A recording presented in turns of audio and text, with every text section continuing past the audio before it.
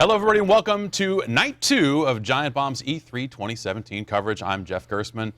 Wow, we've got an action-packed evening scheduled for you for the next 1,000 hours. I don't know that we're going to go until the sun comes up, I think, one of these nights here.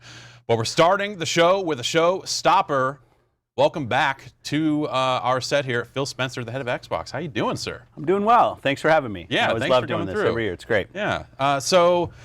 Wow, last year, talking about Project Scorpio and kind of laying out the vision for kind of the future of the Xbox ecosystem, I guess. Yeah. And now here we are, a year later, and you've got an actual form factor and launch date and price and all this stuff. How's it been over the last year, kind of, as running this ship, as watching the reaction of people kind of getting used to this concept? Yeah, it's a good question. We obviously rolling into last year's E3, we knew the box that we were going to go build because we wouldn't announce it if we didn't. But we also knew we had some engineering work to go do. So there was some question about whether we would announce it on stage. I think we talked about that a little bit last year.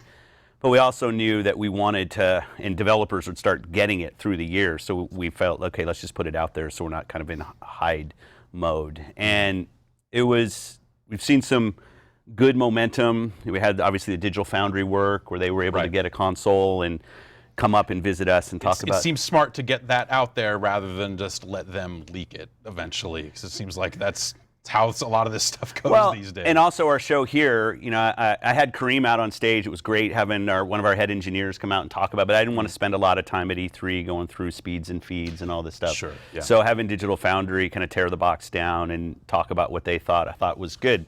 And it's been nice. I've been using the box at home for a couple months now as my main console, which gave us a lot of confidence coming into E3. We've had games up and running for a while, starting in about January.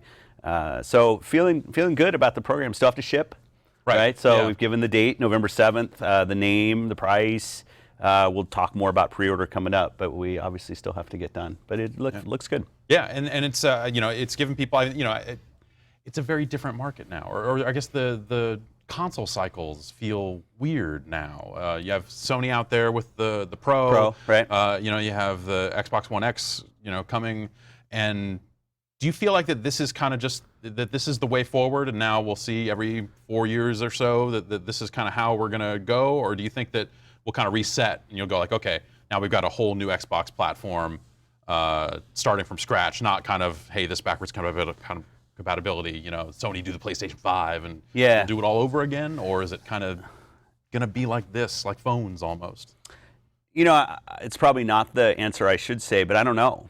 I'm watching, and one of the things that you mentioned, the games industry is different now, and that's absolutely true. Like if I look at the top games that people are playing on Xbox One today, many of those games are 3-4 years old. Right. And that didn't used to be the case. Like when I was back, I kind of bought a cartridge, I plugged it in my N64, I finished that game, took that cartridge out, put the next cartridge in. So you kind of had a natural recycle of the content, which meant I think that the generation step function that we had with consoles felt more natural. But now, I mean, you saw it, what was it, April, when Black Ops 2 hit back compat. Right. And it hit like top 10 on NPD sales. And you can imagine on Xbox Live, the thing was massive. Yeah. And that's a game that's people been playing for years. GTA 5 is a beast on Xbox One. Minecraft. I mean, so you get these games that actually stretch out over years, which didn't used to be the case. Yeah. And I think that does impact the platform and the hardware that we build. For sure. And that's something, we tend to focus, or I think the traditional way to kind of focus on game sales and a lot of this stuff is we think about opening week.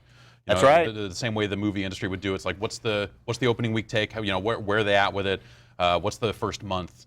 And it really just seems like, or what are the pre-order numbers even? That's right. It seems like that stuff, while not unimportant, is just mattering less and less as time goes on. Do you see on the software side, it's just definitely like longer tail as we get more into this kind of software as a service and updates and this sort of stuff? It's even more impactful than longer tail. Sometimes you see things start small and actually get bigger over time. I think Ark is a great example of that. PlayerUnknown, great example of that. These games that come out and actually get bigger as more people play, and the virality of just people watching other people play or seeing their friends play, those things, it impacts E3. even, because E3, I mean, you and I know this, because E3 was traditionally about a bunch of game publishers bringing their games here so the retailers could come to see what was going to be good, Right. so they could put their pre-orders in, so we would then make enough cartridges and discs for the fall so that when the games hit, you could actually, they weren't sold out. Right. And that's where Yeah. pre-order came from and all this other thing. And now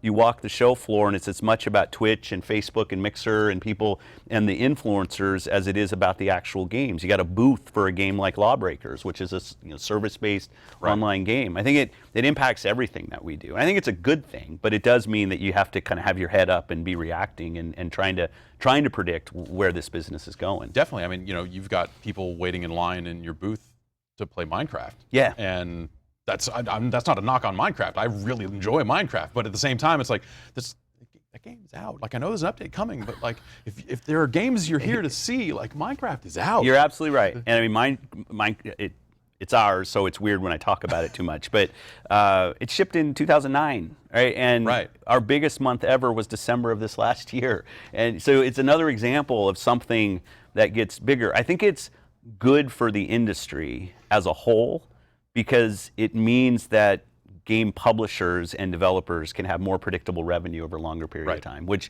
keeps them healthy so they can invest in new things. And we see things like Anthem and Destiny 2 and other big things coming, which is great.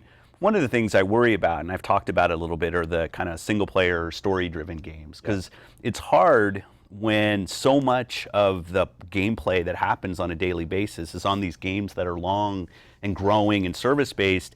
And then you get a smaller single-player game, and how does it find its audience when so many hours are taken up? Because people aren't finishing the games that they are playing. Exactly, and you get these comparisons that people have to make of just like, well, it's $60 either way. Am I going to get a game like Destiny that I'm going to play for potentially 400 hours or something? I'm 700. Or okay, that's all right. I at some point had to do other things. You're smarter than I am. Or am I going to get a 12-hour campaign? That's right. And I think that's been interesting to watch, because I think back to when I was a kid, I wanted games that were going to last me a long time because they were expensive. That's right. I went and bought. I told the story, but I went and bought Strider on the Genesis for $80. Yeah. Brought it home, finished it, and I was crushed. Yeah. I was like, that was $80 I just spent on that thing. I remember when the closing credits would come up on a game, and it made me sad. Yeah. Like, I didn't want to. Baldur's Gate. I finished that game. I'm like, I love this game. Put out an expansion. What and are we then doing? they did, right? Like, okay, but then people, and it's right that game designers have looked at that mechanic and said, hey, how do we go and just make a game around me? Destiny is kind of one of the Division, like these games that actually are just about perpetuating the gameplay, which, like I said, is, I think, a very healthy thing. But it does change the industry. It changes our hardware roadmap. It changes compatibility. It's one of the reasons I like bringing the original Xbox compatibility, 360 compatibility back. It's because I want some of those old games should also get played in this time. And even things like Game Pass for us. And I'm trying to think about how maybe I don't want to go spend $60 on a game that I think has a beginning and middle and end that I can actually see. I hope it never gets to that. But certain people might have that mentality. Maybe there's a different business model we can put in. I don't know if it's going to work, but we're going to try, because I want all kinds of games to be successful. I don't think we want to see the death of games that have a beginning and middle and an end. Definitely. Do you think that Xbox Game Pass, I mean, so that is 100 games right now. For $10 a month. Yeah, and it sounds like games will kind of rotate in and out of that. Do you ever foresee, in the near future, do you think a game would launch on Game Pass? Or are you kind of strictly looking at it as like, anything that's like an Xbox One piece of software, maybe it has to be like, it'll be 9 months old or something like that before? No, I want to see, I don't think it's for every game would launch on Game Pass. Yeah. But I've said this before, I see what's happened in television, and I think we have some great television being created right now, high quality, good investment in the content, and it's because the business model of subscription has allowed people like Netflix, HBO, Amazon to invest in some great television. And Game Pass, games are structurally different than television, so I don't know if it'll be exactly the same. But when we announced Game Pass, Shannon Loftus and I were getting a ton of pings from external developers that said, hey, maybe this is the way that I can launch my episodic game. Right. Maybe this is the way I can launch and it doesn't mean you wouldn't also be able to just go buy the thing if you wanted to. Yeah. I hope so. Like, I hope the model there is we share back money, right, that comes through that system. Yeah. So and if that can fund those kind of games being developed, single player, even episodic games, then I think it's a good thing, and I'd love to see it on more platforms. Totally, it's something that I've been hoping that someone would figure out before too long is how to do something that kind of resembles this like Netflix for games idea. And it's something what everyone always says, like, this is what Nintendo needs to do instead of this virtual console one-off sale, like do a subscription thing. And it sounds like they might get into that. And then to see Xbox Game Pass come along and be actually downloading the games. Sony's had the streaming stuff, and it's similar. It is. And if there's not PSN Now, I thought was something that was innovative for Sony to go and do. And I want to share what we learn with Game Pass, because again, as an industry, I don't want everything to turn into one kind of game. I think a diversity in the kinds of games that we can play is just a good thing for the industry. Yeah, and it seems like we're maybe at that point if you think about it as the way that the console cycles went before, like this is the point where you really start seeing those wider games. The more broad approach to kind of hitting everyone with different types of games. Well, we tried to do that on our stage this year. One of the games I was really proud of on our stage was Super Lucky's Tales. Yeah. And it's one of those games that, at least from a style, happens usually later in a console cycle. Right. Turns out it's a real game, a little bit like Ori, like real game, difficult game, good challenge. But we had the 42 games, going all the PR stuff. But the diversity of games that we were able to get to show on our stage, I do think you're right, is kind of part of where we are in this console generation.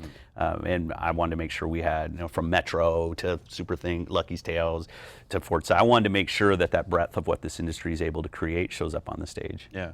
So Super Lucky's Tale, follow up to a VR game. Yeah. It sounded like that there was some talk ahead of the press conference that maybe VR wouldn't be a focus, and sure enough, not really a mention, and that's led to some talk. Where do you kind of put your commitment to VR right now that it's been out in the marketplace for a while? How are you feeling about it?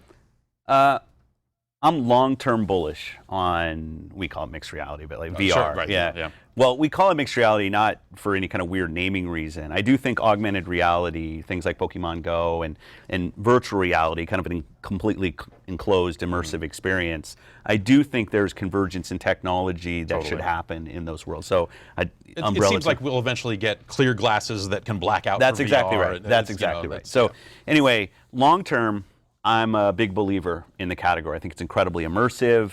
I think you can deliver a feeling that, whether it's vertigo or a sense of new space and environment, that is just incredible. And I can't wait to see that come to mass market games and see what developers and creators are able to do. My view is in the family room environment, we're probably a few years away from it being something that will really work. I think the cords are kind of an issue. That said, I think the manufacturers that are out there it's great that as an industry we're investing, whether it's PSVR, whether it's HoloLens, whether it's HTC, Oculus. I mean, this is what the games industry should be about, is investing in new technology. Our investment is on the Windows side right now. We built Scorpio, and we said this last year, the power of the box is fine for controlling for having a VR, MR experience run on it. It's really that family room environment that we're struggling a little bit with, and we're saying, okay, well, let's stay more on the PC, where we're seeing action and developer interest, until we really get the art form of what it means to create great MR experiences. And then it can go to more places. I do think we need to lose the cords at some point. Yeah. I think we're a few years from that. I've gotten pretty good at stepping over them. but yeah, definitely. You think about like, I'm completely immersed in this weird space doing this other thing, but somehow there's still some part of my lizard brain that knows that the cord is right there and has to step over it, and it breaks it a little bit. Well, and in a family room environment, there's just more people. So I want to make... And again, it's not a shot on what anybody else is doing. I love what we're all trying to go do. And actually, the teams share a lot of learning. We've had the Sony team up. They've seen what we're doing with HoloLens. We talk to the Valve guys all the time. Because we're so early. I don't think this is a time for us to be competitive in this space. It's a time for us to share our learnings and try to get better. Because the market is years away, but we want to be ready for it, and we want to be kind of, as an industry, state of the art when it's actually here. So there was a trademark for something called direct reality not that long ago. Yeah. Is that, when I look at that, I think of DirectX as being the thing that helped a lot of different graphics cards talk to a lot of different software. Is direct reality going to be an easy way for people to make games for any VR headset without having to worry about. You're totally right. Like when we focus on Windows mixed reality, which is the version of Windows that we're thinking, like the API platform is actually not a version of Windows, just in Windows 10. But and then you start getting into more the tech side of it, of whether it's direct sound, direct audio, direct input, all under the umbrella of DirectX. I think it's important as the Windows platform company that we don't start getting people tied into, well, you bought this HMD, sorry, it's not going to work with these other things. Like when I buy a great monitor and I plug it in my PC, I'm not worried about whether Windows understands it, and some games play on it and some games don't. I mean, these are all when I said the kind of multi-year journey that we're all on, I think this is all part of that. Windows as a platform has to natively support any HMD that you'd plug in. And we've been getting good feedback from the Oculus team and Valve about things that we need to do in Windows 10. Yeah, it just seems like that's where that market is right now, right? I mean, it's, there aren't a ton of headsets out there, and, the fear is that if it starts to fragment too much, then, over the last few weeks here, we're leading up to the show, I played a lot of multiplayer VR games. Cool. And they're all a lot of fun. And I kept telling most of the devs, like, this is great. It's also probably the last time I'll be able to find another person to play this with, because that's just where it's at right now. If you're not Rec Room, where it's free and hot, great. Yeah, it's amazing. Then it's hard to find other players. Yeah, and I worry. A couple of years ago, I think we had maybe an over exuberance around VR, which put more interest in it than maybe the tech and experiences could deliver. And I think that's a dangerous spot for us as an industry, because this isn't something that's going to die. This is something that it's not going to be 3D the tech works or something. Too well for it to die. And the experience is way too immersive, right? This is too cool. It is going to happen. But you see it even in like where VCs and other people are investing, where it's like everybody's got to be VR, VR, VR, and then a couple people get their hands burned and everybody runs away. Right. And I think we have to moderate the temperature a bit around where we are, and not try to tell everybody this is the year of VR. Yeah. Because I think then when it doesn't happen, it's like, okay, then you get the Zero biggest failure of E3 is VR, and it's like it's neither one of those things. Yeah. And we're somewhere in the middle. We're still learning. This will happen. So our focus is on the Windows platform, making sure that head-mounted display manufacturers can plug in. We have 4 OEMs shipping actually good HMDs at really affordable prices as well. I watched you guys when you did your VR thing. You were in, I think you had it on. Everybody was kind of watching you, and I like that you guys get in, use the experience, and tell people in kind of real-world, non-covered it language about what you see and what you feel. It's been effective for us. And in a way that like talking about VR on a podcast isn't. Yeah. When we do that, we write articles about VR, and I've heard this from other outlets, the interest just isn't there. It's met with a rage that is usually reserved for mobile games. As like lame as that can be. And so we found some success with just like, hey, we're going to put these headsets on and just try that was stuff. great. I watched. Because that's the thing that people want to know. Like, well, and you guys are genuine enough. I think people know that you're not going to over fanboy on one thing. You're also not going to be overly critical. Like, you're going to give your honest opinion about how this thing feels, how the experience is working, what you like and don't like, and I think people value that. Well, we try. Thank you. So that's the future. That was to butter you up, so you go right. easy on me. Well, that's the future. Let's talk about the past and making the past the present again.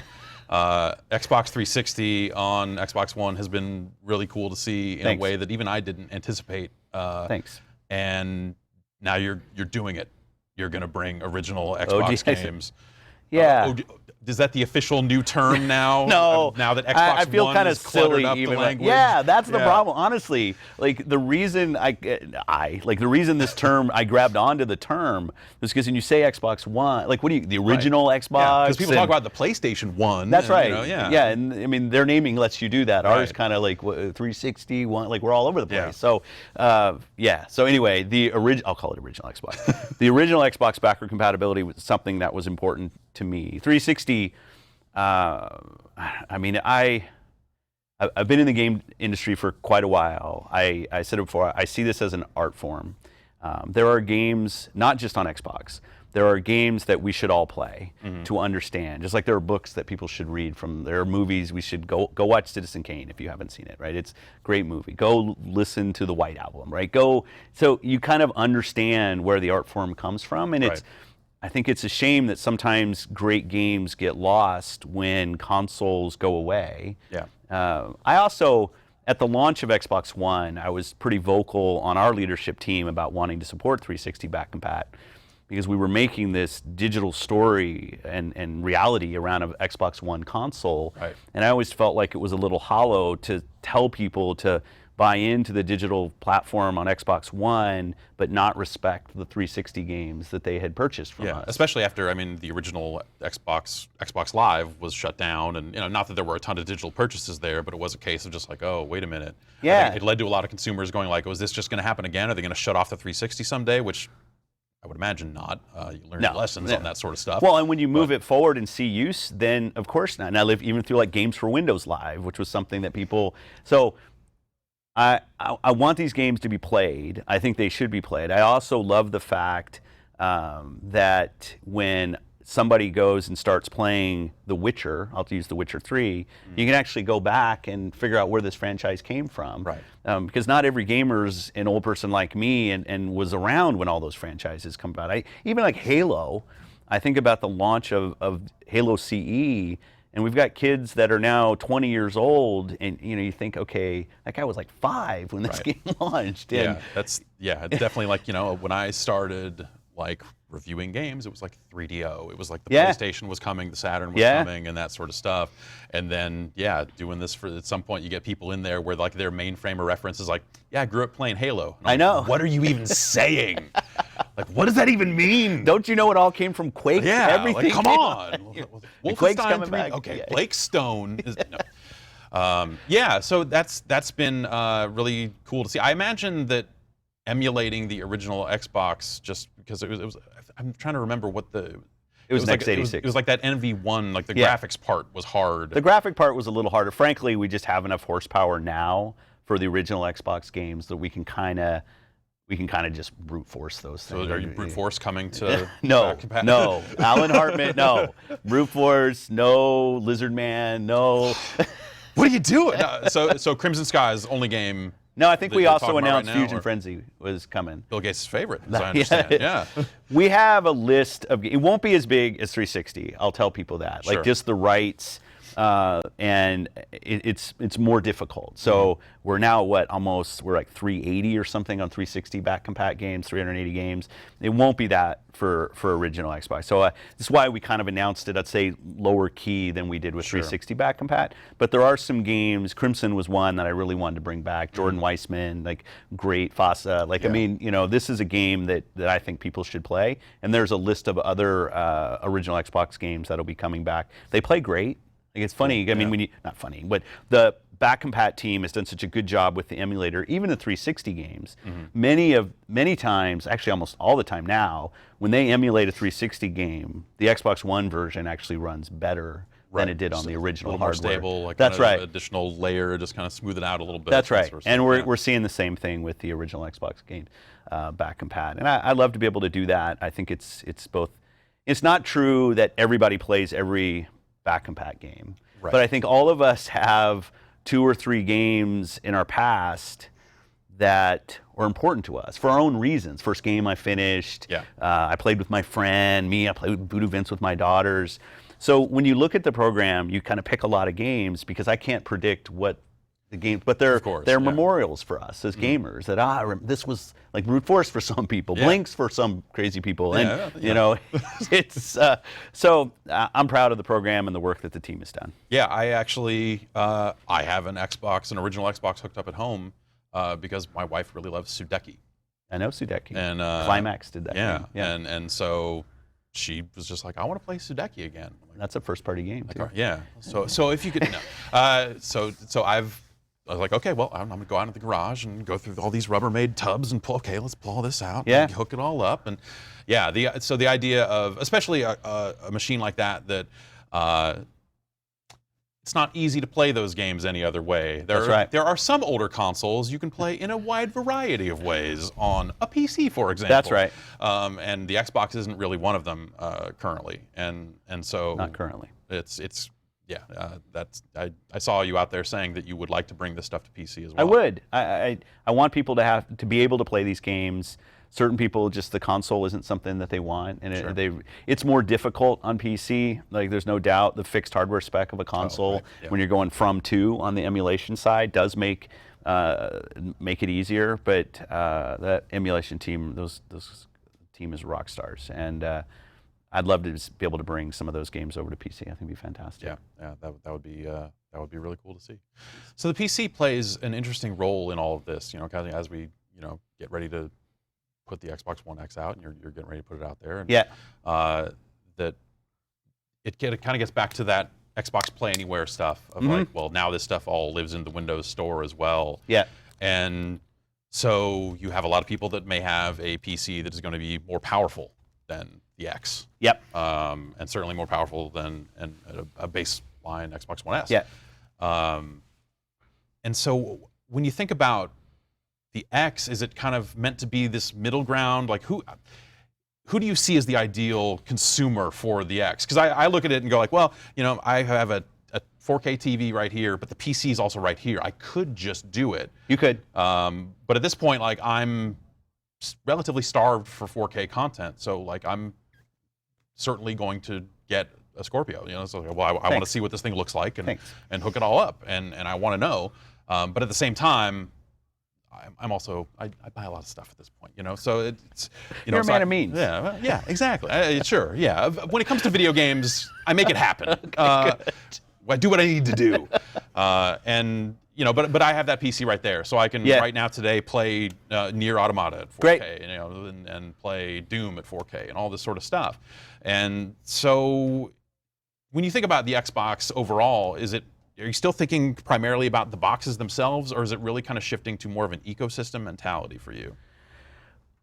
I mean, I definitely think about Xbox Live as the vibrancy of our platform. When I look at it, it shows me what people are playing and how many people are playing, and the kind of how many people have friends and how many people are in parties. Like all of these things I look at as the real health of our ecosystem. I mean, if somebody wants to play their 4K games with a PC plugged into their television, I love that. In fact, we built our controller with Bluetooth so that you could go do that. I think that's and if that's the way you play our games and you log in, and fantastic. Like I have no issue with that. Right. I mean, our fundamental business, people won't care about this, but like as Microsoft, is not about trying to get you to buy one piece of hardware. Like that's not the business that we're in. We're a services company, we're a platform company, we're a gaming company, and our gaming strategy fits right into what Microsoft's trying to do. Now, I love our Xbox One console. We've been two of them in 2 years now, right? So we're all in, right? And we're thinking about the future. The reason I want us to stay and keep doing consoles the way we do is because, one, not everybody's going to plug their PC into their television. Right. I think the gameplay. It took me. I had a PC sitting there for years before I got a 4K TV, and never really thought to. It was like I could do this, but yeah. I mean, and a lot of people don't have a PC near their television. Right. A lot of laptops that integrated GPU. They're not going to go play. Yeah. So if you look at the price point of Xbox One X, I feel great about that price point relative to a PC on 4K. But a PC that's capable of doing 4K does a lot more than what a console does. So it's kind of a different scenario. Yeah. This is probably also where you're doing your email, you're browsing like you're doing a ton of stuff on 4K that. email is amazing, let me tell you. It is. But PCs are a multifunction device that do a lot more and than what a game console does. And I think that's great. I love, obviously, as Microsoft, we love PCs and growth in PCs. And it's not true that everybody's going to put their PC next to the television. For Xbox One X, when you talked about 4K content, one thing that was important to me was making sure we built a console that was capable, and we can get into the true 4K, checkerboardy, but build a console that could run native 4K content. Not necessarily from a marketing perspective. The content developers need to know that there's an install base that's large enough so they can go target it. Right now on the PC side, the kind of install base of graphics cards that are really capable of running content at 4K. I know this. We ship Gears, we ship Horizon. Like we're in that business. It's there and people do it. A lot of the reason is because PC has forward compatibility. Like there's more graphics cards to come. So you put that into your game so that 2 years from now it still looks state of the art. Turn it up to Ultra and we'll be fine. That's right. That's right. But I wanted to make sure that as this game console comes out, it helps build an install base so more developers are targeting 4K as an output for their game, and almost all the third parties are building a PC version and a console version of their game, right? And in fact, when you listen to people like Jesse at Arc or whatever talk about how they bring their games over to Xbox One X, they start with their PC build in most cases, bring it over. Most of them are getting up in a couple days at most.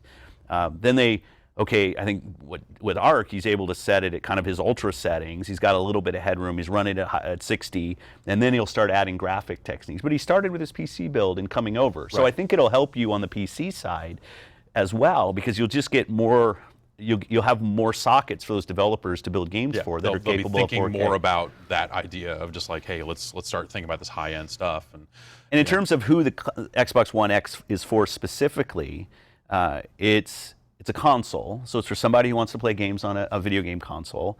It's somebody who wants the most powerful console that's out there, like a premium console experience. It's not for everybody, right? Just like the Elite controllers, not for everybody. Not everybody should go buy a $150 controller. Some people just get the controller you have. It's a great controller. Go play games. So we're going to sell a lot of Xbox One S's. And we'll sell more S's than X's, I suspect, next year. Yeah. Because the price point's important to a lot of people. It's really getting closer and closer to these like big mass market numbers. That's right. Where you're just like, okay, like we can really. But there's some people that go out and buy a Titan X as well and put it in their PC, and it's for a specific thing. And there's also people on the console side that buy Elite controllers that buy a PS4 Pro, right? That want the best experience their console ecosystem offers.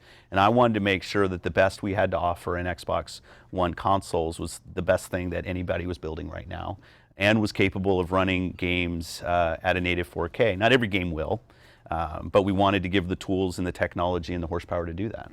So the resolution's not a mandate on down like but is it internally for first party? Are you like, hey, let's make sure we're hitting 4K? No, I'm not a fan at all of mandating creative or technical decisions for studios. I don't think it leads to the best games, right? I wanted to give a platform that is capable of running a native 4K game at frame rate. That's what we designed. Certain developers will choose their own frame rate. Other people said, hey, you should mandate 60. Like, well, some games, like, that's, as a platform holder, when you start mandating those kind of creative decisions. It's like, well, we've got Uno coming out. Are you telling me Uno needs to be locked at 60 or, But it's not, it's not just Uno. There are great single player, or not even single player, there are great immersive scenes where you're playing a game, maybe it's not competitive multiplayer where 60, or it's just a game where everybody's going to play competitive multiplayer at 30, where the developer wants to use the render time to do things that take more time than you can do in the cycle time for 60 frames per second, so they go to 30. And you get some beautiful games that run that way. And as a player base, I'm a player. If we get into this mode that we think we should dictate to the developer community what we've deemed as good game, and it's based on a frame rate or a resolution, like that's not the way we watch movies. We don't say, hey, movies have to be 93 minutes long or they're not good, right? But usually when they're under 90, sometimes you're like, maybe, I don't know. But the hardware itself, I wanted to make sure could support native 4K. I mean, that was explicit from the beginning in the design of the Xbox One X, was a native 4K console that could hit frame rates that developers wanted to hit. Some of them will hit 60, some will hit 30, some will do checkerboarding, and their games will look amazing. And that's the target for the platform. Let the developers do the work that they're going to do. And I'm really proud of the specs we have in the console. The 9 gigs that are available to developers, the GPU speed, the speed of the RAM is turning out to be a huge benefit. The speed of the hard drive, huge benefit. And some of this seems like it's coming from a place of like, hey, there was definitely no shortage of developer feedback when it came to the original Xbox One. And how do you feel that this update, the bringing the Xbox One X out, is it reactive to some of the things you've heard? Is it reactive to kind of how the competition has been setting things up and how they've been doing things? Because as the name was getting announced is when I kind of like started piecing together this busted narrative in my head of just like, well, there were a lot of people that were angry about 900p, so this is them going like 4K. And then, I understand that people didn't necessarily like the term X-Bone, and now this one just abbreviates to the word Xbox. Problem solved. Don't see behind our plans. Yeah, I was going You're to say, too is there smart. just like some chip on the shoulder of just like, all right, we heard you. Here it is. And delivering this box that is so much more powerful than what's been out there. It's kind of yes and no. To some extent, a lot of what I try to do with Xbox and the team is reactive because we're taking feedback, right? I'm pretty active in the social communities around gaming. My Twitter account, Xbox Live, I'm there. I'm not trying to hide behind things. Right. And I get that feedback, and if I take that feedback and turn it into things that we do with the program, I guess that's reactive, but it's reacting to what people are asking for. I will say with the Xbox One X, I do remember from the original Xbox that there was the feeling around the brand that this is a powerful console. And when we do our brand research even today around what Xbox means to people, power is a word that pops pretty highly. And I wanted to make sure we were kind of living up to the brand promise of what people want from us. Right. When we were designing Xbox One X, I didn't know what the competition was doing. I didn't know that there would be a console shipping until later. I didn't know that there would be a console shipping in, when they launched in 16. So there wasn't a direct competitive thing on, hey, I need to go do this because there's something else going. That's honest. I didn't know. Yeah. The S, we kind of started the S and the X around the same time. We knew we wanted to do a refresh of Durango, which is the code name for the original console. And we wanted to make it a little bit smaller. We had some time now we wanted to add HDR, 4K upscaling, the UHD drive. We also knew price was going to be important, so now we're at $249 here in the US. So like we want to get to, as you said, those mass market price points. But that power thing was sitting there. I don't know if it was a direct reaction to the launch of Xbox One, but I did feel it. Like I didn't like having a console where people felt like I'm not playing the games that play as well as they do on another platform. So we set the target high, and I knew the price would be different than S, right? You know, of course, yeah. Yeah, and I knew it wasn't going to be for everybody. Some people will say, hey, I'm just fine playing games on the S, and that's my experience. That's what I want to invest to play games on my television, and I'm totally fine with that. Like as a business, running Xbox business, I think that's great. But the X was something that we wanted to design the best console we could, use what we had learned from PC as the Windows, things like the vapor chamber and all these things people tease me about. But to build a piece of hardware that could really hit the specs that today's game developers are asking us to hit. Yeah. And gosh, yeah, I had something and I lost it there for a sec. My plan was. So you talk about some of these older games that are going to be getting these 4K updates, and that's I think I said over 30 on stage. Yeah, like Gears, Killer Instinct. That's our first party. There was the third, like Final Fantasy, Resident Evil. Yeah. And is that something? Is a lot of work have to go into that stuff to kind of like get these games ready, or is it a case where like, oh, if there's a PC version of the game, kind of just using, because obviously Gears is on the PC, I would imagine. It was a design point for us. Yeah. A design point for us were developers that have 4K versions of their PC games, that they would be able to do the work to get the 4K update on, I'll call it Scorpio, just because at the time that's what we were talking about, Scorpio quickly. So we designed, really, the biggest star in all of Xbox One X to date has actually been the development kit. And it's a really cool looking thanks. box. But even the way, forgetting about the way it looks, the focus with the developer on, we want to build the absolute best development kit we've ever built. Because all of this industry, if you can enable developers to be productive on your platform, you're going to get great games. You're going to get great games that look great.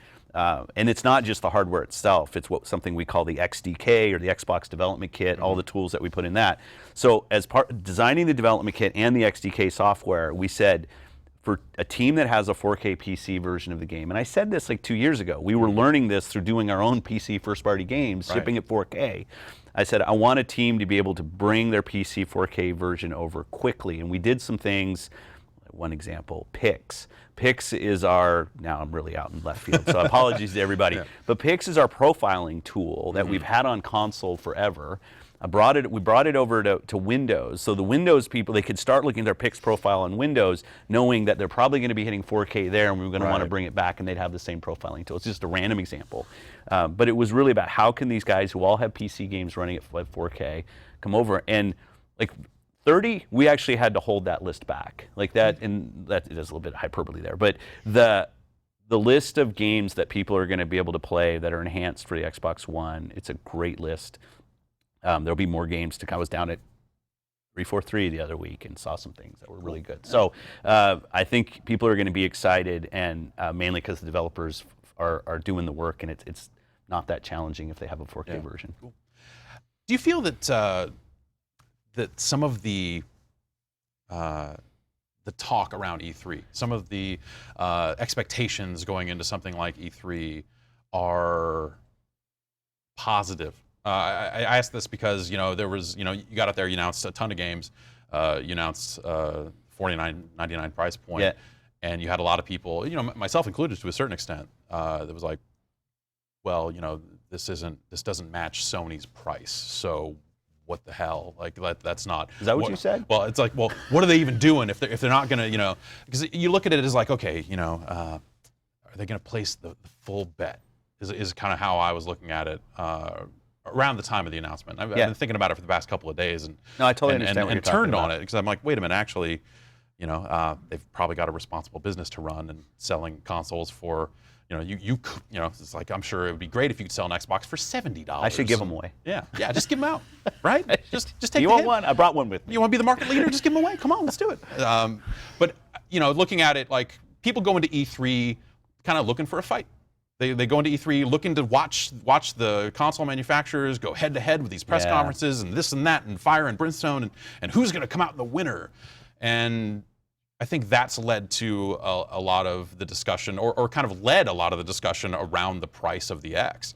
And do you feel that sort of stuff is maybe not great in the long run for just video games in general? Well, yeah. I mean, on that point specifically, I've been hopefully consistent. I'm sure people will find instances where I haven't been as pure as I should be or something. But I'm first and foremost a fan of this industry, and I fundamentally believe that. And I'm lucky enough to land in a job that gives me kind of 24/7 what I love, my hobby. And I want to try to make decisions for our platform that are good for this industry. It is a business. There is competition. But in terms of like cross-play, in terms of back compat, in terms of just allowing other things onto our platform, I'm trying to be a steward of the games industry in my role, as much I'm not alone, to make this a good place for people to play, and for the creators to create the great games that we all want to be playing now and a decade into the future. On the price thing specifically, the fundamental decision on price was driven by the specs that we wanted to go hit. Right. It wasn't, like I said, it wasn't a competitive reaction to what, I'll just say the PS4 Pro, and people tell me I talk too much about Sony, but you were kind of asking about it this way. Yeah. They delivered a great console at $399 last year. That's not the console I wanted to build. Right. That doesn't mean they're wrong and I'm right. I wanted to build a console that had the capabilities we've been talking about before for the PC developers, and the stuff we were seeing with our first party that could run those games at native 4K if somebody wanted to go. That doesn't mean the pro's wrong, right? And we're a year later, and we're a higher spec, more expensive box than that box. It's a different experience than what they delivered, and that doesn't. And I like what we delivered. I like what we have at the S level for people who say, I don't know what P's are, or teraflops, or any of this, or frame rate, FPS. Like, I just want to go play a video game. Yeah. And I want to make sure we have a great price point there. On the other side, I look at what the premium experience that people want. I see what people are getting on PC, and I want to have our team and work with them to design a console in the Xbox One X that could be the best thing that we could build this year at a console price point. And as you said, I can go build a PC, and I can blow that thing away if I want to go invest to go do that. Yeah.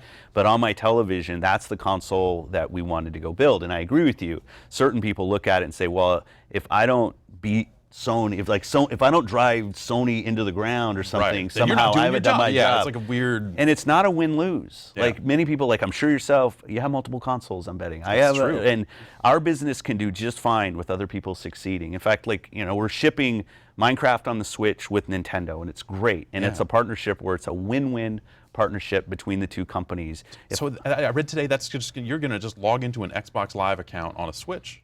Yeah. For that, right? Yeah. It's kind of, or connect to a Microsoft account, I guess. No, it's an Xbox Live account. Yeah. I mean, that's our gaming social network. Right. We could go down that path if you want to. Will I be able to earn achievements in a Nintendo Switch game? I don't know yet. Like that's, I'm guessing no. Like, and this is a collaborative relationship between Nintendo and I. Like, they don't have achievements on their platform. And right. I don't know if they want us to. Like, I'd love to be able to do it. Because I've earned achievements in an iOS game before. That's like right. Wordament and some of that stuff that came out. Like, you log in and it shows up on the same profile and you're getting points. Totally and all agree. this other stuff. Totally agree. And Apple's been great about the things that we want to do with the platform, as has Google with Android, and we have a ton of users there. And the relationship with Nintendo is incredibly strong. We obviously did the Mario mashup pack into Nintendo, into Minecraft. That doesn't happen that often. No. So that relationship has been strong. We use Xbox Live as the way to make sure we know who our players are. Controls around parental controls and other things that we put into our platform are there, so that people, and as you're buying things in Minecraft, you want to make sure you have them available on the other platforms. So we have to know who you are. Right. And if you have a realm that you've created on the PC and you want to get to it on the Switch, like we have to have an identity system, and we just use Xbox Live. You're still going to buy the game from Nintendo. You don't buy it from us. There's no nefarious It's really just a way for us to unify the Minecraft players, and our social graph, social network inside of Xbox is Xbox Live. But going back to the other thing, the competitiveness, being proud of what you own. Our Fan Fest is amazing, and those people love Xbox. I come out on the stage, and people are so happy and proud to be part of the Xbox community. I love that. I just think as an industry, when we start kind of voting more on other people not succeeding than us having a good time and succeeding, that just feels negative to me, and I don't try to do that. I know people call me on, you said this about them and that about those people. I honestly have no dislike for people in the games industry. I'll never vote for a game to fail, regardless of what platform it's on. I know developers work incredibly hard to build the games that they do, and same thing with the platforms. I want to do the best thing we can do with Xbox, make sure the best games possible are on Xbox and that you have a great experience. And if what we have isn't for you and you decide to play on your PC or PlayStation or on your iPhone, great. I'll do what I can to make our experience great on those platforms as well. Yeah. Just to briefly go back to the cross-compatibility stuff. Yeah. Obviously, Sony's been out there saying that they don't necessarily see themselves being a part of the Minecraft family, or the unified Minecraft family. Obviously, the game does exist on their platform, and we love our PlayStation customers for Minecraft. Would you characterize those discussions as still ongoing, or I mean, I know they're out there kind of saying like that they can't keep their users safe from people that are not on their platform and some other stuff. Rocket League kind of got caught up in something similar as well. Is that something where you view the door is still open? Absolutely. Like I would love for players on all platforms to be able to stay connected. I will jump on another grenade on this one, but the fact that somebody would kind of make an assertion that somehow we're not keeping Minecraft players safe, I found, not only from a Microsoft perspective, from a game industry perspective, like I don't know why that has to become the dialogue. Like, that doesn't seem healthy for anyone. And I feel we can always do better with everything that we do. I feel great, our relationship with Minecraft, from the time we originally brought it over to 360. We've obviously owned it now for a couple of years, and where it's gone. And I just really found the whole discussion around safety with our game, and that somehow we wouldn't take that as a top priority. And frankly, through our parental controls on Xbox Live and everything else that we've done, shown that that's incredibly important to us as a platform. Yeah, that stuff exists, and also we're talking about Minecraft. That's right. Like, and frankly, and Nintendo, like we're on, like Yeah, you want to talk about people that are like maybe overly protective in spots. Like there you go. Yeah. They'll lock it But down. the door is open. I don't mean to like shut the. I'd love all Minecraft players to have the full Minecraft experience. We take the safety of Xbox Live, of our players across all of our games inside of Minecraft. Obviously, an incredibly important part of that. It's incredibly important to our team and the work that they do around parental controls and frankly accessibility and everything else. We would never put Minecraft in a place where we felt like it wasn't. We weren't keeping our players safe. So what's next for Xbox One X at this point? The pre-orders haven't started yet. Not yet. Is it FCC related on that one? Yeah, that was it. And it's also the reason we didn't have a complete list of the worldwide markets that it will be coming. We're starting on November 7th. We say starting worldwide. We'll do a better job than we did at the launch of Xbox One, where I thought we were a little spotty in terms of when it hit the right markets. There's a couple countries where the kind of the approvals take a little bit longer, but I feel good. Are you still looking at yields and like does it seem like on day one that there's going to be a lot of these available, or is it going to maybe be a little limited? No, it does. I said I've been using mine at home for a while now, as some other members of the team have. So we feel good about where the hardware is. You use the word yield. That's exactly the yield. You built X. How many of X work? Right. Starting from the chip all the way up. But I feel good about what we should have when we start. We Mike Nichols and I, who runs marketing for Xbox, really think through those scenarios before we stand on stage and say something. It's going to be fun. We need to finish a couple things. The platform's still coming together in terms of software and the operating system for it. We made a change last week about increasing the amount of RAM that the developers get access to. This is kind of all the process you go through. But it's going to be fun. Shipping is always great. It's challenging. We've got some Crackdown's a launch game, a game I love from 360. There's a joke. Maybe we should put a Halo beta on the Crackdown disc this time. That was the thing though. That was everyone bought Crackdown because they had the Halo beta and then realized oh wait, Crackdown's really good. How many times I got called Zone of the Enders or something? Right. Yeah. Totally. That ended up working out pretty well. It did. I remember though at first there was a little bit of the throwaway game, and it was such a game. Left trigger lock on, right trigger shoot. It was. And I've been playing it with the team, and it's on the floor playable here. It feels and plays like a real full Crackdown. Crackdown 2 wasn't what it should have been, mainly because we didn't give the team the time to do what they should have done. But where they are now is really I might great. say they've had a lot of time they have. on this one, huh? It's the same producer on our side too. Peter Connolly was on the original Crackdown, and we wanted to make sure Peter was connected to this one and getting Crackdown 3 done. Obviously, Dave Jones was involved. We have a couple teams involved, but getting the old team back together so that the stuff, so it felt like a real Crackdown game with, as you said, enough time. Yeah, that's cool. Good. Well, I'm looking forward to seeing all this stuff hitting and watching people get their hands on it and yeah, hardware launches are exciting. They are. It's Thanks. cool. Thanks. So, thanks so much for stopping by, Phil. I wanted to say one thing because you guys have been courteous enough to have me on the last few years, and this is it seems weird because it's the middle of E3, but it's kind of the back end of E3 for me. I'll be leaving tomorrow. I have to go do some other work, but. I love the show that you guys do here. I think the tone you take with gaming is real. You always ask great questions. I feel like we get enough time to sit down and have a full discussion about topics, and it doesn't come kind of buzzword headlines that get pulled out. So one, I just wanted to say thanks for having me on over the last few years, and also just the show you guys do I think is fantastic. Thanks. Anytime you're in San Francisco, you want to come by, we can hang out for an hour and do it off cycle outside E3. That'd be great. I'd love it. All right. Well, we are going to be back in a bit, and everybody stay tuned, and we'll get another round of guests in here and keep going as the evening continues. Stay tuned.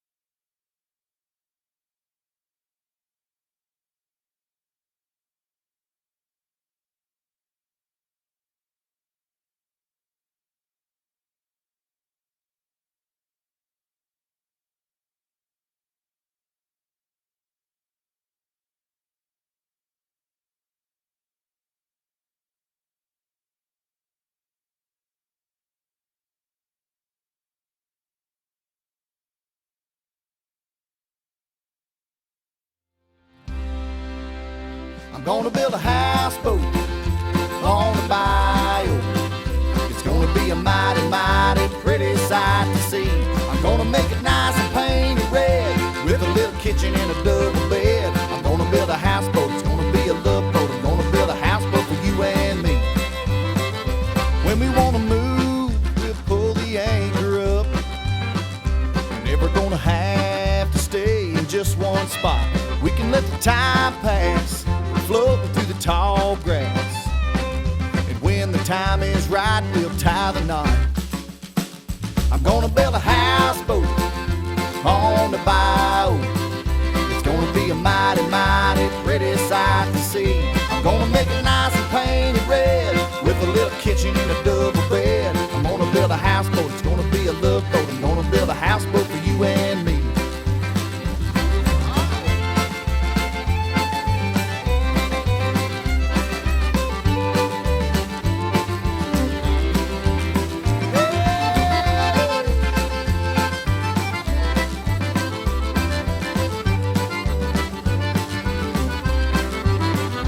Maybe we can float all the way to New Orleans and listen to the sounds of the saints go marching in. Take it down to Lafayette, all the places we ain't been to yet.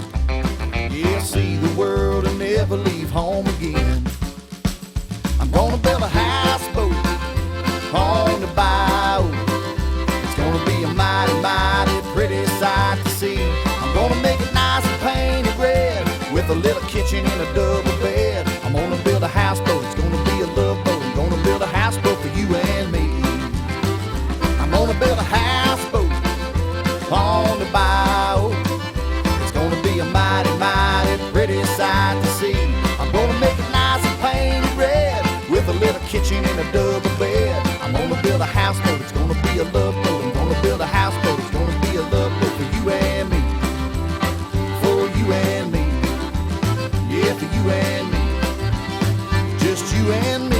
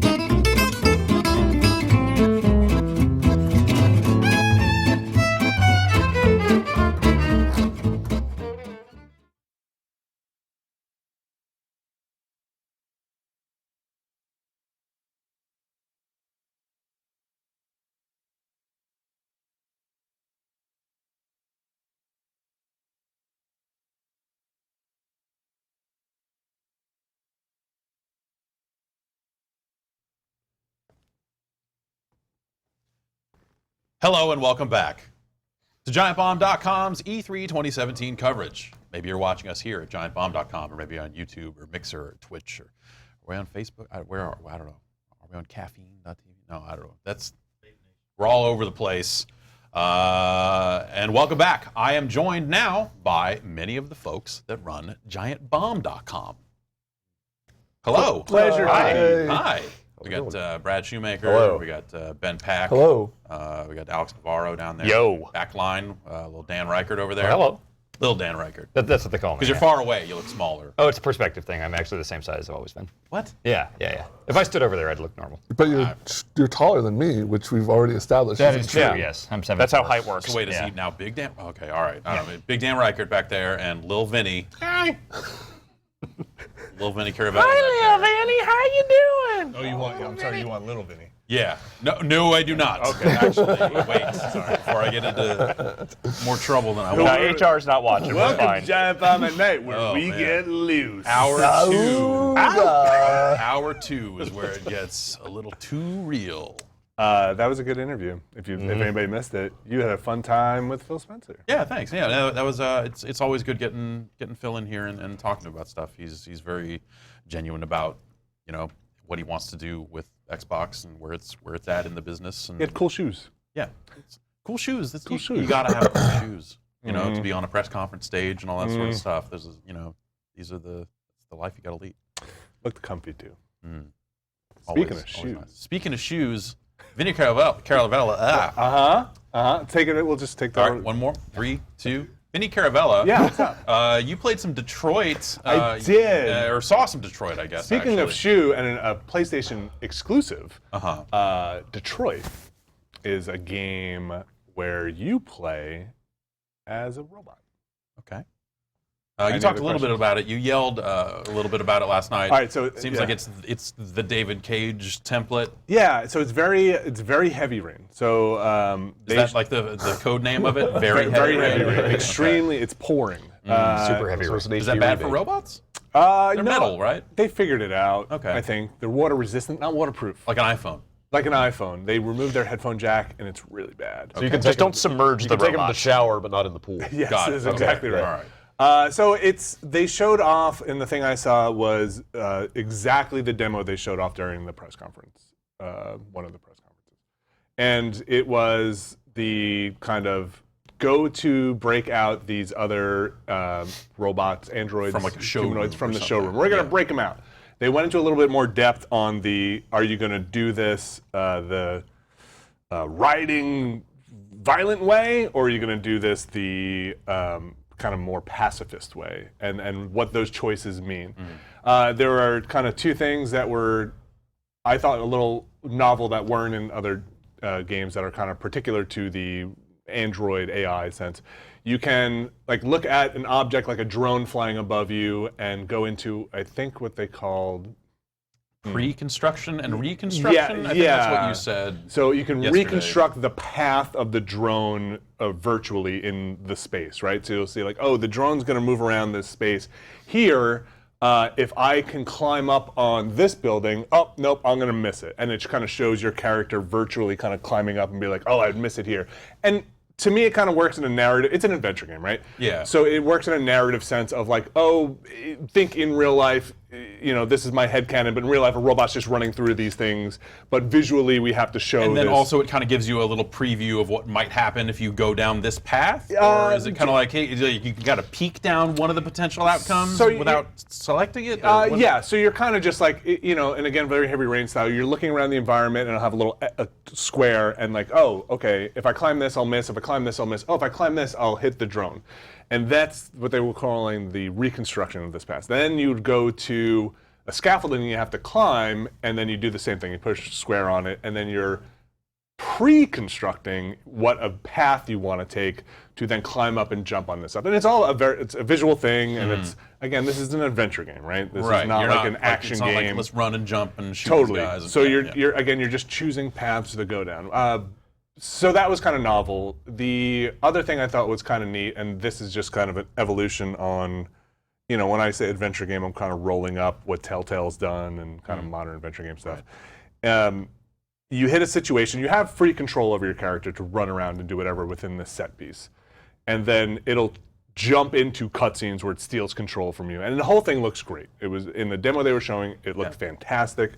Probably one of the, in the demo they were showing, probably one of the better games I've ever seen with motion capture and performance capture and all that stuff. So it looked great. Then it would steal control from you and put you in certain situations. So you'd make a choice and suddenly it would steal control from you because the cops are coming, right? You did a thing and then the cops are coming and then give you back control with like 3 options to look around. You got to look quickly around because there's a timer that'll start going very quickly of like, do you want to split? Do you want to hide? Do you want to do this? And you know, in the demo, they were very much hitting that all of these paths will then branch again. Like you've made this choice, which will lead to this choice. And I feel like we've gotten this before with Heavy Rain, and this is why I kind of keep going back to it. You can lose control of this character at any time. You can dead end this story. Like there are 3 characters they were talking about, and I think they said that's all of them. They're all androids, and I could be getting some of this wrong, but they can you can lose this story. You can die. So you have to think about a very particular scene they said was, the cops are coming. Do you want to just give up on this mission to break these people out and just live another day? Or you can maybe try and, you don't know what's going to happen, but it could be the end of the story if you make the wrong choice here, and we'll move on to a different video. Okay, but then it moves on. It's not like, hey, game over. You know, like Heavy Rain, I'm trying to think back to how Heavy Rain did it, because they made that similar pitch during that. Where, hey, this could be the end of this character, but you just jump to a different character. Yeah, like a character would die, and then that arc is done, but you're doing the other character stuff. So the character they were showing was the leader he was a revolutionary, and he can touch other robots. Is he Marcus? Yeah, and he could touch. Free, Brad. And you would be free, and The little circle's going to turn blue now. So he would go around the environment, and there'd just be guys sweeping up, and it was a little weird in kind of you guys can probably all imagine this in a very David Cage game kind of way. Hey, go to Jericho, and then the guy would run off, and you know it was a little weird, but it kind of worked, and I actually liked what I saw. The thing I didn't like was as you're done tearing this place up, you have your army of robots, and you have to decide whether you want to send a message to the humans, right? And you're gonna have to do this by tagging everything with your laser graffiti, and like making laser flags fall down.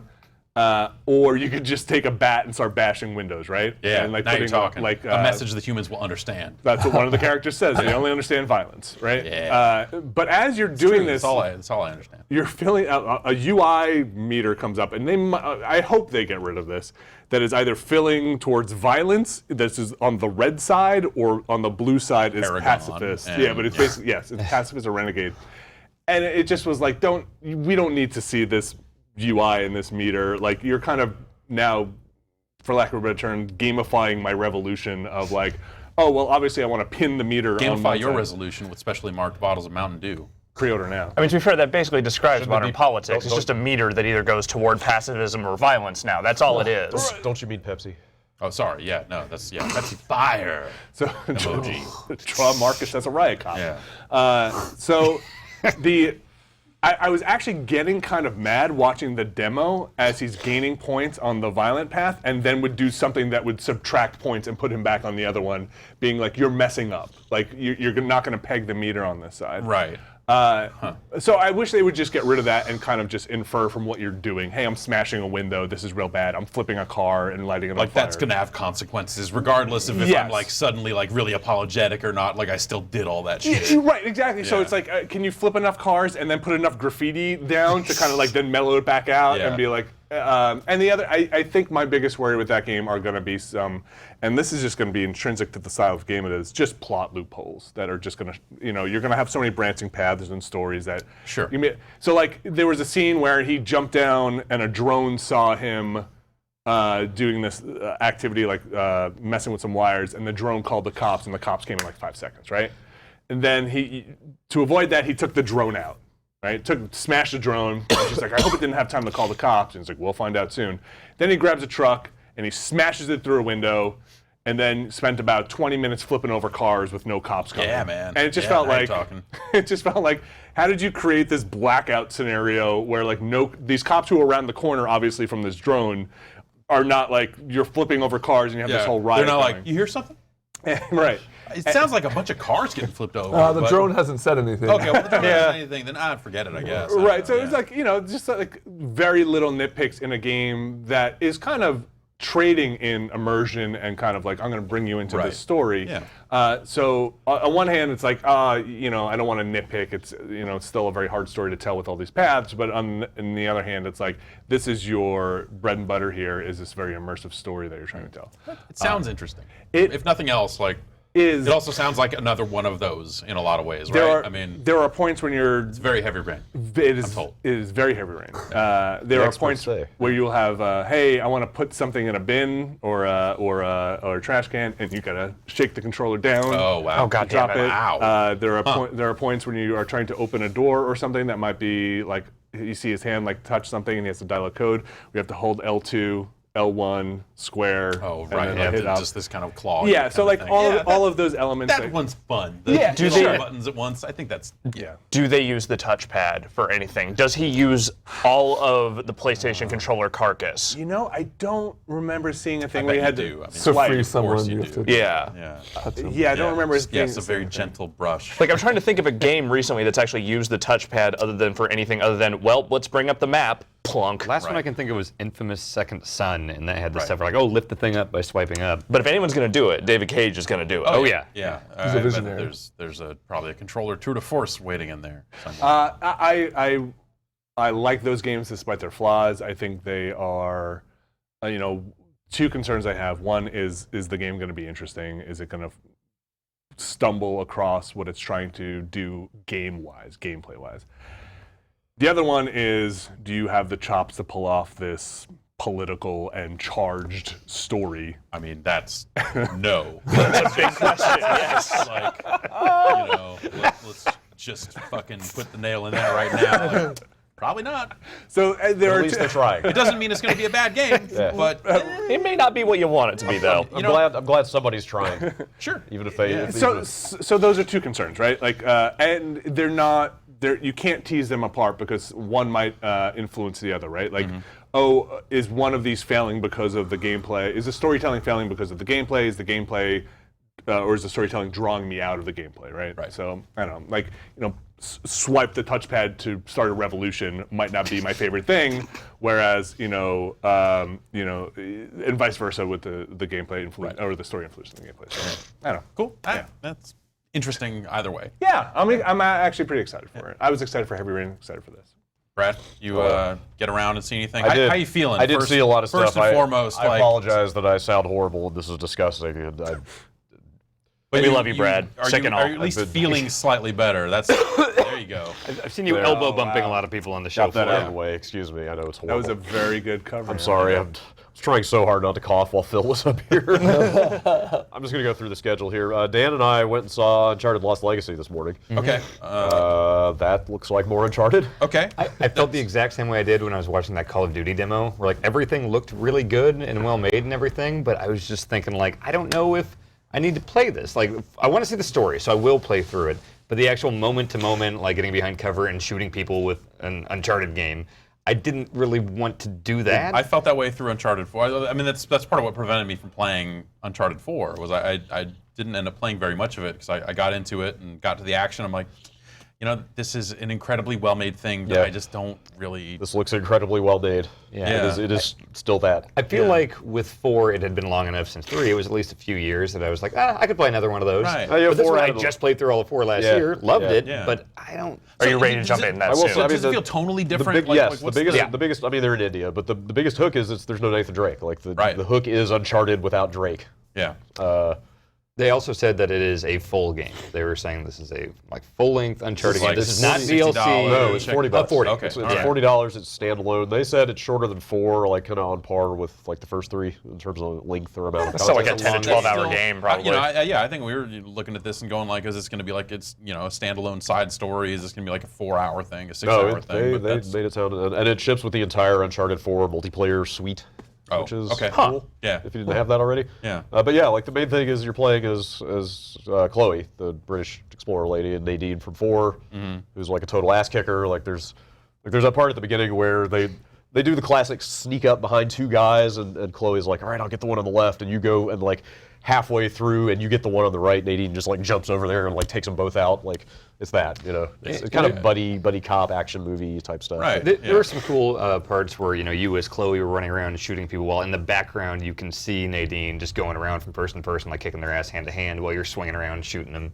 So that seemed pretty cool. Does it feel like, again, tonally, like, does it feel like these were two characters that were kind of foils for Nathan's goofery and buffoonery that are now put together without that kind of roguish charm? Yeah, I feel that way about Chloe, because Chloe didn't get fleshed out that much in 2. I can't remember if she was in 3.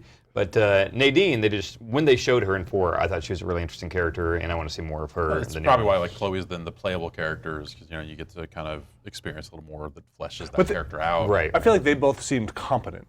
Whereas Nathan always seemed like, I'm going to get by on this with luck. Like he's slipping on banana peels into the treasure. And they were always like, you're an idiot. Like, what are you doing? How does that play out? But you know what? He's the most capable idiot in the world because everything he does is just so over the top, but he always does it with like perfection.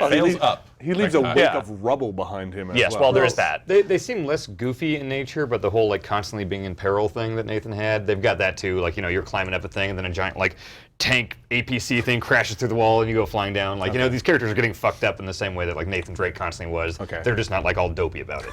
I wonder if it's going to get supernatural. Like, 4 didn't really That's true, yeah. have that. Yeah. And I thought 4 was the best story. It was kind of better for it, honestly. totally. Yeah, I think so. Then we saw Spider-Man after that. It was the same demo from the stage the other day, except without it would have the stuff that they cut from the middle of that demo for time. I feel like we which saw was more combat. Which, Like the environmental stuff, like all the L1 to like whip this thing around and hit a guy. I feel like we saw more of that today. Maybe there was a than little the bit more of E3. that. Yeah, that combat remains very Batman-like. Yeah. Okay. They had the UI turned on. I don't think they had the UI turned on the stage, but they like might not have. you full on get like finishers that are 2 face buttons. They did have the UI turned did on. they have that? Because I remember seeing in the bottom right like that's triangle and circle. That's how I saw Batman that and it I was is. like, oh, Batman. That's how Batman it is. That you rack up 5 or 6 hits and then you can do a finisher with 2 buttons. I mean, of all the superheroes you could do that with, I feel like Spider-Man is probably well suited for that. I want to say Spider-Man has had Batman combat in a previous game. But they showed a lot of swinging and that looks great.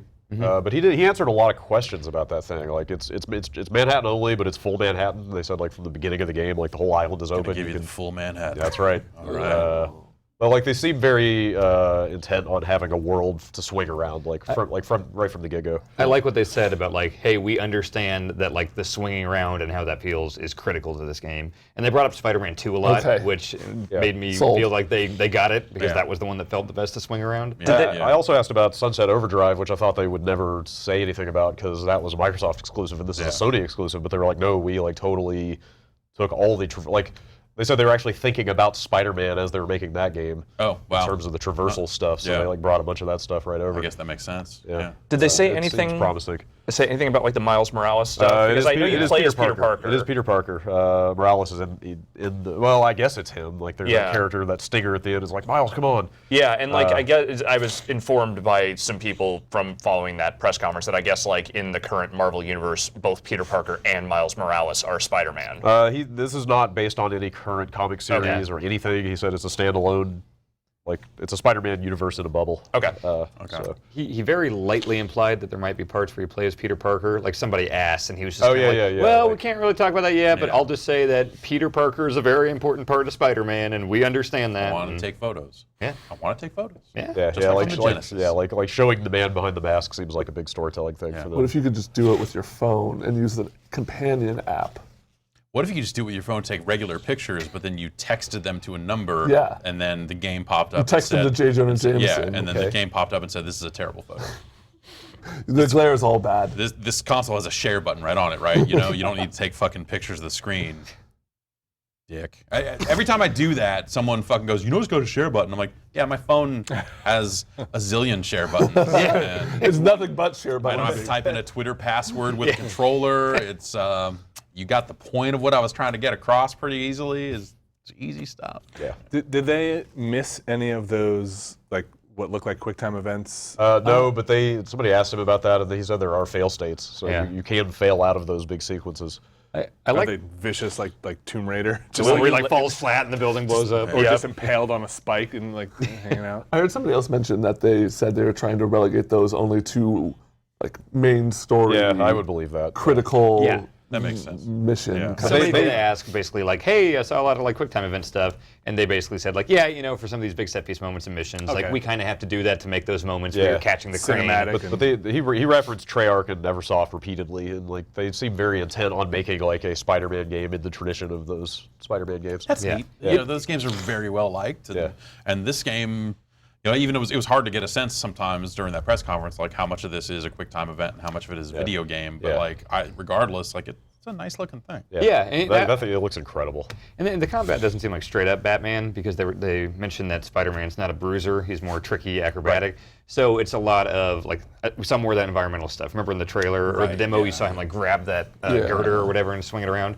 Tons of that stuff of like you know, hit L1 to do something cool with this thing, or you can do the stealth thing of. Do you remember when he shot the thing on the shipping container and it kind of shot out and grabbed the guy? Yeah. You can like stick one of those onto a guard that's patrolling around, and then if he happens to like walk by another guard, that will activate it and then pull them together and smack them together. That's fun. Like it seems like there's some fun stuff you can do. Did he drop anybody off a building? No, one guy started flying off, and then he like hit L1 or something and like grabbed him and That was bowed in down the because I guess demo. Spider-Man doesn't kill people. or Wait, something? so he will? tries not You to. think that's? Oh, okay. You think that was an automatic thing? Like like the AI will just do that?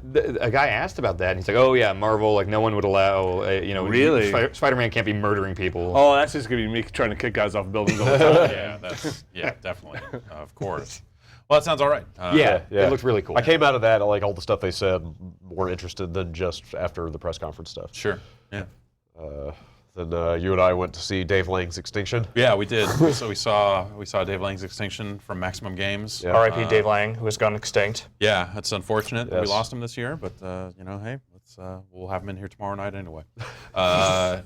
Yeah, that's it seems interesting. It's a third person, you know, the third person kind of action. It actually has some traversal stuff that reminded me of some of the Spider-Man stuff a little bit, but it's more grappling hook based. You kind of get a little icon on the environment, like the corner of a building, or just the enemies themselves, like, you know, these kind of flying creatures and stuff like that. So you can kind of zip around, dash in the air, not touch the ground, and kind of traverse this world. And it seems like the level they showed, but also some of the stuff they were saying about it, almost seems like it's a combat arena. Yeah. Or at least the part they were showing was like, hey, there are buildings at the center of this town that cannot get fucked up. These giant ogres are going to come in and try to do that. Make sure they don't. And so you have these fodder enemies kind of around, and you can grapple onto them to get up higher, or just, you know, kill them, and, you know, you have the swords attacks and stuff like that.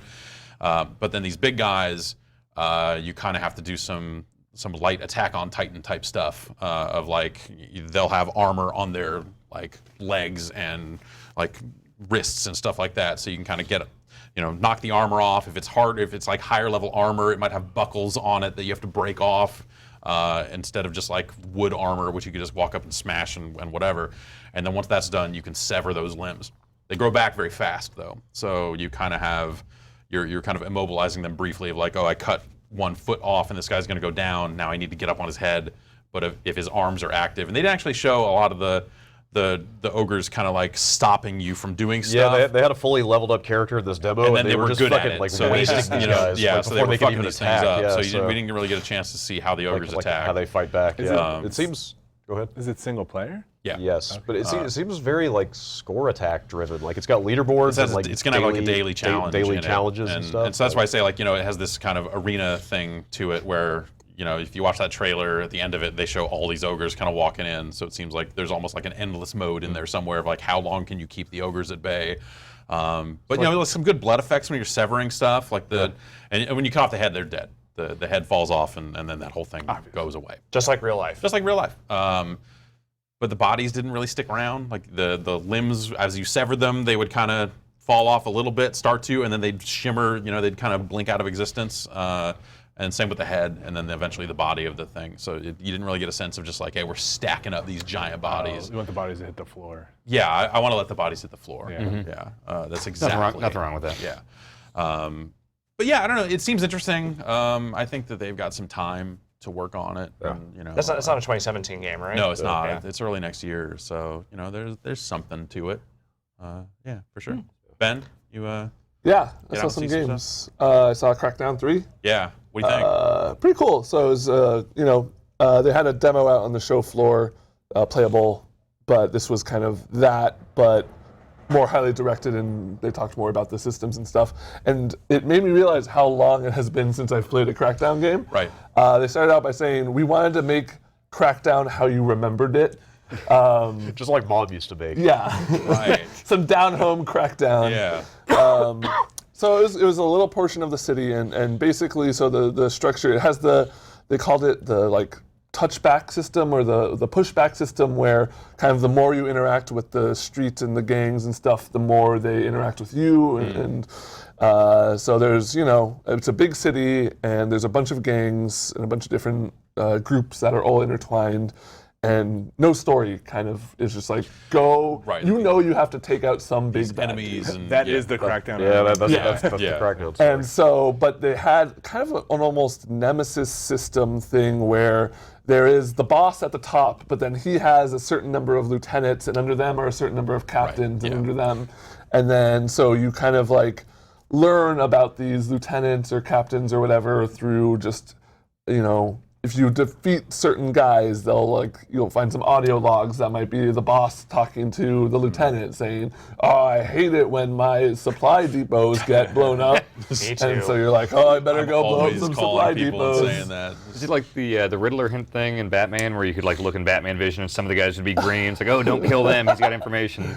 They didn't show like any of the information gathering. It was kind of like, this is what we already know about this, this guy we're going to take out. It was like the leader of the police was one of the lieutenants, the leader, like the bad leader. Sting? Yes. Yeah. Nice. So Sting's there. Stuart Copeland. He's like tantrically just kind of there, and you're like, oh, I don't want to touch you, but So this game's about 6 hours then? No, more like 10. Oh, all right. Yeah, nice. Okay. Yeah. There's an amazing payoff at the end. Yeah. You're going to want to stay around for that climax. No, I like my games short. Just bang them out. 30 seconds. So that's Crackdown 3. No, it's cool. So, they like the bad guys that they were focusing on controlled the monorail system. And so once you killed enough of the bad guys, you kind of got control of the monorail system. And then one of the monorails just got a big laser gun on it from the agency and was going around town just shooting all the bad guys that it found. Okay. Yeah, last night we had Clint, the creative director, on it. Like he made it sound like that you just go to this new island and it's all crime. Yes, it's like a million island, gangs yeah. on this huge volcanic island. They said it's 2.5 times the size of Crackdown 2, both horizontally and vertically, And full crime. and just chock full of crime, Yeah. with a big old volcano in the middle, That which sounds- I assume is also full of crime. A crime volcano. Yeah. All right. It just emits If it's crime. not full of crime before, then I'm going to do my best to just jump up and throw as many people Sure. into the volcano as possible. Yeah. You're going to start a religion. That's how you're going to. For your son. No, Into yeah, the definitely. crime You got to start volcano. somewhere. We start here by putting these people in this volcano and starting a Zaibatsu. And whatever happens Yeah. after that, hey, I don't know. Ben, what about visually? Because that was one thing from the trailer that it looked pretty dated. It looks a little. So where it looked really cool was like explosions and particles, and they had a singularity gun that shot black holes and sucked cars into it that then exploded into other things, and that all looked really good. It was really good frame rate. It ran very smoothly, even with just everything. Like the guy was like, I have accidentally made too many explosions here because it was exploding over a story lady talking and just going up bigger and bigger All right, and that bigger. sounds good. But still running very well. Yeah, I think, we saw it at the showcase event they had a few days ago, and I took a look at it, and there were some things about it where the character doesn't really have a shadow here. Like the parts of it looked plain, and it was hard to parse whether that was just this is the art style they're going for, Yeah. and it's got that kind of comic booky, kind of cel-shaded look, or is it, hey, they've got work to do. It did seem like it wasn't- was a little bit in between. Yeah. Or maybe not quite finished. But I think it looks like a decent modern video game. It looks like a slightly better Saints Row looking kind of open world game. Cool. Were they demoing it single player? Yes. The multiplayer stuff is the stuff that's cloud connected and all destructible buildings and stuff, and they haven't really. I mean, they've got a whole separate team working on that. Oh, wow. Is that the Sumo digital team or is Sumo Sumo's making- doing the single player, Okay. and Reagent, which is Right. the David Jones team, is doing the multiplayer. Got Dave it. Jones is working Yes. on this. Yeah. Okay. Real Time Worlds doesn't exist anymore. They're like, oh, that's Real Time Worlds. Like, no, it's different. It's a different Same squad. guy, different squad. And then I guess Terry Crews accidentally broke embargo by saying, "I am going to be in this video game as a playable character." And so they were like, "He's going to be in You the game." can't as a embargo playable Terry Crews. You No. can't do it. True. Yeah. You can't embargo those biceps. No, it would be foolish to even try. Did you get around to see anything else of note? I checked out some Ashen, which looked pretty cool. It's Dark Souls, Oh, but where it's cool. So Cyberspace. So most of the presentation, like 3/4 of the presentation, I was just watching this game saying this is 100% Dark Souls. You know, they're like large interconnected world where dungeons kind of wind in with each other, mysterious NPCs who, you know, you don't really get a lot from, but maybe if you present them with certain items, they will tell you some other stuff. Sure. Yeah. But where this game was kind of unique was the multiplayer system. It kind of runs like Journey, where it's always searching for somebody else. Oh, wow. And it plops them into your world. It's a maximum of one other person. You don't get their gamer tag. There's no voice chat. In fact, dungeons don't even open until you have 2 people. They said you can play offline and it'll spawn an AI dude for you. But what's cool is, they previewed a dungeon. So the dungeon door opens up, they go through and they fight and fight and fight.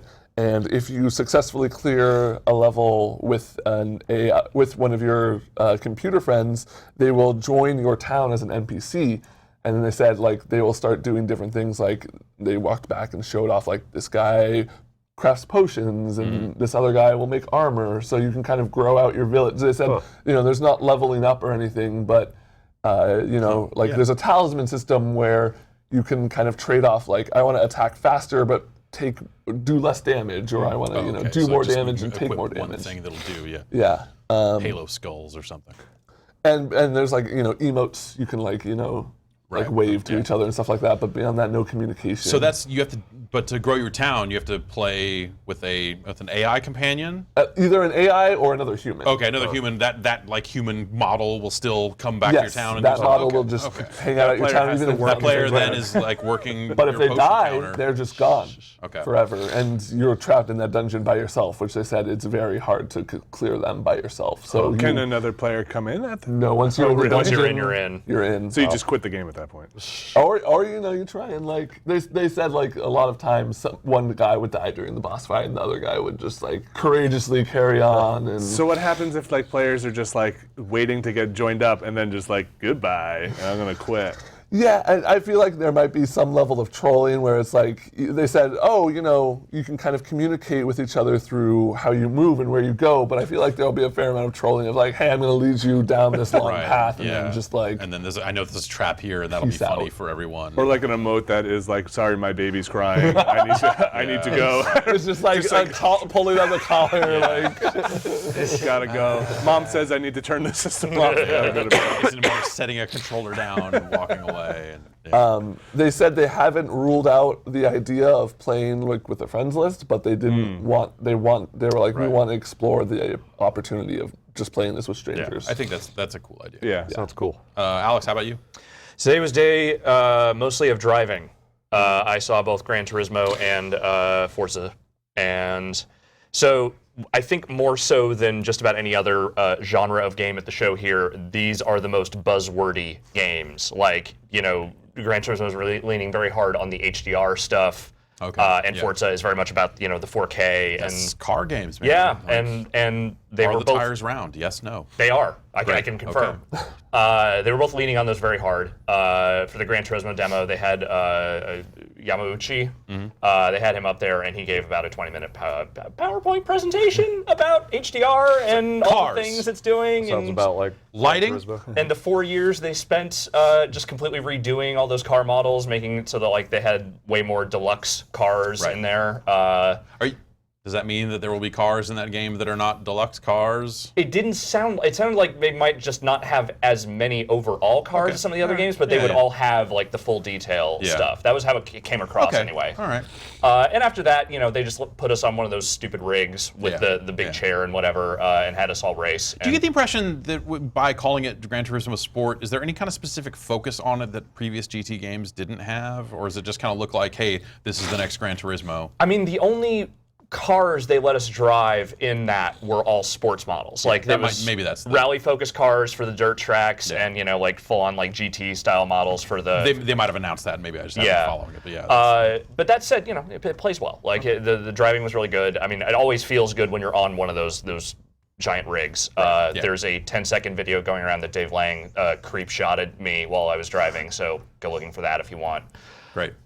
Forza, Forza looks great. They talked a lot about the stuff they learned from Apex, right, and the issues they had on the PC the last time around. Yeah. They are very focused on making that PC version as good as the Xbox version. And Horizon 3 runs really good. Now there was a patch recently that really makes that game run a lot better. Yeah. Like it launched Horizon 3 even. Apex had its issues, but Horizon did too. It is interesting that like when they were talking about Horizon, they don't talk about Horizon as like a separate thing. Like they talk about it very much as like there is a lineage of Forza and those two things are completely intertwined. There is no separation between Playground and Turn 10 in terms of like what that brand is. Yeah, it just seems like Turn 10 definitely touches the Horizon games in some ways. A lot of it's their tech and stuff like that, but also it's interesting, the way we think of a lot of like two-team franchises and stuff is very much their game, our game, their game, our game, and but for them it seems like it's all just like kind of one continuous lineage. Yeah, makes sense. The game looks great. They were talking up some of the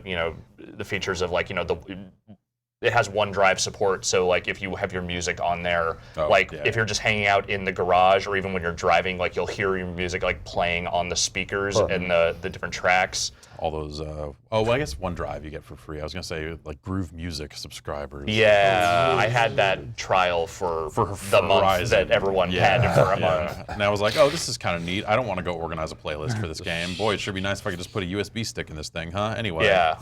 I have the weirdest luck with Forza demos though. Like every year, there's like somehow I just end up with like the most awkward demo. Like last year, there were some Korean journalists in there, and their translator absolutely would not stop talking during the middle of the demo they were giving, to the point where PR had to like beg them to stop. Yeah. And this year, there was just a guy sitting next to me, and after like the driving section of the demo, he was like, "Hey, were you really driving? Because your hand movements weren't matching to the thing," like really aggressively, and everyone just kind of looked at each other like.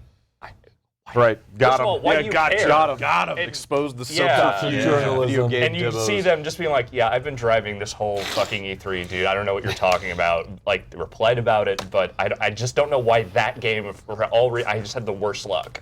That's a really strange thing. It's really to uncomfortable. Think that they would fake. I mean, of all the things you would fake. And I don't think he was faking. I really don't. I was watching him play too. It did not seem like it. All right. Oh. Yeah, getting a scoop is tough. You really got to get your hands dirty. You got to dig deep, man. You got to dig deep these days. Yeah. And the last thing Brad and I saw was State of Decay 2. That game looks great. Yeah. I watched State of Decay. You liked the first one a whole lot. I did, but except it was rough. Basically told the developer, like, hey, I tried to like your first game a lot, and I kind of couldn't. I kind of bounced off of it at times, too. He totally knew what I was talking about. Sure. They seem to be addressing a lot of those complaints. Okay. That thing it continues to be an amazingly complex simulation. Like, the amount of things you have to worry about. Sorry, I know I sound terrible. It's fun, actually. Hearing you. Like, it's great stuff. But the amount of information feedback you're getting now from why your human settlement is going to shit constantly seems like it's going to help a lot. Like, it's not just like Fallout 4, like, hey, our settlement needs help. Right, come back here. Like, I basically don't want to do that. Yeah, like he acknowledged, like the first game, like you would, your people would be starving all the time, or they would be irritable and refuse to fight, or like it's a management sim, and like things would go wrong and you didn't know why. They just have like straight up red and green text under each thing now. It's like, oh, you're getting plus 20 morale from this lady, from like the lady who's a gardener, but you're getting -3 from the guy who snores. Like, it's shit like that. Okay. Yeah. They said it's like 1,000 traits now that they're pulling from instead of the couple of hundred the first one had. For the cool. generate characters. Yeah. You level characters up and like you invest a lot of time in them, but then when they die, they're dead forever. Right. They're adding multiplayer finally, which is the thing the first game didn't have.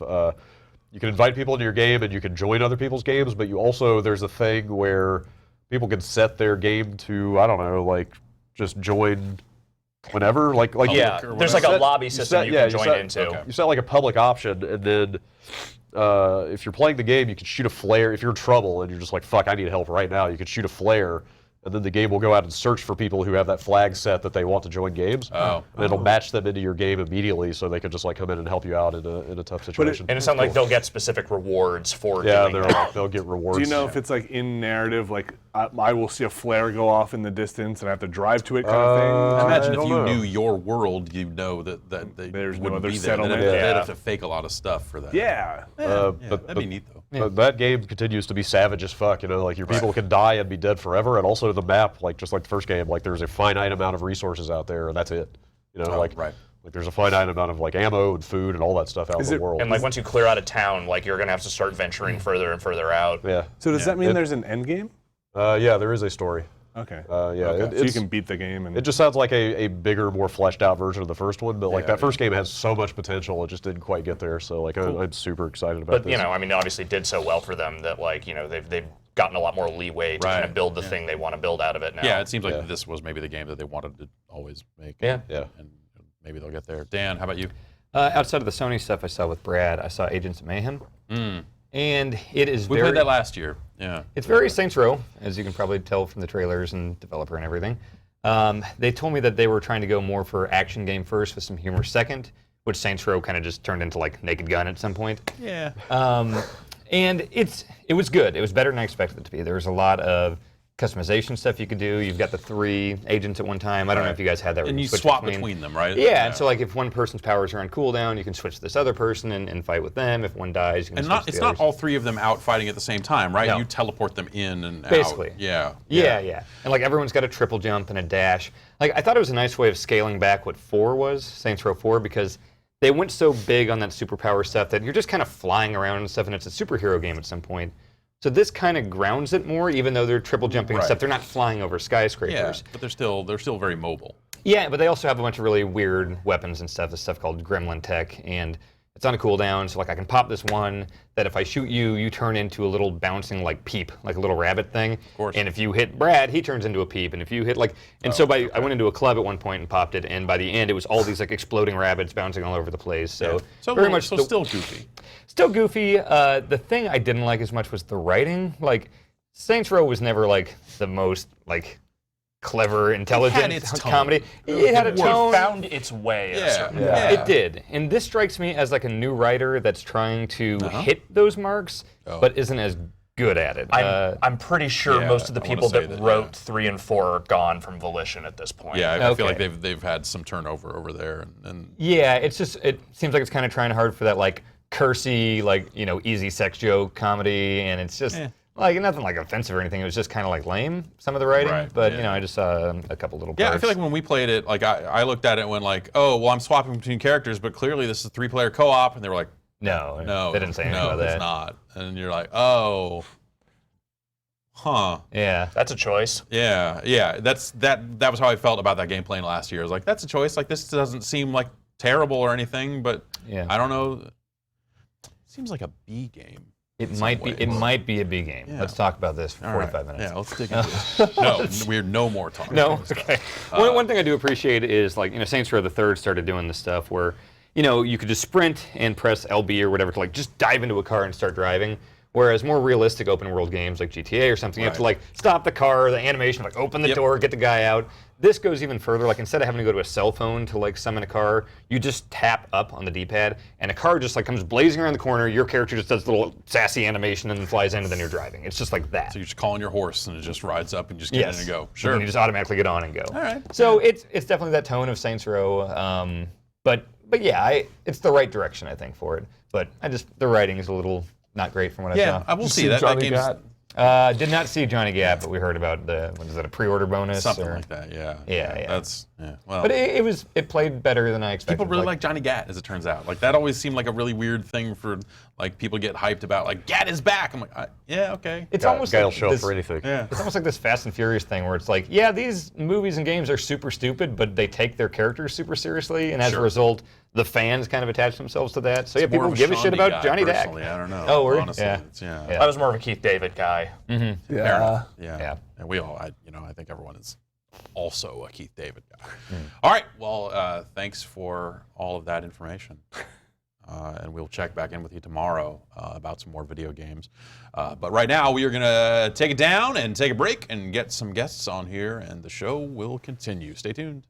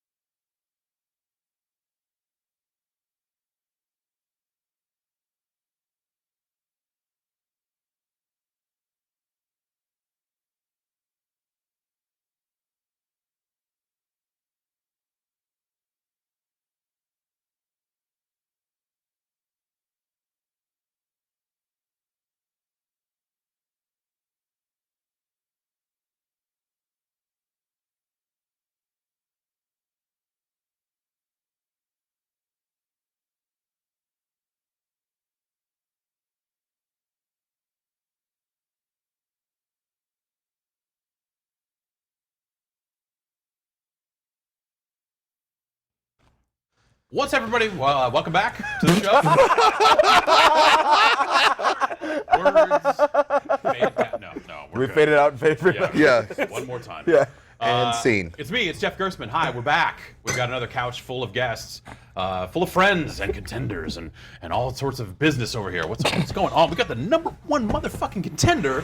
And the place to be. Samoa Joe is here. Right on the bomb. Yeah. Thanks so much for coming. Xavier Woods, of course, returning. Also, #1 contender. Also, #1 contender in the Windjammers world as No, well. no. And for the tag team championships. Yes. You got a double contendership. Trying. I don't have to fight Brock Lesnar though. Yeah, no, that's. I know. Mazel tov. Yeah, and I gotta beat him half to death to get what I want. So it's gonna work out right. It's about time someone did. Yeah, he deserves it. Drew Scanlon is here. I could have been a contender. From Cloth Map. You're a contender. You're a Cloth Map contender. I am? Yeah. Thanks, Xavier Woods. Man. We've got Team Dancers back there. What's up? Yeah. You know, this is a real fucked up reunion episode. I didn't expect it to go this way. No, we got a lot of emails, so Right. yeah, you want to jump right to that? Sure. Okay. They've got questions. We've got dancers. Dancers? Dancers. It's Dancers. a podcast. Danny All the Dwyer hot and influencers Dan listening. Reichert are Yes. here. Yeah. Hi, welcome. Hi. Thanks so much. Yeah. I want to ask these two guys, Floyd Mayweather, Conor McGregor, who's going to win? Floyd. Yeah. Running away. Well, Yeah. they're not intimidated by the fact that I'm Irish one bit. Oh, no. Not even a Okay. little bit. I've been beating up I Irish don't people see for a drink years. in your hand, so you don't have your powers. Yeah. Oh, no. Never mind. yeah. The most Irish of drinks. Yeah. Mexican drink, is it not? Tecate. The pride of Dublin. Is that Mexicans and Irish are like the same thing? Like big Catholic families. Lots of drinking. Yeah. We all both love horchata. Keep going on this one. Yeah, okay. Yeah. Yeah. You know what? I'm liking this analogy. Yeah. I'm mostly Irish. Right. Floyd Mayweather, definitely. That's Yeah. 100%. What if the fight starts and McGregor just kicks him in the fucking... This is literally every Irishman Yeah. in the world and what they're going to say for the next Yeah. until the fight But happens. what if? Are these But boxing what if? rules? Or What is if this I was MMA fighting rules? him and I kicked him right in the throat? Okay. What if? Yeah. He brings down the thunder in his right hand and puts it across his face, and all of Ireland raises up in a roar. Oh my God, I didn't know. Selling me on this, actually. Now I'm like, wait a minute, actually. That might work out. Are you sure he's not Irish, Joe? Yeah. Ooh, he's been fooling everybody all along. I've drank enough of your whiskey. I'll play that. So you guys have been here. I mean, obviously, handling some video game business, hosting some shows, representing out there. bouncing around. How has E3 been going? Did you get any time to walk around and see anything? Or? We walked around and saw a little bit. The main thing that we did today was play Call of Duty, World War II. It was fantastic. Yeah, it was really, really good. That was, sick. We came up with a new catchphrase for it. Okay. Yes. Yeah. Boots on the ground again. Put the jetpacks down. Oh, I can take that. I can take the again out. Yeah. Boots on the ground. Put the jetpacks down. There we go. All right, that's pretty So good. technically, he came up with it. So all we're asking for is like 10%. We're putting that into copyright, and hopefully they'll use it. Yeah. And, We're gonna put them on those little gummy bracelets everybody wears now. Yeah. Yeah, no, everyone's into the slap. It's out the bracelet. streets. Yeah. Yeah, that's hot shit. That's hot shit right there. And then doing a little bit of stage hosting as well, right? No, not yet. So tomorrow we're doing stuff with GameSpot. But for today, we did the Call of Duty. We went and played the Dragon Ball fighting game, which is it looks, I mean, unreal. like Yeah, it looks Guilty Gear incredible. was a So hell of a good. game. And, Yeah. and, It's like Guilty Gear and MVC mashed together, and it's just like we get all these characters from Dragon Ball universe. Like the Trunks, those are literally the only Dragon Ball Z characters. The trunks. I think Vegeta. There's a Goku Are you and Mr. Dragon. big anime fan? Yeah, I followed it, and I wouldn't say that I'm a really in-depth anime fan, but I watch enough and I've experienced enough that I have a good working knowledge of the anime universe. So Dragon Ball Z, I think everybody's kind of, whether you're an anime fan or not. Like you soak in some of Yeah, it. yeah, it's just by especially for osmosis. video games. You're just like, no, that's the Cell games. I know. Yeah, the Yeah. Cell, this stuff happens. Yeah. It's all which real. is the best saga, which we talked about. Yeah. we were debating Frieza versus Cell Cell, Saga. it's Cell. But Cell. like I don't know, Frieza's saga never really ends because it keeps coming back, and then he's gold, and Yeah, it's that the thing. just means you didn't get right the first time. Okay, fair. Anyway, yes. Yeah. So then tomorrow doing a little bit of stage show hosting. Is that the? Yeah, I think it's just interviews with GameSpot. Oh, okay. He's the guy who took my job. Dude, this is how it went down. Yeah. No, Right. that's. I told you, I'm encroaching. I'm coming in. I'm forcing my way into the games industry. Gonna be making really documentaries about Rocket League next. Yeah. Hey, I mean, went to the World Championships, which was awesome. I actually remember when we met at that SummerSlam, and I told you that I wanted to do stuff with games. Yeah. I told you I wanted to Before like you write launched articles the, and stuff. YouTube. Yeah. See, Yep. I'm coming in. 2012, I'm, right? I'm just following your footsteps. right. You paved the way I for blazed me. the trail for all these Exactly. motherfuckers. Daniel Dwyer's the original man. That's Yes. Yeah, no, definitely. Drew Scanlon back in the United States. That's right. For like this fleeting moment here. Yeah. How's it been out there traveling the world, seeing what there is to see? And coming back to E3 for like, why would you come? Why are you here? Yeah. What are you doing? It's all one long journey, Jeff. Okay, all right. I actually wasn't going to be here because I didn't think I would be able to slot in. I didn't want to like book E3 and then have to book my first trip around that. 'Cause, Yeah. like, first trip you got to nail, right? It'd be real shit if Yeah. Top Dog went to Los Angeles first. Right. Yeah. I wouldn't set the Travel documentary of this great burrito around the corner here. I drove this truck down here. Yeah. And then I realized that my sister had put together this trip for our family to come down and celebrate my dad's birthday the weekend before E3. So on Saturday night, I went and saw Chicago and the Doobie Brothers. Oh, what? How good Yeah. were the Doobies? Was Michael McDonald with them? No. Oh, okay. Yeah. So it was just. He really lets come sail away. Michael McDonald's my jam. Yeah, I mean, I am more of a early Doobie Brothers fan, and early Chicago as well. Although they played all the hits, Jeff. I mean, I imagine at this point they're really going to run through, the full catalog. They're not going to go like, oh, we only play the new stuff. Yeah. Chicago's like, oh, we play. There's 4 original dudes still left, and they're like 3 of them are over 70 years old. Wow. And they played for like 2.5 hours. That's like, I imagine at that point you got to like go to sleep after that like wake up, do the show, and then be like, all right, we're done. Like the tour's over. Let's go. That's, I mean, in the world of sports entertainment and the world of wrestling, the thought of doing that sort of stuff at 70 seems preposterous. But I mean, and yet Ric Flair perseveres. I mean, hey, not to say there's not people out there doing it, but maybe it's a little preposterous. But that's, I mean, when you guys are on the road doing this sort of stuff, sort of like the Doobie Brothers, sort of like Chicago, is it definitely like, hey, Pretty much just like Chicago. Yeah, pretty much exactly. I was gonna say Chicago is definitely the Yeah. template. I mean, we're playing instruments. They're playing instruments.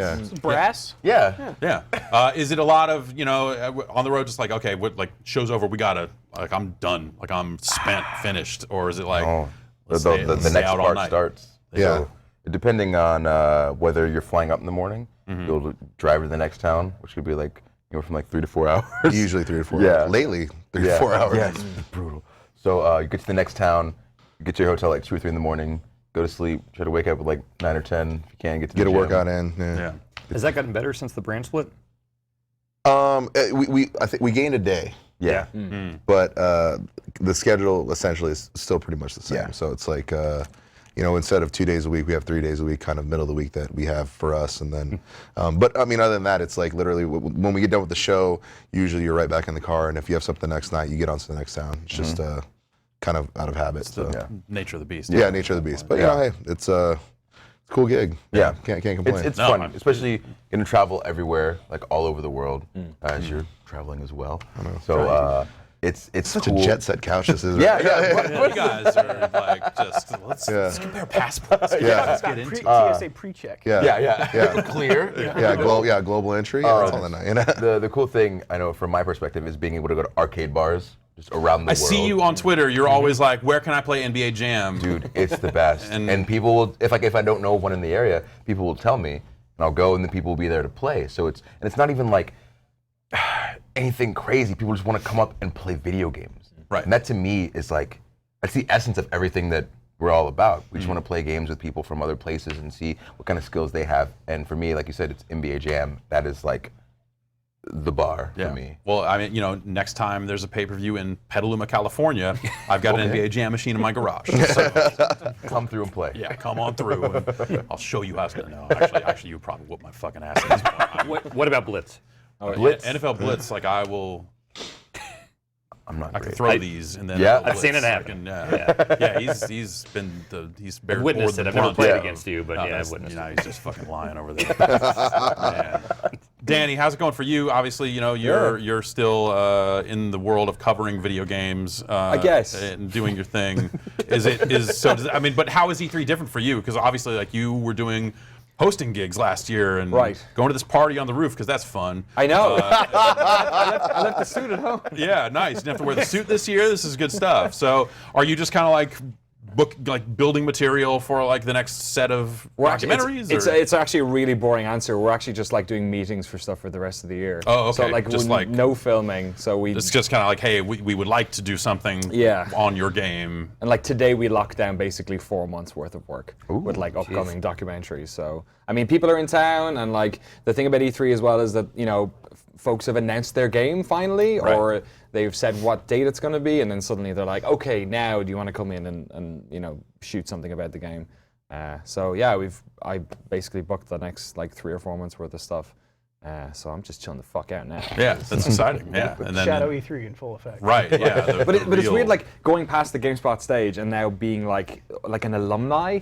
Like I still can't believe that I got to work at GameSpot for 4 or 5 years. So the fact that I'm like walking past it, like that whole ex-girlfriend thing where you're like, man, we really didn't get along at the end, but it wasn't so bad, was it? We had some good times. I could relate to that part. Yeah. The difference is I dumped them, you got dumped. Yeah. Oh, yeah. It's worked out fine. Wow. Both of us. For both of us. Wow. So Windjammers, not to just run NBA Jam to Windjammers, but that's you, a big proponent of frisbee, pong, Frisbee high speed, based death sports. action. Yeah. Like, so Windjammers, and then obviously we got Disc Jam 2, which I think a lot of times when games that are similar that come out, we automatically think that they're competition for each other. Sure. But I think that these two games are actually going to enhance one another, because one's got like the tennis aspect and one's got the pong aspect, but both of them, it's the same sport. And I think just bringing more people to that style of play and that type of game is going to be unreal. I figured I was gonna really hate Disc Jam when it first came out, and I started looking at it. I'm just like, it seems so slow. This is not Windjammers. What am I even doing? This is a waste of my. And I was like, oh, actually, wait. This feels all right. This feels a little awesome. different, but this is still pretty good. Yeah. But obviously, they just ran that beta for Windjammers on PS4. Like I think it just shut down while we were here. Yeah, on the 12th. Yeah, I got like 1 day in. Like I'm like, I should probably pack, but it works pretty well. Yeah. That was the big concern. Like, can you play this over the internet and have it work, or is it going to be? It's like perfect. Yeah. And I don't like saying that. I don't like saying that. I was getting pretty low pings. It felt good. Like I felt like I was playing a proper game of Windjammers. I think it's one of those things because it's not a ton of stuff going on. Right. It's just two characters moving and then frisbee going back and forth. It's not like grenades being thrown, explosions and environments and or this like and like 12 hit combos in a fight. Maybe it is a little different. Yeah. Yeah, so I that definitely helps it out. I think playing people because like when I play people in France, like you would know when you're playing somebody in France because like you just get messed up. Yeah, Windjammers France is where the Windjammers savages live. Yeah. Like straight murderers. It's so weird to say like the French are Windjammers destroying. scene. Let me tell you about it. It's gonna blow your mind. But no, I mean even when they came out to show it to us. I fancy myself like I'm all right at Windjammers, but I was a little out of practice to be fair. But then I just got fucking worked. Yeah. Like they just came in and said, "Here's the game we're making. Fuck you." And I was like, "Oh great, I didn't win any of these." That's We know awesome. you like this. We're gonna destroy your dreams now. Yeah, basically that's how it went. And I'm like, well, okay, that's maybe I'll get on the internet and maybe I can get above wood tier into something. But Do they have tiers like that? they do. Yeah. Yeah. And Wood, silver, gold. yeah, and if I start getting matched with the people, how's the French Windjammer scene? You've seen it firsthand a little bit. So they flew me to Paris, and it was incredible. Like I literally went for the day to film, and then flew back home to go wrestle and do some more stuff. But like we went to the arcade area where they were filming everything, and literally they just like ran through me. Everyone there is like a Windjammers expert, and it wasn't even almost close. Yeah. Any game. But they taught me all these tricks when I came back to the States to play with my friends. I was running house. Nice. But over there, Yeah, no, it's pick up a few things, but That's a new show. You should like go to countries and just get worked. Like, whatever game they're in. Just start playing StarCraft in Korea, but like talk a gang of trash, it's like I'm coming through Korea. Yeah. bring your A game, I guess, if you got it. StarCraft 2, you're going down. Yeah. Slapping kimchi out of cats' hands and be like, what? Just real rough and ghetto. And then just get worked. Just leave with my head hung, come back to the station, just burn everybody. Yeah. Yeah, I got it. I hold it down. I hold it down here, You know at what? least. I like that. Yeah, I like that. it's gonna That's be a good. breeze. You want to team up on that? I would love to Come watch on, that show. we can all do that. All right, We can do you that. travel, you Make a documentary on it? about Yeah. it. Have you heard of Patreon? Yes. Yeah. Okay. Yes. Okay. We'll do that. All right. Check out our new Patreon for our new show we're bringing up. They just launched all kinds of new tools. Right. Yeah, you can live stream on that thing. You can now, live right? stream to members only.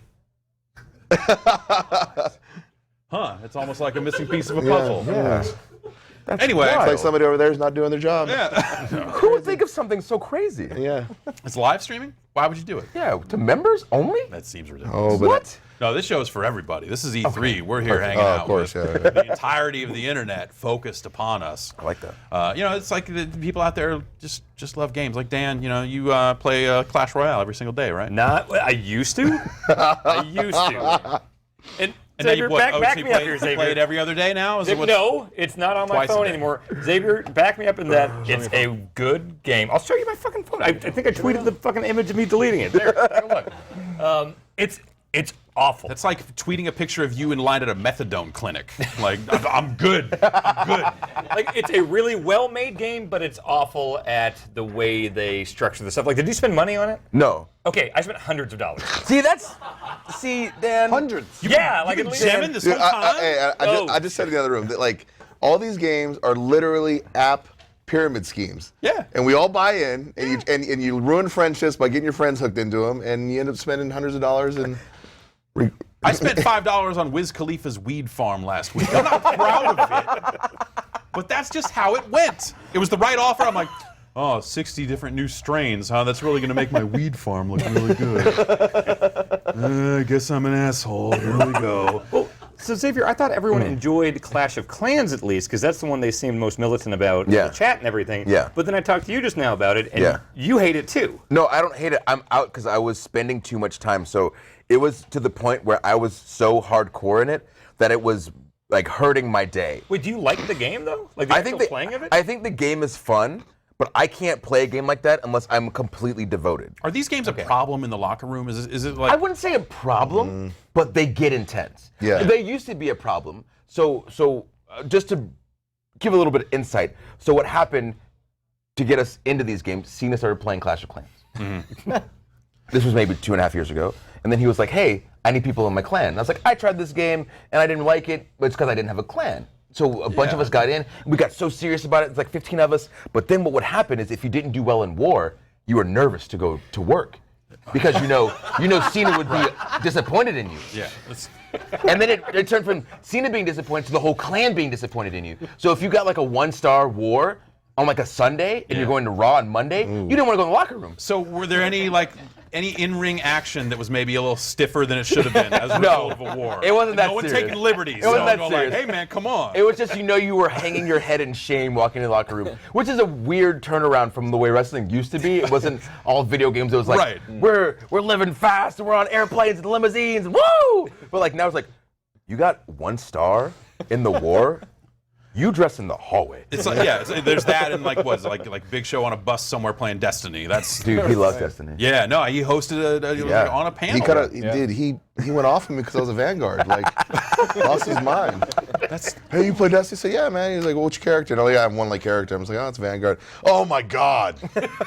I expect more from you. Like, well, that's just disgusted with me for like a week. He takes it seriously. But that's the cool thing about kind of the way that wrestling has turned since we've had this gaming channel. Up, up, down, down. Subscribe if you haven't subscribed already. On Twitter and Instagram, up, up, down, down without the O's. But just being able to have a platform where guys and girls that enjoy games can kind of push that agenda and say like, no, just because I'm on TV wrestling doesn't mean I don't like this other stuff. Right. And I think a lot of fans see us on television. They say, this is how they are. This is who they are. This is what they are. They put us in a box. You are wrestler A. You dance. You have crazy hair. You're 7 feet tall, and that's what you are. So with Up, Up, Down, Down, we're being able to come out and say, Big Show loves Destiny. Here's a platform to cut a 15-minute promo about it that I ask him one question, he just goes off, and it's like, ugh. Right, yeah. And now we got Joe at E3 and we're doing up, down, stuff, and people are coming into this culture that we have of wrestling and saying, oh, they play games too, and now we get to do stuff like this with you guys, and thank you for letting us into your world. So like, it's cool like that for us. Yeah, it's been, that's been one of the fascinating things I think over. I'm trying to think, like, is it last 15 years or 10 years of wrestling? Maybe it's even shorter than that, but like, it really seems like there's a lot of people in the wrestling business that grew up really just like loving the art of wrestling, whereas before it felt like these almost like 70s rockers in a lot of way, where they were just like just tough guys and just like, yeah, I don't know how to do it, whatever. But now it feels like, maybe it's just that's, people talk about it more openly and it's different. But it's a direct result of just the changing media environment. Sure. Because I remember when I was coming up in the wrestling business, most people before my generation only had access to one kind of wrestling, and it was either WWE on Saturday mornings and Monday evenings, and that was pretty much the gist of it. But as I came up, and the internet came about, then you got tape traders, and then from tape traders spawned YouTube videos, and there became a greater exposure to very different styles of wrestling, and from Mexico to Japan to across the United States, even smaller companies, ECW, and as the kind of the country's media environment grew, so did the tastes in wrestling. And especially when you have younger guys coming up, they just experienced more different kinds of styles. Right. And some people incorporated it. Some people, they like the straight on, I guess American style of wrestling. And some people kind of have a hybrid style, and they take from here and there, and they take what they like and leave what they don't. So I think that's just a byproduct of that, if anything, Yeah, just exposure to to that stuff. It was more accessible. Whereas like before, if you wanted to see wrestling from other countries, you would have to be a part of a tape trading list, and you had to have relationships with people, and it was a real difficult, committed process. And as it became more convenient, obviously, you had people who were more appreciative of the art because they had more exposure to it. Yeah, for me, I had to go over to Alex's house and like look at his big mask collection. Yeah. And just like, all right, man, let's watch these tapes. And yeah, no, definitely, like that was like seeing some more of that stuff, and now just with the way that streaming on the internet and all this other stuff is led to even further exposure of just like, now you have people watching live events taking place in other countries and other promotions and all this stuff. Like it's been awesome to see, and even just the way it kind of seems to have changed the way WWE thinks about all this stuff. WWE definitely thinks more globally now. Yeah, absolutely. I mean, we're probably more global than we've ever been in the history of the company. I mean, and it shows up in our fan base, because like now when we do WrestleMania weekend, which becomes like this great pilgrimage for wrestling fans from around the world. Several other companies run their events around the same time, same area.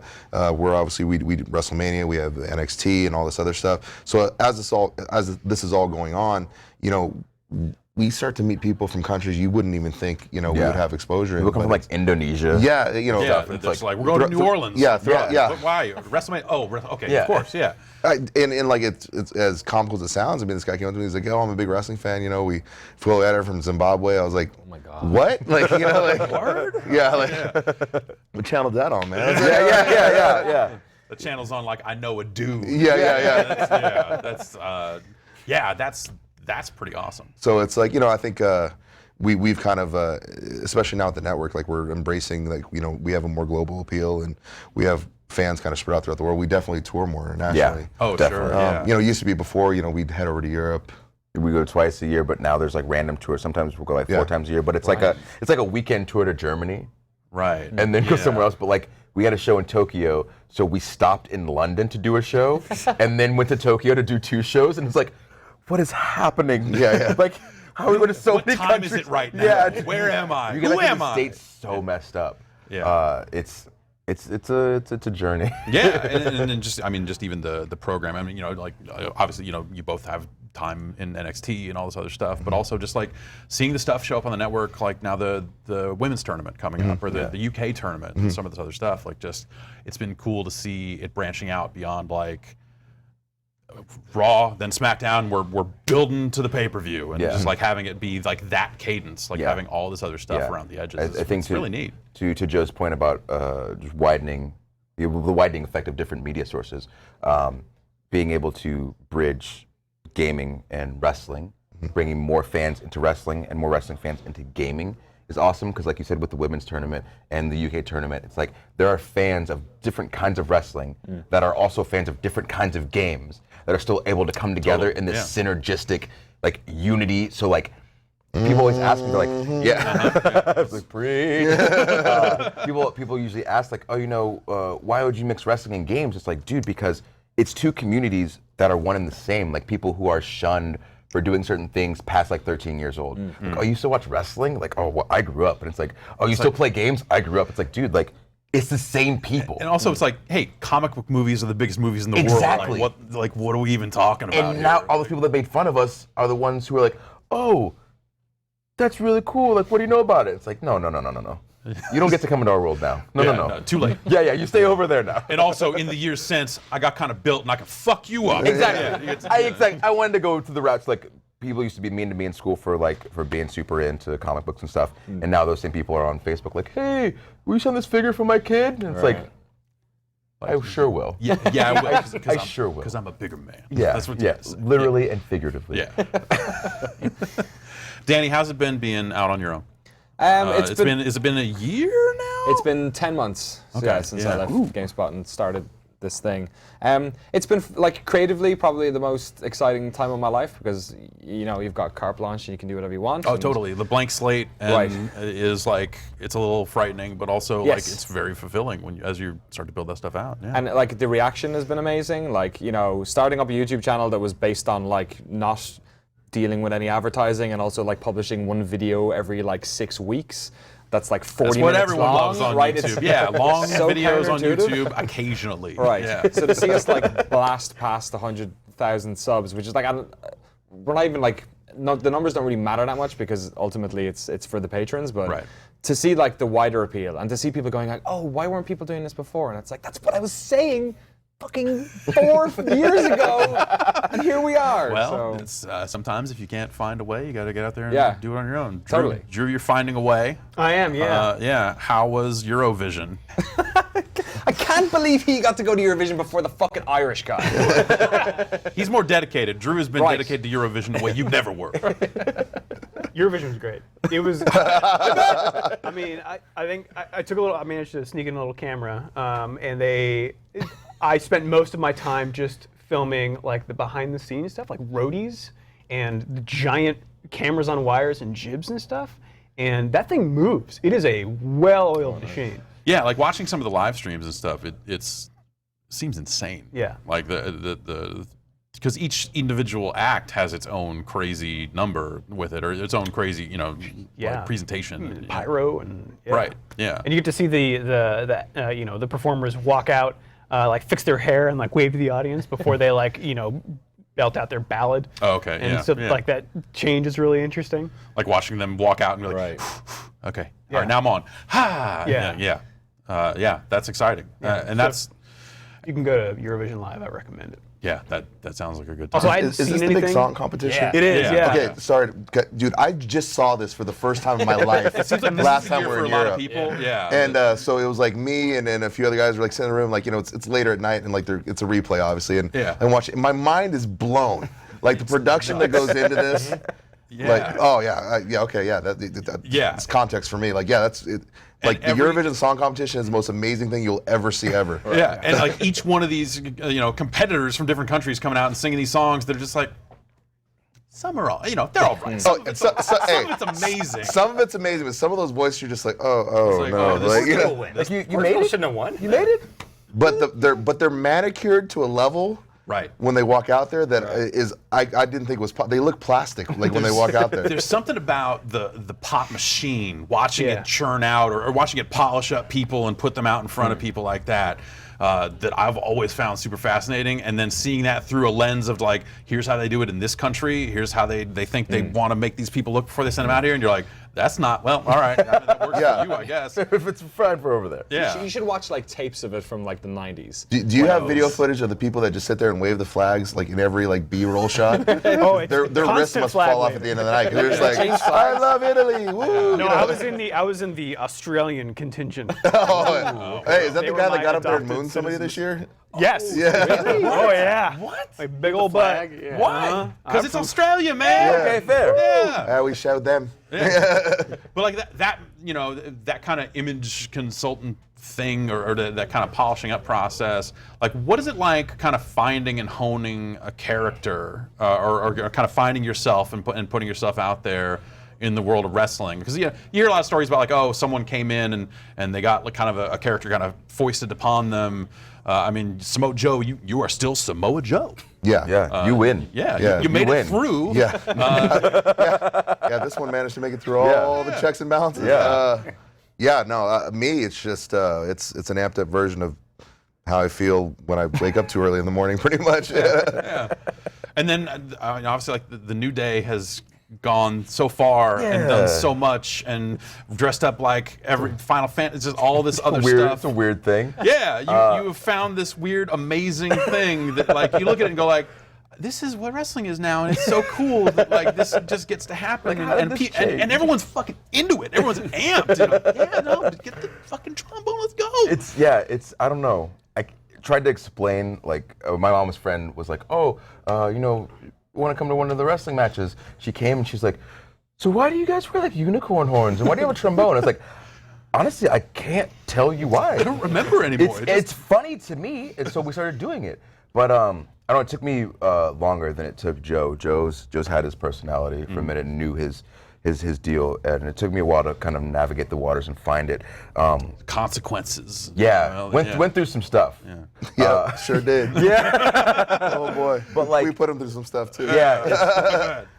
I've known him for a while.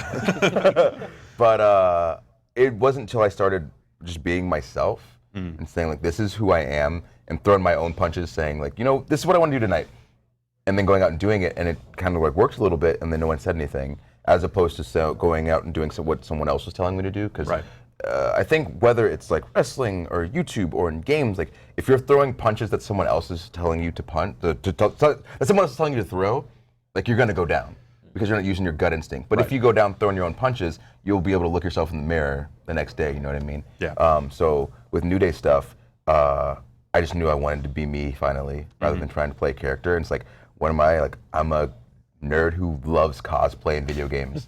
So I will find a way to incorporate that, because I'm not 6'2", I'm not 300 pounds.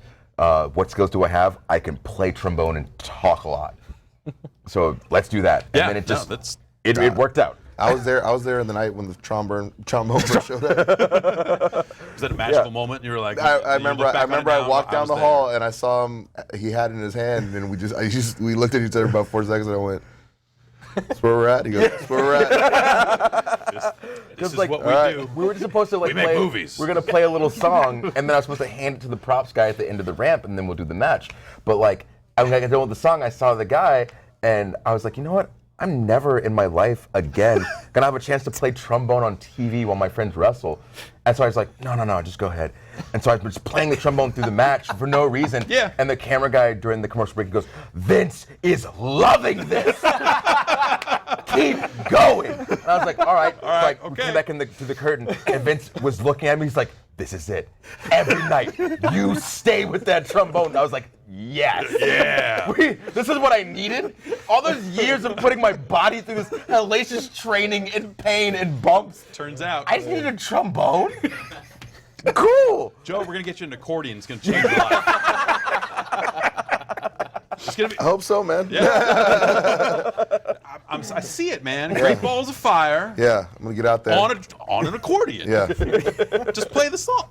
Goodness gracious. That's probably gonna be the most smoking version of it. Yeah. It would be nice. Down. The accordion is really meant for.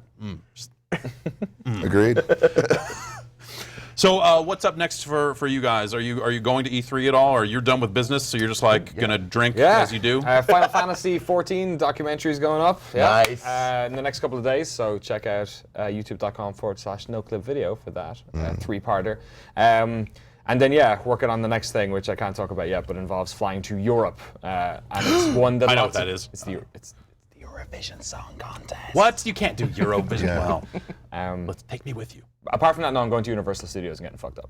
All right, that sounds all right. Yeah. Drew, what's next for you? You've got some more videos to hit from this Eurovision trip, or is that kind of like you're finished with that and now you're on to the next thing? No, I mean I shot a lot Yeah. over in Ukraine, so No, I know how Drew Scanlon shoots, so I know you got it. brother. Yeah, so I'm chipping through video after video, and I got another one coming up. Should be this week. Cool. From that, and yeah. Is that was that youtube.com/clothmap? It is. Yeah. We need to record an F1 podcast. We also need to record an F1 podcast. All right, and where can people find out about your F1 podcast? F1.cool. Giantbomb.com. Oh, No. sorry. Not anymore. No, now you get to own your own F1 podcast. Yeah. Yeah. It's the moneymaker. F1.cool. F1.cool. F1.cool. Yes. All right, and Xavier and Joe, you guys are on the show floor doing some interview business, doing a little E3 stuff. Is there anything you're hoping to get around and see while you're there? Oh, we saw a lot today. But Yeah. I want to see more on this, Detroit. Yeah. Vinny checked out Detroit. Yeah, It's dude. very heavy rain, he said. Yeah, and I love those kinds of games. Like Beyond Two Souls. Like, I played through like 4 times. Yeah. Love it. I love that game. Anything super story driven, I'm into. So I want to check that out. Hopefully see some more stuff on Spider-Man and see what like Exceed and Atlas have going on. So it's mainly a good general, like just kind of want to see everything. Yeah. I mean, I think we're gonna get in and check out a little bit of Anthem too, because I think we were kind of wild by that. Yeah. The new Mordor game, I think is. We walked by it like 20 million times because we were just doing other stuff, and we never like stopped. Every to time you see stop it. and look, you're like, oh, okay. Yeah. This Yeah, fortress there it is is. big. Yeah. Monster Hunter on the floor? No, they're not letting people play Monster Hunter. My understanding is that they'd have like that footage again if you would like to see it, but they're not actually showing the game. I saw it on giantbomb.com. Well, it's out on giantbomb.com if you want to see that footage. And then both of you, you got big events coming up here. I believe is it Great Balls of Fire and then Money in the Bank? No, Money in the Bank's this Sunday. Okay. And then Great Balls of Fire is what? The following. I Okay, believe, so Money in the Bank first, and then Great Balls Actually, of no, Fire. 2 weeks after. 2 weeks. Yeah. Yep, and I will be destroying Brock Lesnar for the WWE Universal Championship. Nice. I can't wait to see you do it. Yeah. I'm very excited. awesome. Oh, I'm gonna stomp him out good, boys.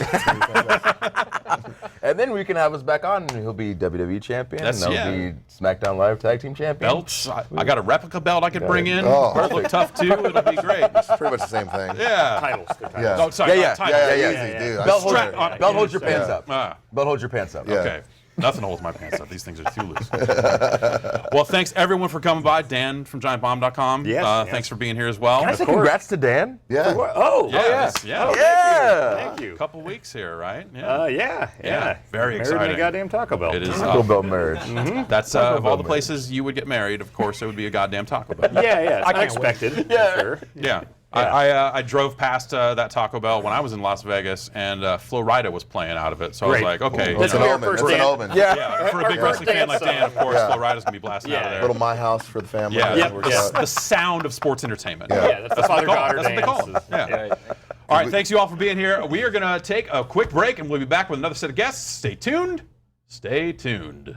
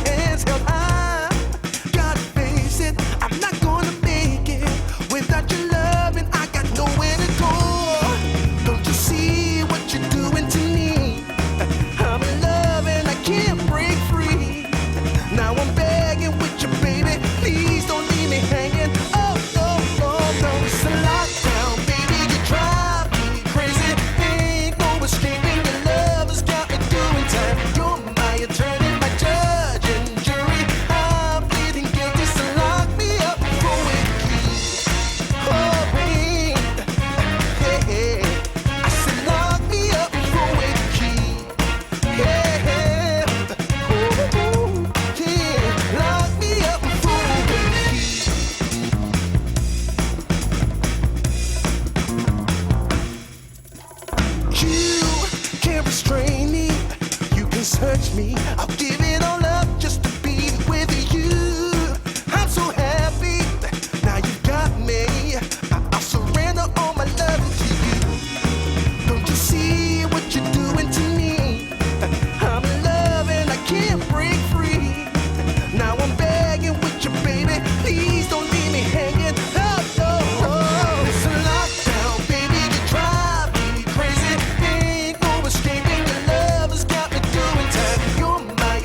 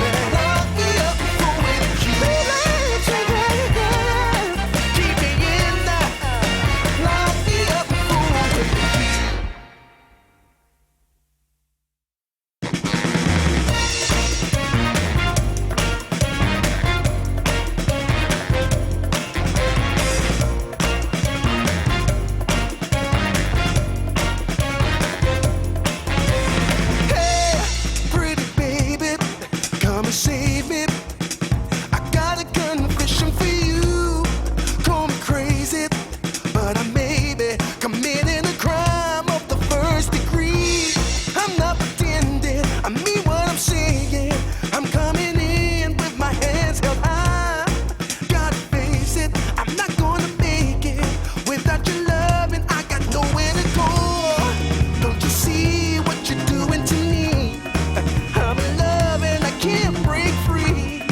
Now I'm begging with you, baby, please don't leave me hanging. Oh, oh, oh, no, it's a lockdown, baby, you drive me crazy. Ain't no escaping, your love has got me doing time. You're my attorney, my judge and jury. I'm pleading guilty, so lock me up for a key. Oh, babe, hey, I said lock me up for a key. Yeah, ooh, yeah, lock me up for a key.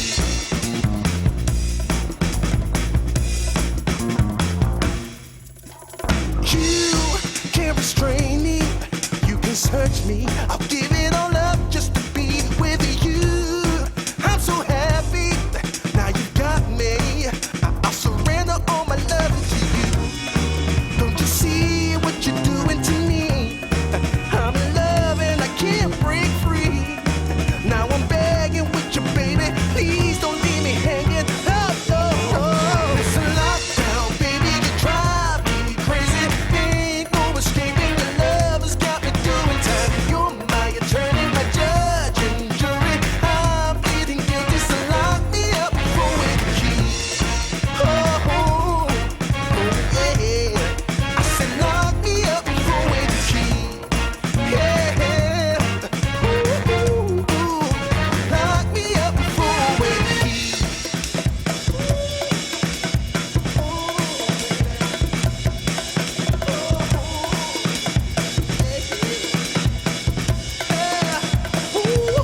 Baby, it's a lockdown, baby, you drive me crazy. Ain't no escaping, your love has got me doing time. You're my attorney, my judge and jury. I'm pleading guilty, so lock me up for a key. You gotta take away the key, my baby. Lock me up for a key. Keep me in there. Lock me up for a key.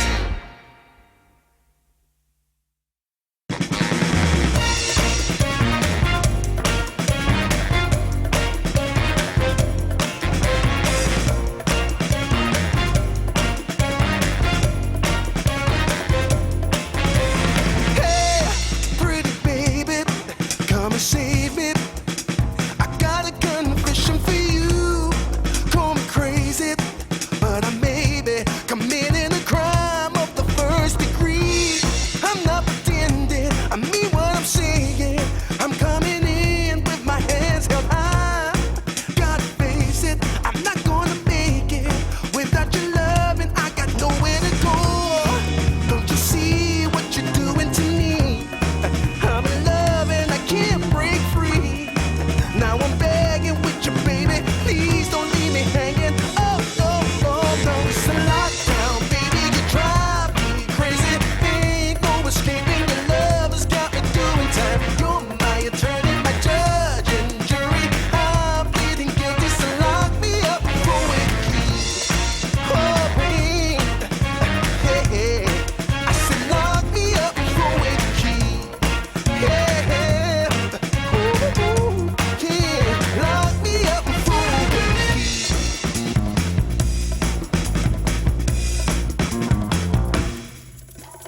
You can't restrain me, you can search me. I'll give it all up just to be with you.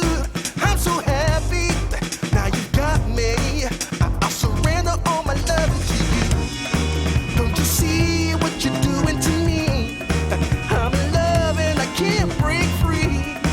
Now I'm begging with you, baby, please don't leave me hanging. Oh, oh, oh. It's a lockdown, baby, you drive me crazy. Ain't no escaping, your love has got me doing time. You're my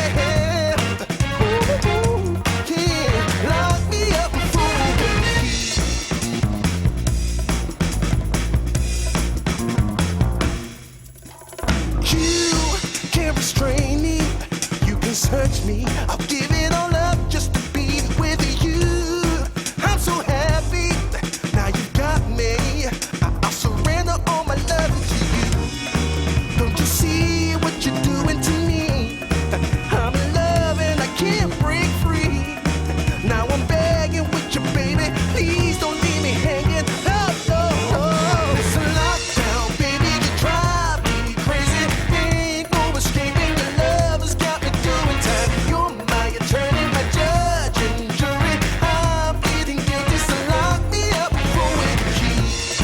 Oh, oh, oh, yeah. I said lock me up for a key. Yeah. Ooh, ooh, ooh.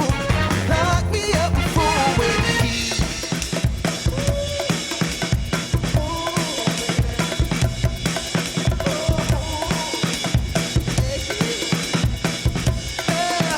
Ooh, baby, it's a lockdown, baby. You drive me crazy. Ain't no escaping. Your love has got me doing time. You're my attorney, my judge and jury. I'm pleading guilty, so lock me up for a key. Lock me. You gotta take away the key, my baby. Lock me up for a key. Keep me in there. Lock me up for a key.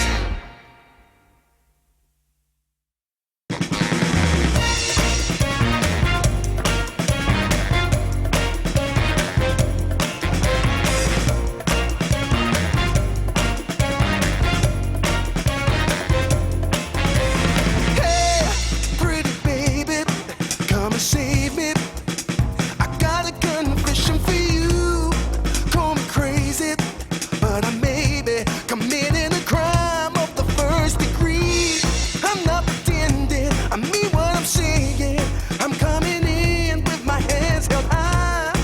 Gotta face it, I'm not gonna make it without your love, and I got nowhere to go. Don't you see what you're doing to me? I'm in love and I can't break free. Now I'm begging with you, baby. Please don't leave me hanging. Oh, no, no, no. It's a lockdown, baby. You drive me crazy. Ain't no escaping. Your love has got me doing time. You're my attorney, my judge and jury. I'm pleading guilty, so lock me up for a key. Oh, babe. Yeah. I said lock me up for a key. Yeah.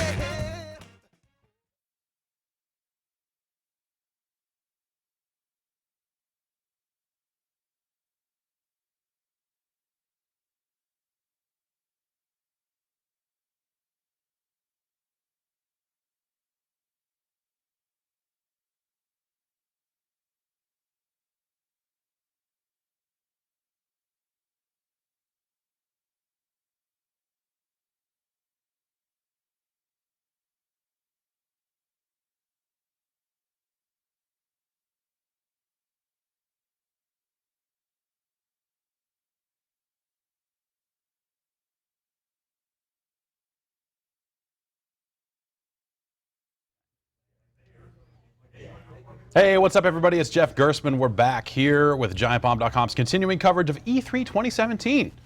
Day 2 is in the books. Night 2, we're in the middle of it. So let's get right down to it. We've got some more guests here joining us from Oddworld Inhabitants. We've got Lauren Lanning. How you doing, sir? I'm doing great, Jeff. Thanks for having me back on. Great to see you. And Tim Willits of id Software, welcome. Yes, thank you, thank you. Yeah, awesome.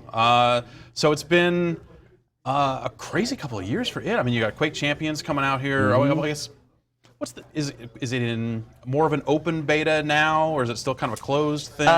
Yeah, I mean, we're still in beta, but you just go to quake.com, hit the little give me a key, and you can start playing. Okay, and you'll definitely get a key. It's not like a waves thing. It's, okay. Yeah, yeah. We keep it in beta so we can reset stats if we need to and scale rankings, and we keep adding things without people getting all upset. Yeah. But anyone can go on and join the beta? Yes. Even you, Lauren? Wow. Yes. We can all play Quake Champions. It's true. I'm an obnoxious reviewer. That's why I never do it. Well, yeah, no, it's you have to be a certain brand of, what's the word? Asshole. That's what I am. That's how I get it. I just don't want everyone to know that's what I am. Okay, fair enough. Quake Champions is, in some ways, a lot like the games of its past. In some ways, very different. You know, the structure of this class system and all this sort of stuff. Yeah, I mean, I don't like to use the word class. Okay. Yes, champion system. Yeah, at its heart, it's still pure Quake. And since I've made all the Quakes, I know Quake hard. That's right. You would know. I would know, and it is true to what the franchise says. Yeah, and it's been interesting playing it kind of around some of these waves through the waves of betas and seeing it kind of take shape with kind of the different passive abilities and active abilities. Was it challenging bringing that stuff to something like, I think a lot of people think about Quake as a very pure thing. Yes, this is another layer. yes. When we announced the game and we said there would be champions in it with abilities, people freaked out. They're like, "Oh my God, you're ruining my Quake!" But you know, now that people have been playing it, that's gone, and because people can see that it really does not change the way you play the game. I mean, it's still very skill-based, still the classic arena shooter, but the champions, their abilities and their passive abilities, they add a lot of depth. Like today, we had some of the best Quake players in the world playing the game at the big ESL booth, and you saw a lot of strategy, a lot of depth that you would not normally get in a Quake game. Sure, yeah, I'm just, from picking the different champions and because it's a different starting stats and stuff like that too, right? So, yeah, you have speed and you have health and armor and stuff. Yeah. Do you think of it in terms of team composition mattering? And people think about something like Overwatch as being like this very like, oh, you got to put your crew together just right. Is Quake Champions? Do you see it the same way? Yeah. Like today, we saw with the pro teams, really the guys picking champions that fit with their team. You had one fast guy, one tanker. You saw that dynamic. Cool. So there is no one formula, which is really nice that this hasn't happened.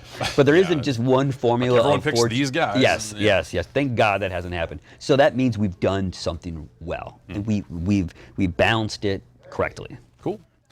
Lauren, how have things been going, man? It's like it's another year you're back here with us. We've talked about everything from VR to AR and back again. We have. But what brings you to the show this year? Are you showing stuff behind? We're showing stuff behind closed doors. Sneaking a thing around and going like, hey, we got this thing. We're not necessarily making fans happy with that, but you get out there too early and then they slaughter you for this reason or that. Of course. So we're just delaying the slaughter, But we know it's coming. Yeah. And how's that been going? It's been going actually pretty great. It's like hunting for a publisher kind of meetings? No. Or you're like looking for... Okay, no, we bypassed that world. Smart. But we are looking for a partner for physical distribution because we want to get a discount this time, even though we're self-published. Yeah. But I think that'll go well. I think we got something fairly special, but talk is cheap, so it needs to be great. And I try to see a lot of things at the show. Show is so busy this year, you can't see anything, right? Yes. Body odor factor is high. It's really high. Not as bad as Gamescom. It's not as bad as Gamescom. No Gamescom. But it's high. For LA, it's unusually high. And the Uber drivers are talking about it. Well, today was definitely probably, I think, the warmest day of the week too. So I'm sure that really helped. So we've been, it's a weird balance today because you're right on the crust, right? You got beta out there, but the announcement time to release time has to be shorter because people have a shorter attention span, really, right? Yeah.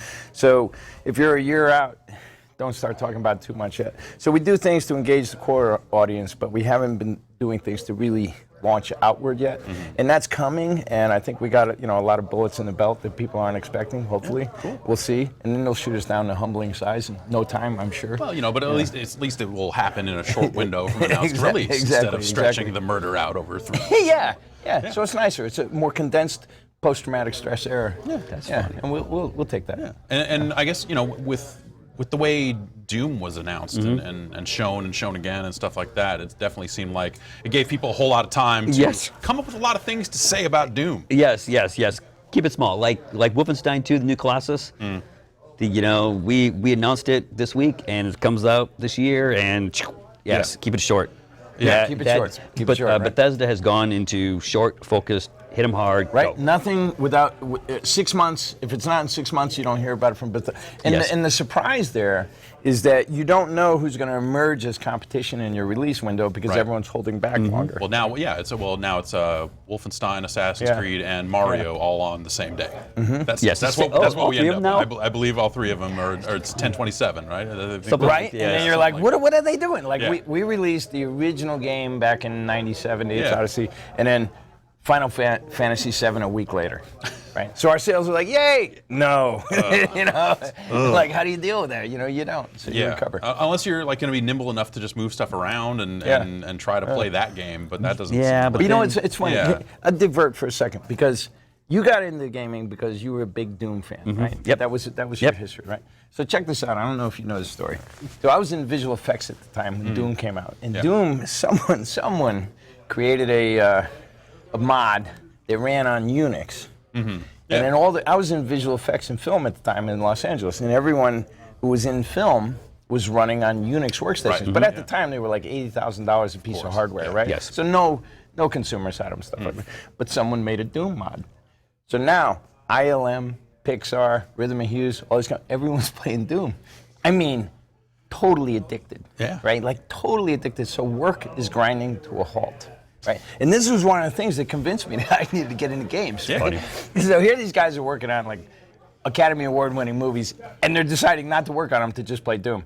And at ILM and at Pixar, they started saying, if we catch you playing Doom, damn it, you're fired. That's funny. Yeah. And people got fired because they couldn't stop. Because all you had to hear was, oh, someone's in there and they're still fighting, they're kicking your ass, you know. Yeah. And that once was you hear it. one person doing it, you're like, Yeah, but to Jetpack see one that wrong way. phenomena, Yeah. right? To see what could happen from a modded thing that was on LAN networks, and we're doing this, and no one had it before, and you had the impression of 3D in this. Yes. It was a factor that drove me towards games because I saw that even the visual effects guys couldn't help themselves. You know, they were risking their job to continue playing. I mean, I think I may have told the story before, but I have a similar story with Wolfenstein. Yeah. When Wolf 3D came out, I was kind of loosely going to company. You know, I was kind of getting into this line of work. I was still in high school, and we were going to see. It was a VR company because there was that kind of virtuality, Dactyl Nightmare era of VR. Back when, yeah. Yeah, and 3 frames per second yeah, VR. Yes. But those frames.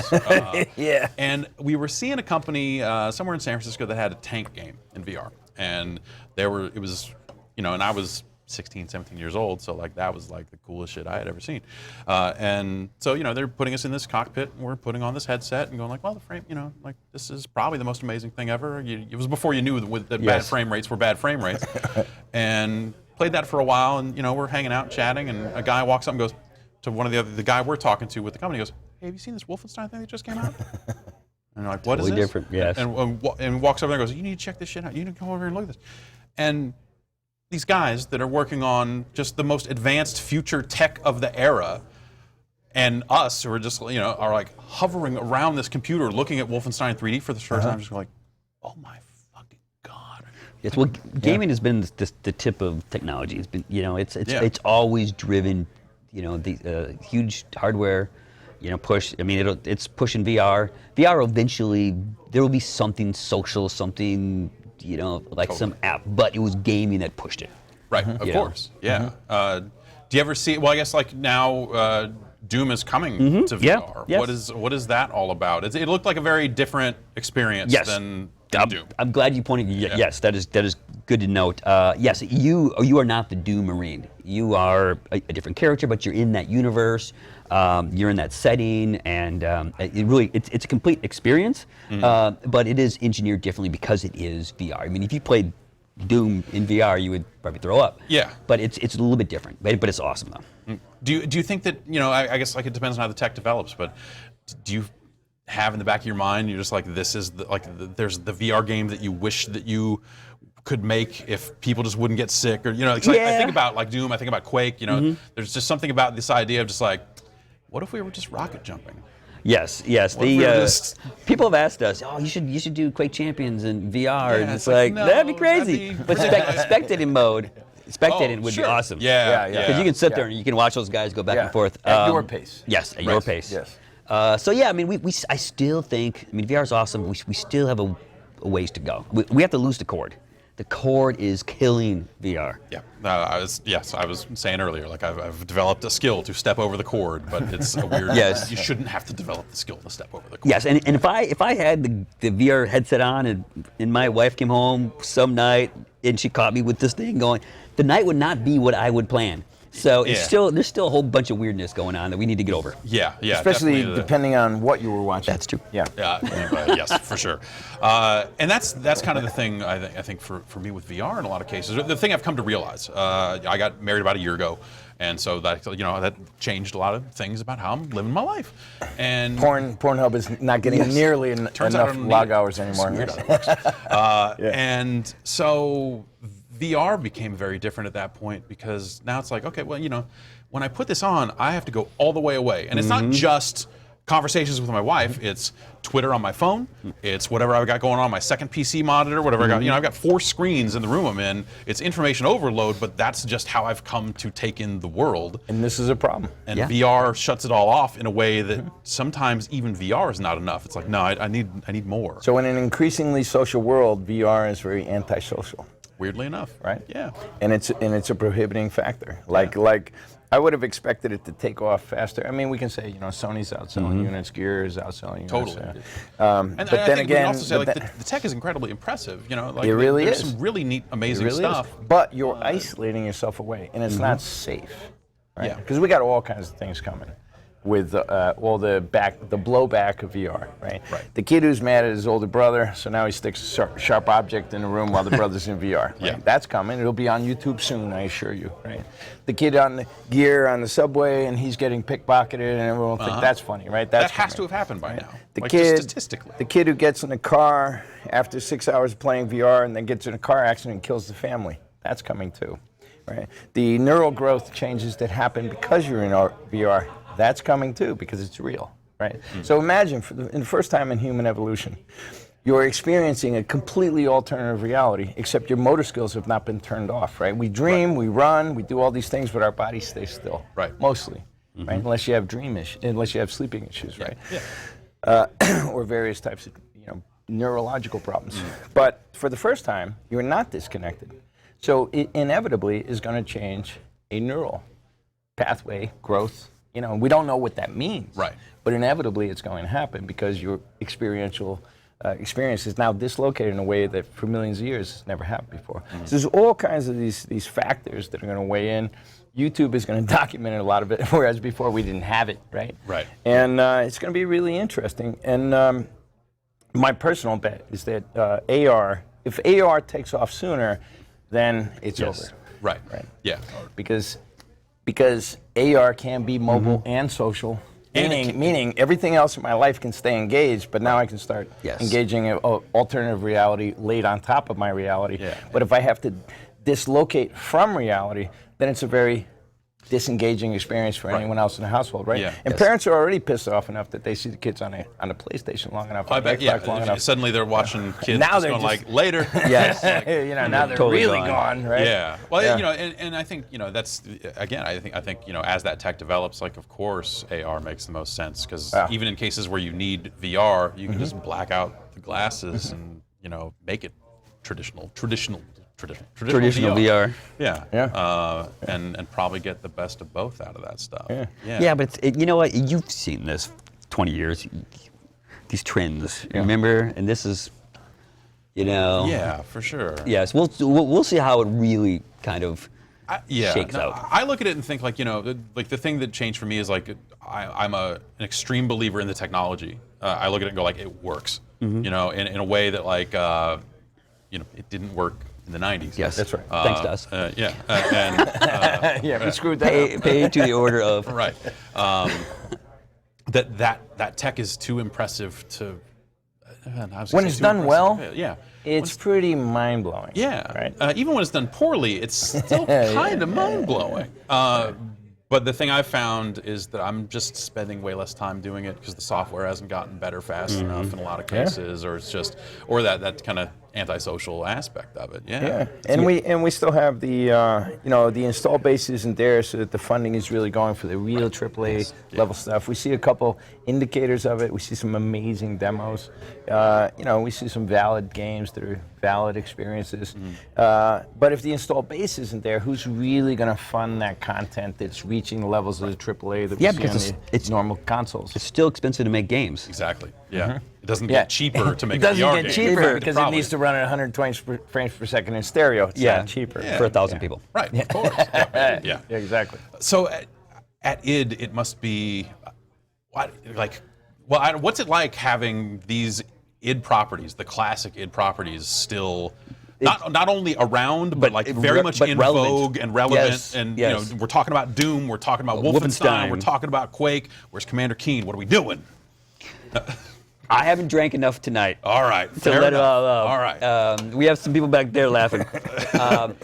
But yes, it is. We are truly blessed that because all the games have that spirit, and we've done lots of things different throughout the years, but we maintain this spirit, and it was very evident with Doom. It had that classic Doom spirit, but there's lots of modern things that were put on top of it. Definitely. Champions, same way. Feels like the game you played 20 years ago, but it's new. Wolfenstein has tapped into that emotion. That has always been in the franchise. So really, we maintain the spirit of the titles. That's key. Yeah, that's something that I just, I think when Doom got announced, even having seen Wolfenstein, kind of come and go over the years and become popular and kind of fade out, and it was very hard to believe as a big fan of Doom and Doom 2 to like, bring back Doom. I just don't see, in a Call of Duty world, what does Doom even mean? Man, Doom could be awesome. And it I'm turns just saying, out, right? And I was talking to Dino De Laurentiis, who produced the movie, right? Yeah. And he asked me, why do you think it didn't go so well? The movie? Yeah. Oh, I thought the movie's great. It had a character named after me. How could it be bad? It's like I have one Character rule: named after if him. there's a character named after me, it's an awesome movie. So is that the one awesome movie? That is ever the made? one awesome All movie right, ever. well, we'll Okay, try to sorry, get a go second- ahead. We'll try to get a that second deserves one 5 made. stars right Yeah. there. I don't know Get what Dino this on the is. phone. We're gonna get another Yeah, one but he going. was like, Dr. what Willis. do you Yeah. think? Go ahead. And I was like, you got an awesome property, but you cared too much what the gamers think, Sure. right? Yeah. Like, how often do you listen to a movie audience about how it should shape your script? Yeah. No, Right? never. No, the audience doesn't want a script that they wrote. They want a great movie, right? And, and here's the thing about gamers. I'm just probably going to get shot for this, but it wouldn't be the first time. So you got a great property, Doom. And I'm looking at it and I'm like, this is hell opens up on Mars, man. Let's go back to Babylon and let's trace the roots. Let's get into the ancient history. Let's get into the black magic of all this. Let's get into the goetics, this and that, right? And you could really get into deep stuff.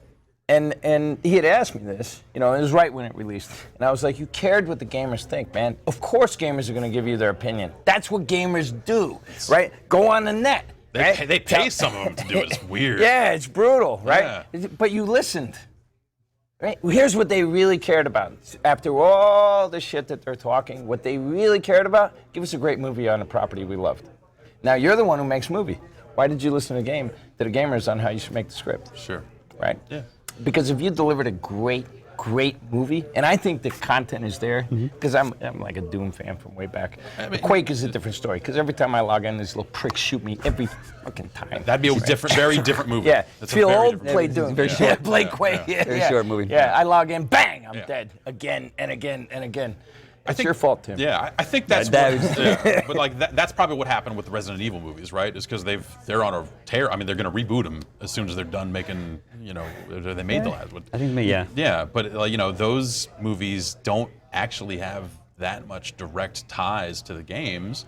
Not for a long time. And they But work. it's they the work most on their own. successful game franchise during the movies, right? Yeah. And Beautiful starlets help. oh, well, for sure. Yeah. No, I mean, you could have got someone like that. Hey, man, to be fair, I think The Rock was in Doom. Yeah, we The Rock. Yeah, The Rock was in Doom. He's a beautiful starlet. Yeah, yes. Yeah, of course. I mean, that's And what he's you're very into. nice.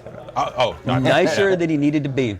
I bet. Yes, Yeah. yes. He's really nicer than he needs to be. Yeah. He's a good guy. That's awesome. So with Quake Champions, like, what's it been like kind of returning to Quake? I feel like with Doom, there was that essence of just like, okay, let's distill this thing down to the essence, but modernize Yes, all so, around it. But like with Quake, it's multiplayer, so there's still a lot of, like, people have those expectations about this and that and this feel That's and the this. thing. So it's a Quake game. So the greatest thing about it is that it's a Quake game. The thing that works against it is it's a Quake game. Because there are people that love Quake 1, Quake 2, Quake 3, Quake 4, and they all have something different in them. So when Champions came out, people would be like, I don't like the speed of the rocket launcher. I don't like air control. I don't like this. Make it like Quake 4. Make it like Quake 3. Make it like Quake 2. So there's that. But I think we kind of balanced it out, which with the Champions, it's helped. Because we have some champions that feel like Quake World, some champions feel like Quake 3. Right. So that has helped. But and the cosmetics, so you can unlock the proper rocket launcher skin. And, Yes. And today one of the pro players from Team Liquid played with the Quake 1, rocket launcher and the Quake 2 lightning gun and stuff. So that was cool. But yeah, that has been a challenge to get everyone's ideas of Quake, because people have these memories of Quake. Right. I was in college and I played Quake for the first time. Me and my dad used to play Quake together. So they take these memories and they project them onto what they're playing. And if it doesn't match that memory, then they're like, you ruined Quake for me. Of course, yeah. So it's been fun. I can say that. It's been a bit of a challenge, but because it has a lot legacy, of feedback. Yes, there's been that. Yeah. That's. I imagine. I mean, if anything, that's got to be that blessing in the curse. Yeah, but how willing are you to step beyond that expectation and take the risks? We had a Champions. Yeah, yes, clearly. Yes, it was. Plus, we've done this long enough to know that if you make a game that you love, there's a good chance that other people will like it too. Right. Right. Yes. And how much? But this is like a legitimate question today, right? So we're more and more shaped because we do have rapid user feedback, right? But then we tend to hear the most vocal the most. Right. Right. And then that can really tilt. Yes. Not necessarily in the best place that everyone else is going to like the game, because the loudest voices tend to be for sure. Rise to the noisiest level, and I think that's you said it, which is build a great game that we love. And so you Quake. Oh, you killed Quake for me because it's not like Quake 4. Well, that was fucking Quake 4. Yes. Right. And we gave you that game. We didn't ruin Quake 4. We're evolving. We're evolving the franchise, right? And if you can take that into that next realm, but it's like you're going to suffer some backlash. You're going to do it, but you gotta, because the people that love it are right? playing. Right. The people that don't love it are like, I don't love it. Right. Send. Right. Yeah. Exactly. Yeah, absolutely. I mean, that's. I went back and forth because I still have like Quake Live installed and still play a fair amount of that, and I'm terrible at it now, as it turns out. But that's okay. I still enjoy myself, and so it's been interesting seeing, kind of Quake Live as kind of this continuation of the Quake 3 legacy, and then getting into that Quake Champions beta and going like, oh, they've made some changes, okay, all right, but it still has the basic feel. And then over the course of, week to week as it's been shaped, kind of seeing it and going like, this is a good, great looking arena shooter. So in our production, in our path, the first milestone was make it feel like Quake. So, we just got it in as fast, got everything working, got some outside people to come in, play it. Does it feel like Quake?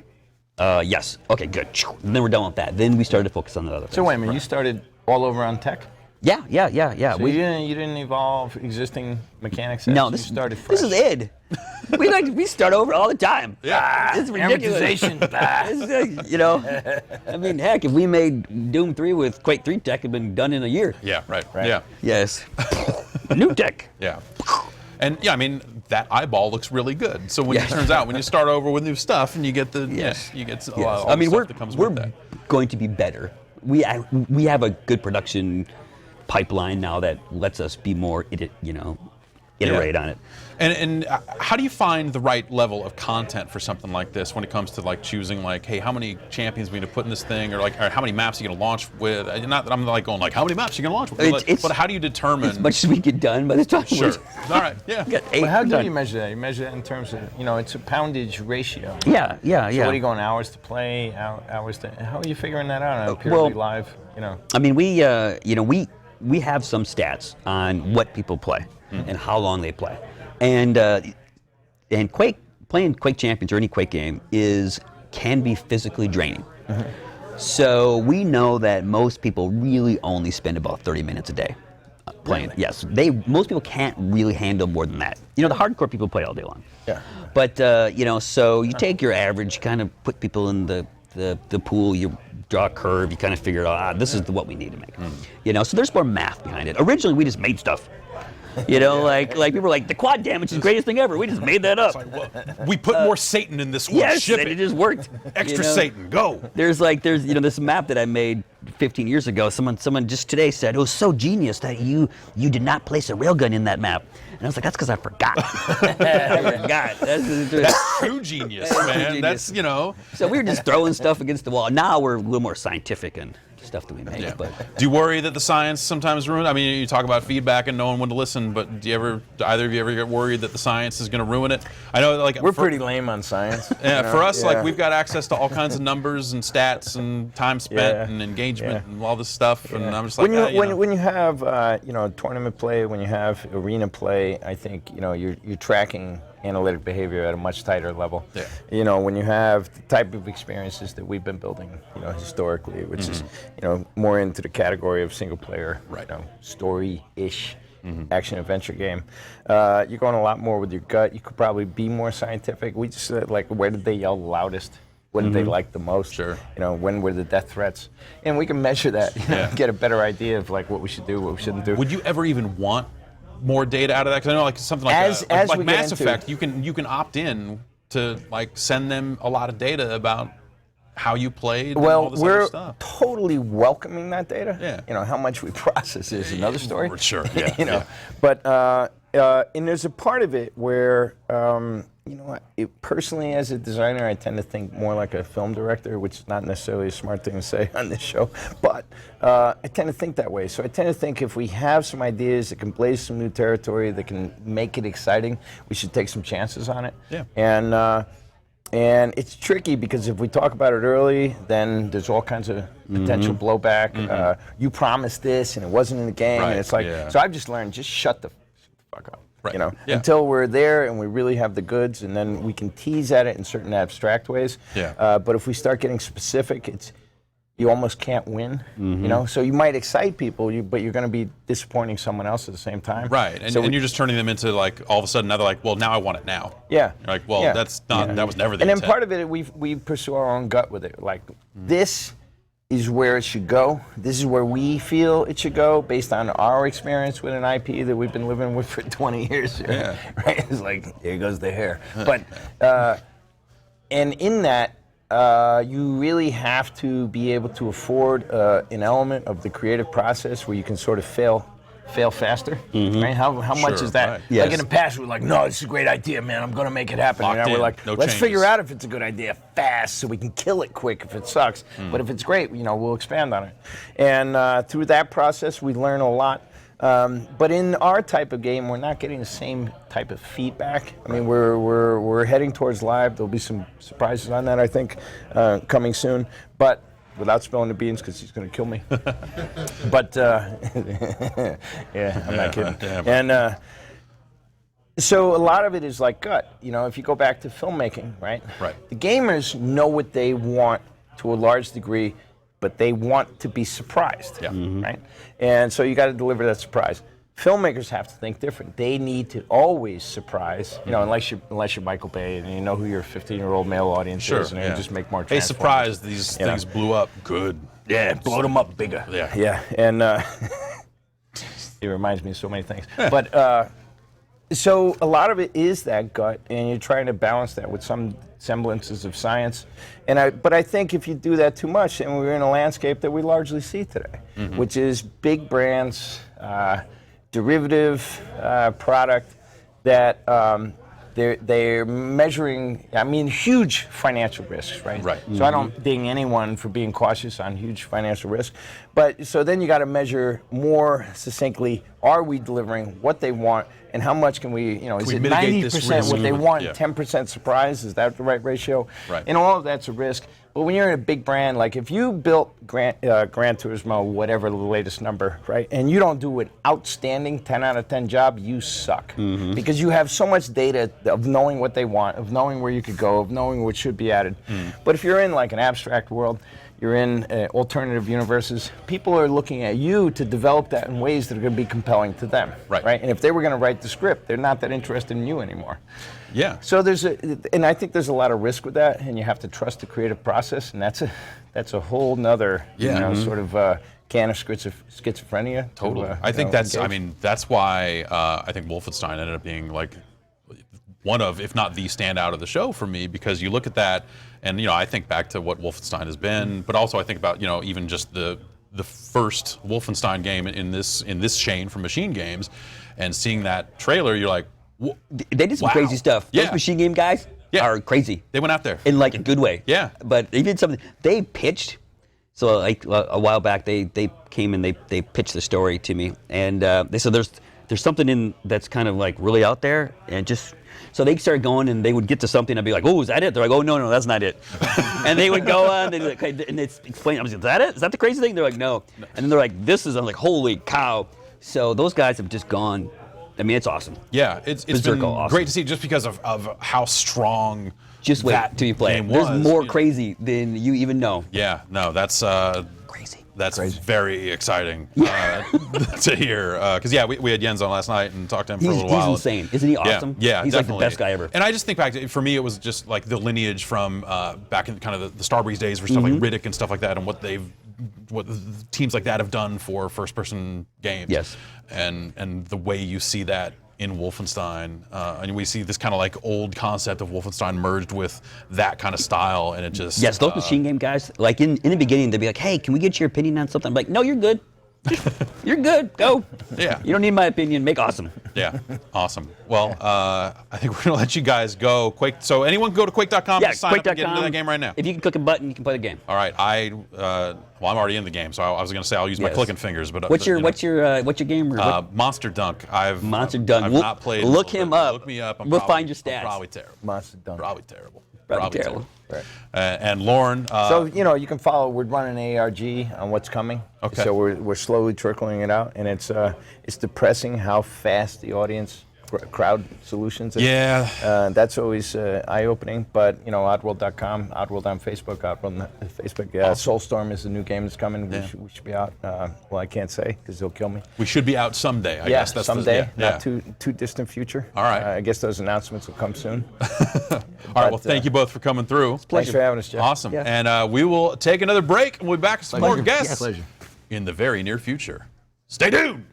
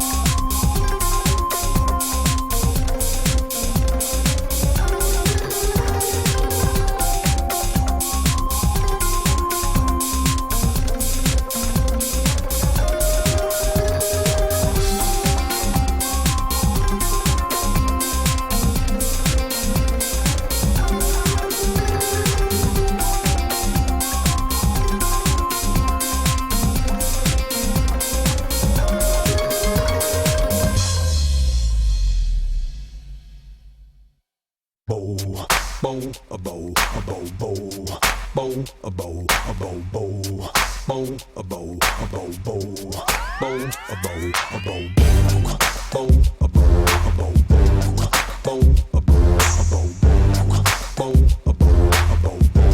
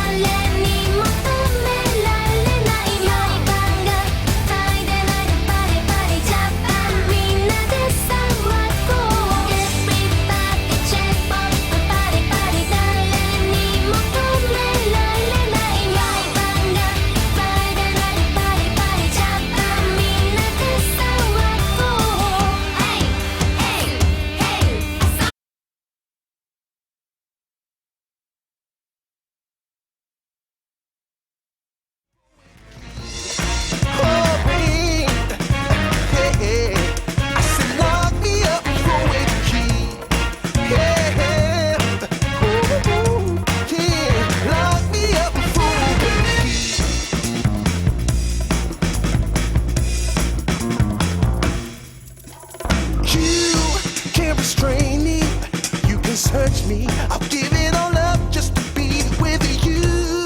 I'm so happy, now you got me. I'll surrender all my love to you. Don't you see what you're doing to me? I'm in love and I can't break free. Now I'm begging with you, baby. Please don't leave me hanging. Oh, oh, oh. It's a lockdown, baby. You drive me crazy. Ain't no escaping. Your love has got me doing time. You're my attorney, my judge and jury. I'm pleading guilty, so lock me up for a key. Oh, oh, oh, yeah. I said lock me up for a key. Yeah, ooh, ooh, ooh. Lock me up for a key.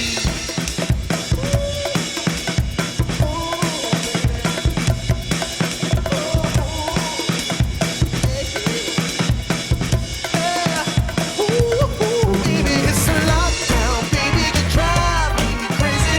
Ain't no escaping. Your love has got me doing time. You're my attorney, my judge and jury. I'm pleading guilty, so lock me up for a key. You gotta take away the key, my baby. Lock me up for a key. Keep me in there. Lock me up for a key.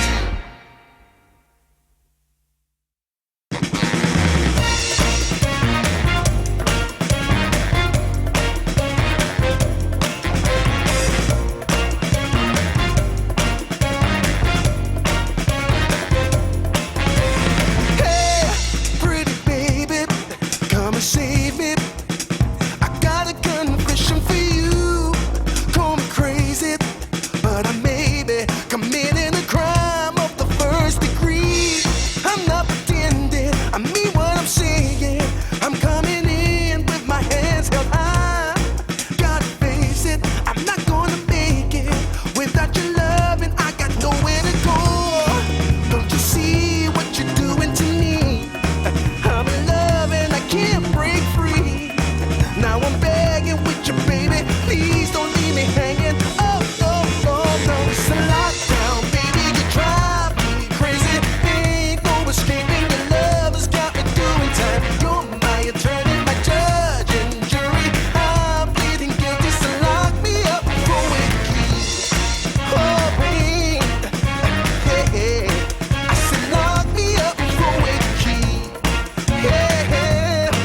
Ooh, ooh, yeah. Lock me up for a key.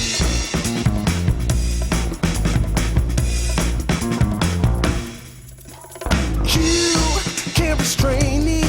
You can search me. I'll give it all up just to be with you. I'm so happy. Now you got me. I'll surrender all my love to you. Don't you see what you're doing to me? I'm in love and I can't break free.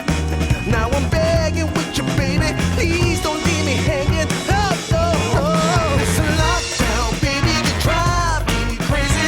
Ain't no escaping. Your love has got me doing time. You're my attorney, my judge and jury. I'm pleading guilty, so lock me up for a key. Oh, oh, yeah. I said lock me up for a key. Yeah. Ooh, ooh, ooh. Lock me up for a key.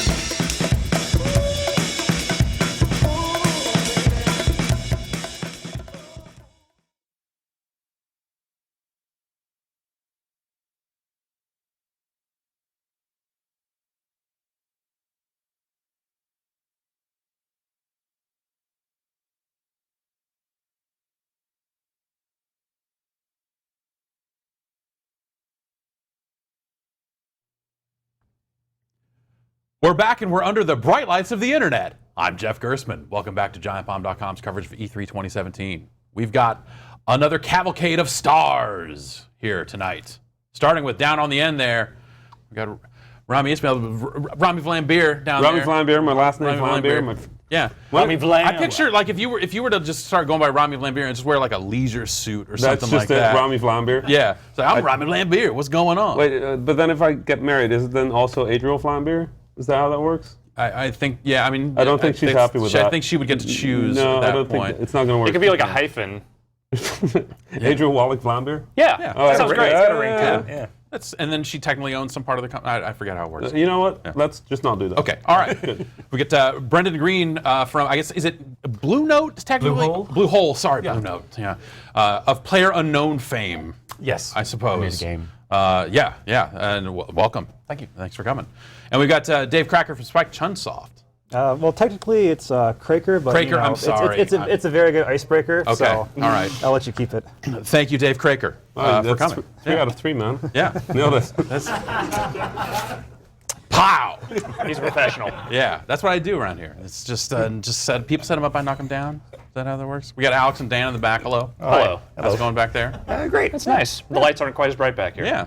So independent game development, you guys are all doing it in some form or another. Rami, you have shipped a lot of games on consoles, and I just want to know, what do you think of the press conferences this year? Because it seems like they've waxed and waned when it comes to showing independent I personally games. thought Sony was, well, in terms of independent games, there was none. So, like, there's nothing to complain about because they had nothing, so it's hard to complain. Yeah, like, there's just nothing to talk about. Fair enough. I thought it was like, they had cool stuff, and the first party stuff looks amazing, but it's also all looks to be like 2018 stuff, and it seemed kind of flat. Yeah. I like Microsoft. It had like good ups and downs, had a bit of a flow to it. Like, it was nice having Phil just on stage all the time because, you know, light goes on, it's Phil Spencer, you know Phil Spencer. Phil Spencer's going to tell you that there's teraflops, and that's great. Yeah. And then I thought the Nintendo Direct thing was done pretty well. I hate when they do that thing where they're like, you want some news? Nintendo's making a Pokemon game. Had you thought about that? Wait a minute, hang on. Nintendo's not making a Pokemon game. True story. And I kind of hated that, but I thought the rest of their show was pretty good. So it's kind of it feels like a very like transitional year, E3. It's kind of like things are changing around the industry, and we just don't know where they're going at the moment. So gonna be a wait and see year, I guess. Yeah. And Brendan, you got to head out there and talk about bringing Battlegrounds to console. Yeah, no, that was nerve-wracking. Yeah, was it a lot of rehearsals? Was it like multiple days? 4 days. Like, I've been here since last Wednesday. Okay, Did 4 days rehearsals, and everything was planned to a T. But it was great, like with the other speakers backstage, kind of like cheering each other as we were going out. And then you come back in, and it's like, yeah, you did it, no mistakes. Yeah. It's like, did the script change at all, or is it one of the like? Are people like going like? well, oh, actually, you no. need to So rewrite I this? had like a script I was meant to read, but then like changed a lot of it. And I came in the first rehearsal and just said that, and everyone was like, "That's not the script. Like, have you changed the script? Why are you reading that?" And then we just hammered it down. But then on the last night, I just had a sense of relief on stage and just said it. Yeah, it worked. Awesome. Yeah. And bringing Battlegrounds to Xbox One, and then I guess like the game had already kind of been announced, or you'd said like, hey, we're gonna bring it to consoles. Yeah, we were working on console. Yeah. Well, not working, but looking into seeing how we could get it to work on console. And because we use Unreal, it's quite easy to port things across. So we have a Spanish team. I like whenever somebody in the industry says quite easy, because there's just like 100 developers and they're like smashing their face into a keyboard for a week. Just Unreal. You just push the button, it just renders out here. No, Whatever. my tech director loves me. He thinks I'm a great guy. Because I just go, oh, can we do this? Yes. Yeah, pretty much. Yeah. But hey. Awesome. And Dave, you're with Spike Chunsoft. Yes. Yeah. We actually don't have a U.S. presence really, so we're not presenting at the show. We're just kind of riding on the coattails, and everybody who's anybody's in town right now, so it's just kind of nice to come out and get FaceTime with people that we never get to communicate with. Yeah. So is it a lot of just kind of setting up a lot of meetings, just kind of like looking for new business, or is it kind of like getting out here and talking up Fire Pro Wrestling World, or? Oh, you said the magic word. Yeah, that's yeah, man. That's it's kind of cool that Fire Pro is coming back and coming to PC, right? That's the Yes. Yeah. I think it's a perfect platform for it. The biggest hurdle with Fire Pro is that it's like the greatest wrestling simulation that nobody's heard of. So every time I've tried to play it, I've yet to have my true Fire Pro moment, because every time I've purchased a Fire Pro game, turns out I don't understand any Japanese at all. So trying to wrap your mind around the systems of that game, and even just navigating the menus to go like, I want to make my character and do this, or edit these moves and this sort of stuff. I'm too stupid to do that. Well, So it's been exciting to see that this would be coming out in English again, right? Yeah. Actually, I'm the de facto localization producer on it because we wanted to save money. We could spend it in other places. Fair enough. Yeah. So, I'm our social media manager sometimes. That seems to be, it's beyond many hats. It's just like what needs to get done today, right? Pretty much, right. Yeah. Indie life right there. Right. Yeah. And you're off updating Ridiculous Fishing for 64-bit That was a fun iPhone. That was a fun surprise. Like Apple said, "Hey, listen, we're gonna update our OS from 32-bit to 64-bit, and It's on very September fancy. 1st, your 32-bit apps will stop working. But in the meanwhile, we'll destroy everybody's experience with your game so that they will email you continuously until you just can't see a single email anymore about 64-bit." And then 3 weeks ago, they just pulled it from the search. Like any 32-bit app is now on, and no warnings, no. So it was just like I woke up and it's like, you can't buy your game anymore. That's was a fun way to wake up, and that's when you, as an indie, you just go like, well, I guess this is my hat today. Like, right? Yeah, just updating. Let's see how horrible Xcode is nowadays, and then you just kind of cry. And you just load it in and push the export 64 Yeah, button and re-upload it. And it's done. Like, we this also is what? did. We also added tilt controls to the Xbox with 2 clicks, and now you can just tilt your Xbox in Ridiculous Fishing. Flawless, beautiful. Do you have to tilt the whole Xbox? Yeah, it's the whole Xbox. Oh, that's smart. Yeah. Originally, it was the TV, but I dropped my TV. I think at some point, it's important to think about fitness when it comes to video games. It's easy to sit Ridiculous in the same Fitness spot for a coming long up. time. So yeah, Ridiculous Fitness. Pick up your Xbox edition. Throw it. Grab the shotgun and just Xbox Hunt. It's a whole thing. And then you can buy an Xbox One X. Yeah. Give 4chan some time. They'll make that a thing. Okay, all right. We'll see if we can set that up. Alex and Dan and I think most of us have really come under the spell of Battlegrounds. Really? Yeah. I'm sorry. It haunts me. It's great. It's not the sort of game I normally think of myself getting into either. It was something that like we'd seen some of the the Arma stuff and King of the Kill and then there are other games out there in the field. It just none of them ever really clicked, and this one did in a way that it got its hooks in deep. Yeah, no, it's. I'm just happy it's stable, fun. But I mean, it's just. I mean, for me, it's always been just give the player choice. You know what I mean? That it's like just give them a playground with lots of weapons, like games like Just Cause 3 or Just Cause 2 multiplayer, right? Stuff like that, where it's just chaos, right? You know, and but it's fun. And it's the same with Battlegrounds. Is like it's not as like fast paced as say King of the Kill, whereas you have time to do some fun stuff. You know, you have time to do a backflip if you want to. You know, and this kind of stuff. And that's what the design was. It was to like, it's still a battle royale, but there's still time to have fun. Right. Yeah. Or time to just kind of hide on the second story of a building. And Hang out in a people walk bathtub. up there and just. Yeah, people. People hate you. I won. Whatever. I don't care. This is it, Let like- them hate me. Yeah. That's right. There is no right way to play the game. I get people. Oh no, they're not playing it the right way, and it's like if you win, that's the right way to play. Oh, have you been reading our comments? They say a lot about the right way to play in the comments on our videos. For sure. There's no right way to play, but that was the wrong way to play. Yeah, I can actually. I'll vouch for that. We were definitely playing the wrong way. There was one where I had my gun trained on a person, and then for whatever reason just didn't shoot. I don't really know why. It's just like, hey, are we going to engage these guys? Are we going to shoot these guys? No. Are they shooting us? Am I dead now? Okay. All right, well, that's a good time. I saw this amazing video of some guy who was trying to shoot through a window with, I think, a shotgun. He tried to shoot, and he thought the bullet didn't go through, so he was just like cursing at the game, like this is broken. This is, and then as he was doing that, obviously he got sniped from outside through the window, and it's just the meltdown of that was the funniest thing I've seen in so long. I got a nice picture of a guy who sent me a picture of the corner of his screen, which was broken because he threw something at it after like dying silly. Like yeah, I know. How does it feel to be responsible for breaking people's psyches? pretty great. It's. I don't know what we've done, but we've done something right. And yeah, it's been tremendous to see it really just taking off like this. And circle. Yeah, the circle. Oh yeah, no, it's really good. Just forces action. Yeah, it's so good. It's just taken all this stuff of games that I've liked over the last like 4 or 5 years and kind of just put them into my game. I mean, I've never put Just Cause together with PlayerUnknown, but now that I'm thinking about it, it's like Just Cause with a circle that gets smaller. Yeah, right. That's Holy crap. When you say like the 4 or 5 games that inspired you, like what would those be? Oh, like Delta Force Black Hawk Down, America's Army 2 and 3. Yeah. Oh no, I played the shit out of that game. Holy fuck. And yeah, DayZ, just the DayZ mod and the whole modding scene. That was kind of it. Like they were kind of what really made me want to make a game like this. Just from like permadeath, this kind of stuff, and modding. Yay, modding. Yeah.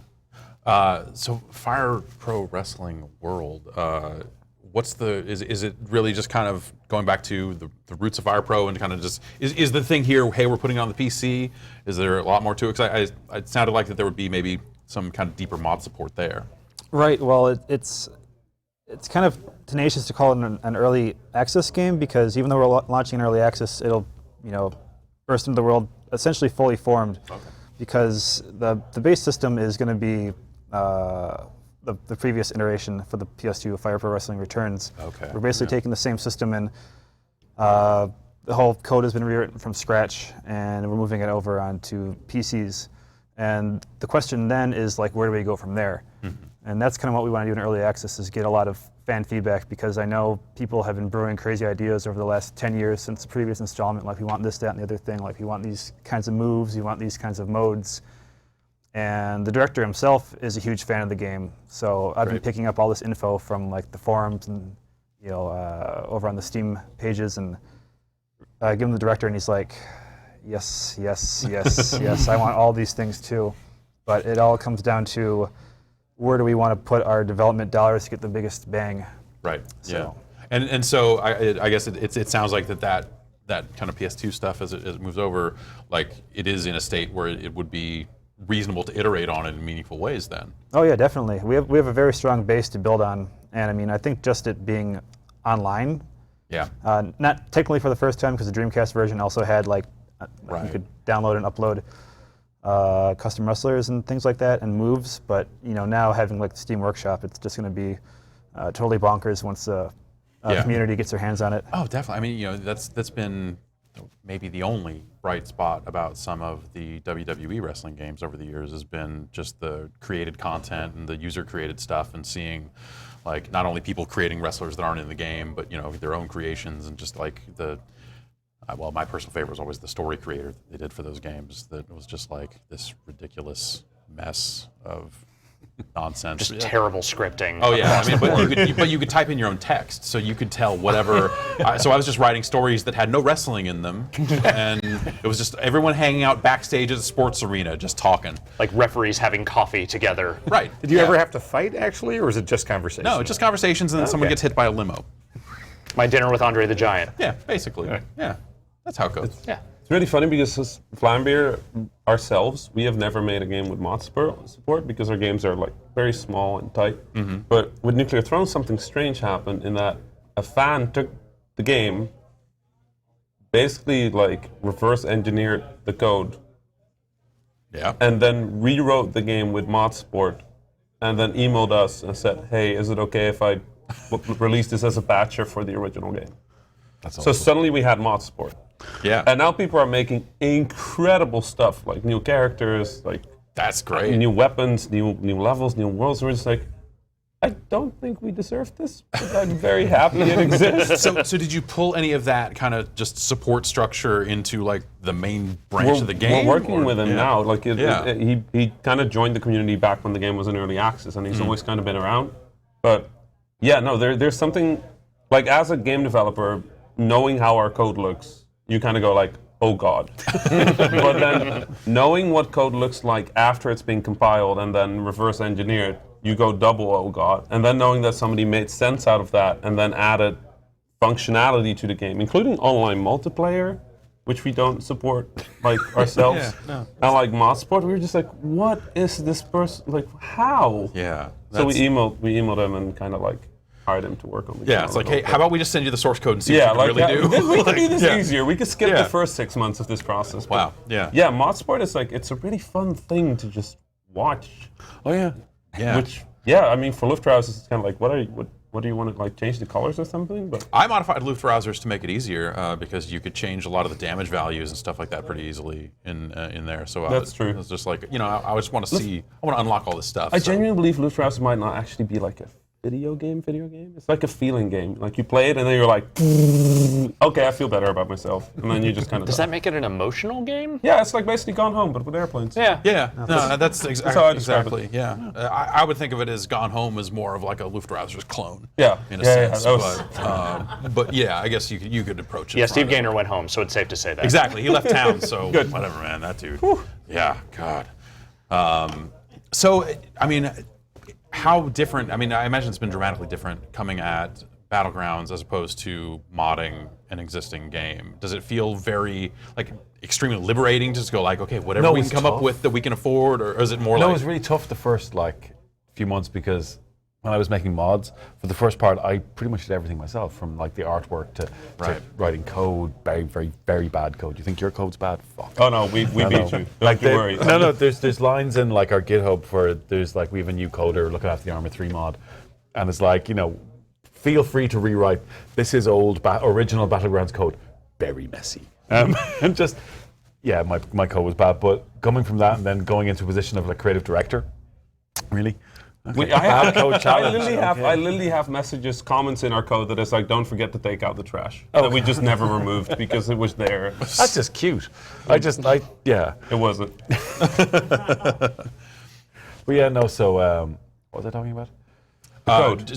Coding and kind of, you know, being a creative director. Yeah, so like coming as a creative director, then being like the visionary in the company, like, and not having to implement stuff, and me micromanaging teams internally, trying to go, well, I should do this and I should do that, and that was tough to kind of stand back and go, and now I trust them, and now it's just let them do their things, and they're great. I mean, and you've got like a pretty decent cadence for updates. It's going through early access. Like our boss's agile system. So he adapted agile to his own making, and it's really good, like weekly and monthly updates, and it works well. Yeah, and with the popularity of the game, I imagine each one of those updates, does it kind of become a nail biter? Where on one hand you're like, oh, we're fixing this thing we know we need to fix, but also we're introducing this thing, and now the car's kind of in motion, and you're starting to change things. Oh yeah, no, we had that with when we did a looting update, and when you looted from the inventory, you wouldn't play an animation, and we put it in, and there was a bug in it that would play the full animation every time you and people hated that, and we got uproar, and we had to change back. But now we're being very careful about what we change, because the core game kind of works, you know. We just want to polish it off a little bit. But yeah, but we have the test server that we roll out stuff to, and hope nothing breaks in 24 hours.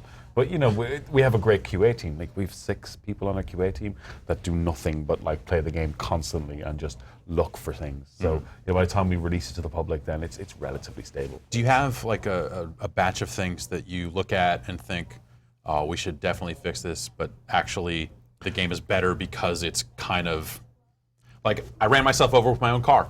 That seems like something that would be very hard to do, but I managed a way to do it. And it was like, okay, well, I got out of the car and kind of skipped the animate, like something, the models moved in a certain way, and then I ran myself down, and I was like, that's one of the best things that's happened to me in my entire time with the game. There's lots of stuff we don't want to, like, the ragdoll sometimes is a little crazy. Yeah. But I like that, you know, but, you know, it's mainly, like, our focus is optimizing performance and getting the servers up to spec, you know, at the moment. Right. Yeah, we'll add new stuff, but, you know, that's what the focus is, really, you know. It's kind of feature complete, and now it's just polishing off stuff. Cool. Physics, oh my God, physics. We're gonna see tress effects for hair. You know, we're gonna go and let's just keep implementing all this stuff. So when you're throwing the weekly updates, do you also have that thing where you look at features that are going to take more than 2 or 3 updates out? And you're just like, how are we gonna? Oh yeah, we have that with vaulting. So like our vaulting system, it's prototyped and it works and it's dynamic. But you know, it was written in maybe a week and it's still being worked on. You know, and it's like and we're like, it's not coming out in the June update. Maybe July. It just. Yeah. When you announced the vaulting thing, I think you said something like, if you stand in front of something, you will vault over it. And I heard you will vault over it. I thought it was like you have to. If you're in front of something that you can vault over, you will automatically vault over it. And I was just like, that's an amazing video game. I want to play. Please set that as a switch where you just if you're in front of Ocarina of Time, Link would just jump if you walk to the edge of something. It's just that, you know. It's Nice and well easy. for that. You know? It's the Ocarina of Time of murder games. Yeah. Yeah, no. Am I wrong? No, but I mean, why not make it easier to kill people? Sure. Yeah, that's half the fun.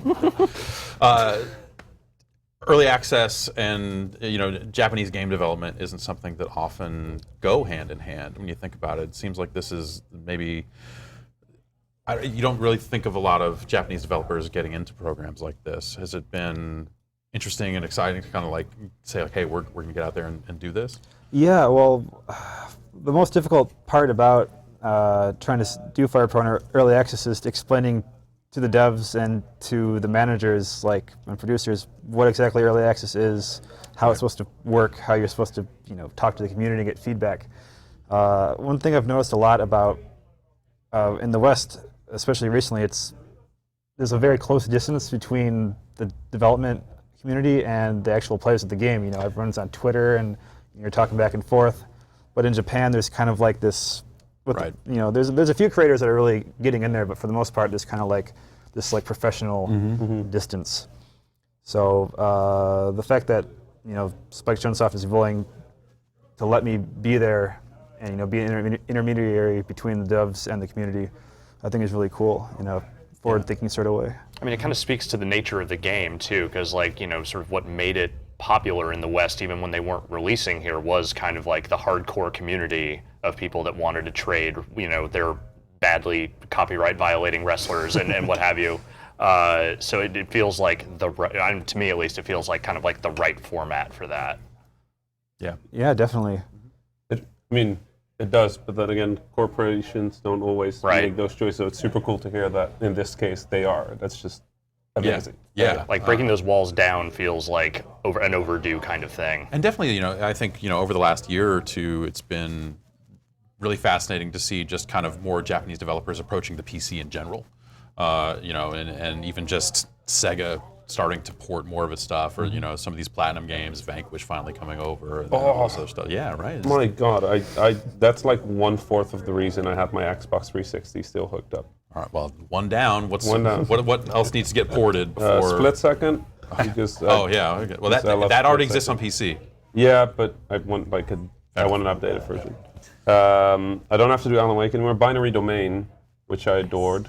Mm-hmm. And I really like Alpha Protocol, even though it's kind of broken. But it's Matt Rory worked on Alpha Protocol. Love it. Yeah, Matt Rory's Alpha Protocol made it. Love it a lot. Yeah. I have a fondness for games like that where you can tell that there was a dream and a vision. Yeah, and it didn't quite. It never, because that's what a dream and a vision is. It's why I love Peter Molyneux, and it's kind of why I like David Cage's work. It's like you look at the games, you're like, this was a long shot, and it was never going to happen. But my God, am I glad that there's somebody taking those shots, right? Because it pushes the industry in a certain direction, and that's incredible. Yeah, I think in that game, what was it? You kind of you spec into pistols and stealth, and you're just pretty much invincible for the entire game, right? Yeah, the number of bosses I beat just going like, yep. Yeah, but I guess that's part of the fun when you've got realistic weapons is that dramatic moment of just wiping someone out and sending them back to the lobby. Yeah, he looks way too happy saying that. I know, right? It's like that's honestly, yeah, I know. It's kind of crazy. I keep going back to the one game I won because we've been streaming it and I've been playing like shit every time. But yeah, I won. I got 12 kills, and I've never done that well ever again. I may never do that well again. But that one win has been enough to keep me going in pursuit of that type of performance again. Yeah. No, it's certainly addictive pursuit. Yeah. It's a good feeling when you win. And it's been such a heavy game for streaming, obviously, and you've been doing some things here with streamers and kind of custom servers and stuff like that. What's it been like, kind of supporting that community? It's been great. We have Poopy Queen, our community manager, best name on the internet. It's up there, yeah, right? And she's just been a legend with community, and she set up the partner program, and it's proving really well. It's not just Twitch streamers; it's just people who love Battle Royale and support the game basically in whatever form. Yeah. And we try to give something back in the form of custom servers, which is our sort of start into modding. Mm-hmm. They can kind of change stuff, and we'll eventually add it that you can take out the Battle Royale game mode completely and have a custom server that you can do whatever you want on. And this kind of, yeah. But we're getting there. And it sounds like zombies are coming to the game. This is something that was tested in custom servers, This right? was like we we saw the game like there was Korean streamers that did the zombie mode of 4 of them with weapons and everyone else was just using melee. Just ended up being crazy fun. So when we were in the Czech Republic, our executive producer told our animator, let's get some zombie animations so we can put them in, right? And we both agreed it was like fast zombies like World War Z, 28 Days Later, that kind of, like you see the zombies, you run the fuck away. You know, it's not like I can take these on. And so the video you saw was made by myself and the lead animator in about 3 days. You know, we have no plan for it yet. We're not investing a huge amount of time into it because, you know, we want to optimize. You've got higher priority stuff, performance, servers. My God, the servers. But you know, it's something we want to do. We want to do, you know, 90 players playing as zombies versus 10 players playing with weapons, and that's. Do you design, like, obviously with how much streaming there is, the you know, normally when you make a game, you're very aware of the loop between like a player and a game. There's like input from the player and then output from the game, but you're designing like 2 circles, right? Because the game is also outputting to the audience. And the audience is inputting to the player. Like, have you had like a lot of strange challenges figuring out how to? Again, like we haven't really like it. We know it's a massive spectator sport. Like we know, like on Twitch, like people watch it all the time, but we don't design it for that. You know, it's like for us, it's. I think it's just the nature of the game. It's, again, you say it's the circle. You know, it's the nature of a battle royale that, especially in our version, it's a bit slower. So there's time for a streamer to chat to a community. So there's that interaction. But then, even though maybe 80% of matches are a bit boring, you know, there's those 20% that are just amazing. Right. That's what people coming back. It's the drama, right? The drama of your streamer getting that far and like the circle getting spine. It's like a good game of soccer, basically. You know, it's like that chance of something amazing to happen. And it's a game that lends itself. So we were talking about it with some folks from Microsoft on yesterday. We were talking about the game and just like how it really lends itself so well to stories from the players. Everyone wants to talk about their run. I will talk about these 12 kills I got with this shotgun for at least another 2 months. Okay, but at least. And like just, it seems like everyone kind of has their story of just like, oh, we were in the motorcycle, we jumped and did this, and you know, either they were capturing it or streaming it, but maybe they're just like, hey, you know, this thing I did last night was the craziest shit ever. I loved DayZ because it was non-linear and you chose what you wanted to do and you created your own story, right? And it's the same with Battlegrounds. Is like you decide how intense your round's going to be, where you want to drop, and you decide how you want to play it. You know, if you want to go crazy, you do go crazy. If you want to camp the whole thing, do, and it gives you a different experience every time. And I think that's why it's popular at the moment. Do you have a recommended style that you like for new players or anything? Get the fuck away from everyone else. Just like get away from everyone else. Get out of the plane and just get far away and just creep your way in. Get geared, get armor, get weapons. Is jumping immediately a good idea? Immediately? Yes. Probably, but I don't know. Like, just choose somewhere that you can maybe see a car or get like just spot it from the air and get away. Because I'll tell you, like, as we've streamed this game a handful of times, we get a lot of tips. Like, people are like, they're doing it wrong. They're spending too long getting gear. They're wasting the time getting gear. This is bad time. No. They're doing it all wrong. There's no right way to play. If you win, are you good? No. People always ask developers for tips, and I always have to go like, "Listen, I'm horrible at my game." No, like, but I at least assume that you've watched a lot of people play and maybe gleaned some stuff every from day. that. Like I basically have Twitch running constantly. They're better than me, so I just they are. Yes, what I should do is dodge these 4.6 million bullets, and then roll to this weapon, and then insta kill everything on the screen. Yeah, that's a great tip, but I can't do it. It doesn't help me. Yeah, and then do 1,000 suplexes of different styles. Well, there actually are over 1,000 different moves, but there's maybe only so many suplexes. Okay, well, you need to add more there. Well, I mean, it's like, let us know where you want us to put our money in. Is it like the Chris Jericho kind of 1,001 man of 1,000 holds, 1,001 holds? 1,000 no, it was 1,003 holds. There was a lot of arm bars. There was 1,004 because Malenko was 1,000. That's right. Yeah, so it was arm bar. Yeah, a lot of arm bars. A lot of arm bars, as it turns out. So maybe put in some more arm bars. No, I mean, it almost feels like you have 1,004 moves at your disposal, because I don't know if you've ever gone down the Edit Wrestler rabbit hole, but I've started to, and it's a lot, man. It's a lot. Somewhere between the move list and like the AI programming. Right. It was always the AI programming that I got to, and I was like, oh man, it's amazing that this is here, and I don't know that I can fully devote myself to this. Work your game. Right. Yeah. but yeah, it always went so deep, and it was fascinating to see, like, here's this like 2D wrestling game in the era of, like, as games are becoming more and more polygonal and going further and further, even back when I first discovered the series, and anyone who knew anything about anything was always like, yeah, it's great that the graphics are better, and yeah, I know this one has Scott Steiner in it or whatever, but hey, you need to be playing this because this is the real wrestling game here. It must be. I imagine that kind of just either gives you a leg up or is terrifying to be able to say, like, hey, this has this like established fan base that is like extremely hungry for this thing to come back. It's been a while. Oh yeah, well, I mean, the fact that the community was there waiting for it was definitely a huge push in able to getting this game approved. Director is a guy named Matsumoto. He's been trying to get a new Fire Pro made for like the past 10 years. Right. And every time he brings it to the board, they're like, no, maybe next time. But because of now, like, we've been publishing on PC with Steam recently, right. and we've had a great success there, so they figured they'd give them a chance. Cool. But yeah, I mean, it's been really interesting seeing people's reactions to the games because, like, the old school fans are like, oh yes, like Fire Pro is back, awesome.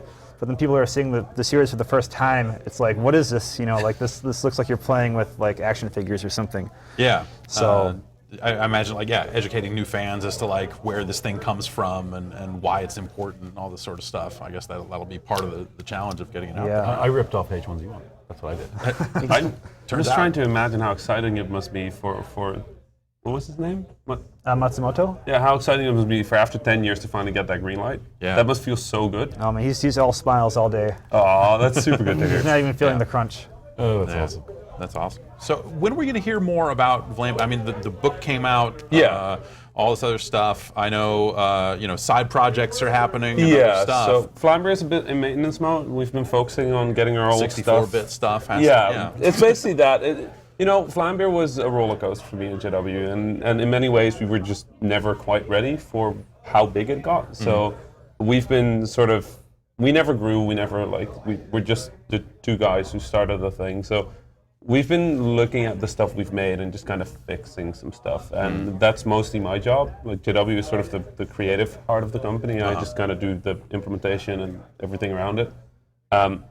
So we basically said, like, you know what, we're going to split off for a little while. JW, you go make a side project, I'll go fix our stuff, and then eventually, when we're ready, we'll get back together and we'll start on a new project. And we've been talking about new stuff, so there's definitely new games coming. Cool. I just have no idea what they are. There's just prototypes. You play something, you go like, how about like a ballet game with guns on your whatever? Sure, why not? Yeah. Because we add guns to anything, whether it's a fishing game or not. So. Do you feel that like there's going to be a shift in Vlambeer's output? Because I think about Vlambeer, you think about screen shake, you think about this sort of stuff. Is the screen shake era over, or are we entering the double screen shake era? Well, we've since Nuclear Throne, we implement a slider where you can set the screen shake to 0 or 200%. We want people to have the choice in the realist screen shake, just to talk in Microsoft terms. It's like the truest screen shake. You witnessed the most powerful screen shake. We want Nuclear Throne in 320 by 240 on your screen, on a 4K screen, and if the screen shakes, it just shakes all over the 4K screen. HD screen shake. 4K screen shake. But no, so JW on the side has been working on a game called Minute, which is with Devolver Digital, and it just looks adorable. It's with his partner and 2 others, and it's incredible to see him working on that side thing while I'm dealing with Apple. Yeah. So we'll have new stuff coming up, and I'm actually quite excited to get back to it. And I think for our new games, they're going to be a bit smaller. Nuclear Throne was 3.5 years. I don't know how long you work on a project, but 3.5 years for me is too much. It's a lot of time. I need something to I need something to be very excited about. So our next game is going to be very exciting for me. All right. I hope. Great. Yeah. Otherwise, I'll just cry. Yeah. What was I guess at some point the player unknown name got out there in a way that now you're like Sid Meier or American McGee. No, I'm not. Player unknown. No, you are now. There's no getting around there. it. There's no turning back from this. Yeah. It was putting my name on the game, it was either going to be great or it was going to be shit. It turned out to be great. So, yay. And so obviously, servers and that type of maintenance is kind of in the near term. and then you've Stuff got like 3D replays we've got coming, which like you'll be able to play the match back in the engine and use cinematic cameras and depth of field and all kinds of stuff. Is that something where it's like it'll be a match that you were in, or are you yeah. thinking like, oh, we're going to We could build do like all the matches. Dota replay type thing of yeah. like go watch any game that's ever happened? And we were going to be storing the data for all the games, so why not? Yeah. You know that you can just go back and watch anyone's game. You Great. know? So I'm excited about that. Because it gives content creators really interesting ways to do stuff, especially if you have slow motion and stuff like that. Right. Yeah. Yeah. If you've got all that data, I gotta know what weapon has killed the most. We're still crunching that. Okay. Actually, I asked our data science guys for this, but there's so much data. They were I like, bet. "Yeah, I can't answer you this week. Maybe next week." It's like we're going to let this query run for the next couple of weeks and see how it goes. And But yeah, it's insane amounts of data. Do you know how many hours have been played? Many. That's a good number. Many. An unknown number. Many. Yeah, a player unknown number. Yeah. And so what's the plan for console? Is it kind of get out of early access on PC this year and then implement on Xbox? Or? Well, no, we hope to come out on Xbox later part of this year as well. Okay. I mean, we want to try to launch early access or get out early access and come out in console around about the same time. Okay. That's the plan internally, and it's good because like our console team is a team called Inticto from Spain. They did Mutable, which is like the character customization system. It was in APB Reloaded, I think, as well. Right, and a few others, but they're doing the console version. So like our main team that's working on the PC version don't have to, because like I get lots of lovely feedback via the internet. They're wonderful people. Thank you. But no, they're terrible. Jesus.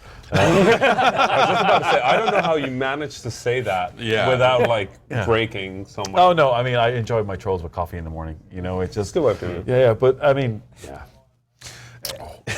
So with that in mind, I guess so early access, and then do you foresee the game being done, or what changes when the game comes out of early access? What actually changes? Because I assume it'll be stable platform, stable with modding support will come after. We'll have 2 new maps. We're hoping maybe when we come out of early access, the new maps will be ready, but new maps take a lot of time, especially they're big maps. And yeah, they're the new ones are both 8x8 as well, so like they're going to take time. But that's we have planned going forward for we want this to run for 5 years. That it's not just a year or 2 years. Yeah. We intend on building a really good platform here, and that's going to take some time. And then Fire Pro Wrestling World is not yet launched on early access, right? Correct. And is there a launch date for it yet, or is it still kind of coming together? I wish I could tell you guys, but the PR team back home would crucify me. So, but I mean that tells me you do have a date in mind, right? Okay. So, but we're having another fan event next Wednesday in Japan, where we'll be releasing or announcing the release date. Fantastic. So probably U.S. time sometime on. It'd be Tuesday then? All right. Yeah, because we're in the future. Oh, right, yes. Yeah, I have the soul, I know that as well. We have the future time. Yeah.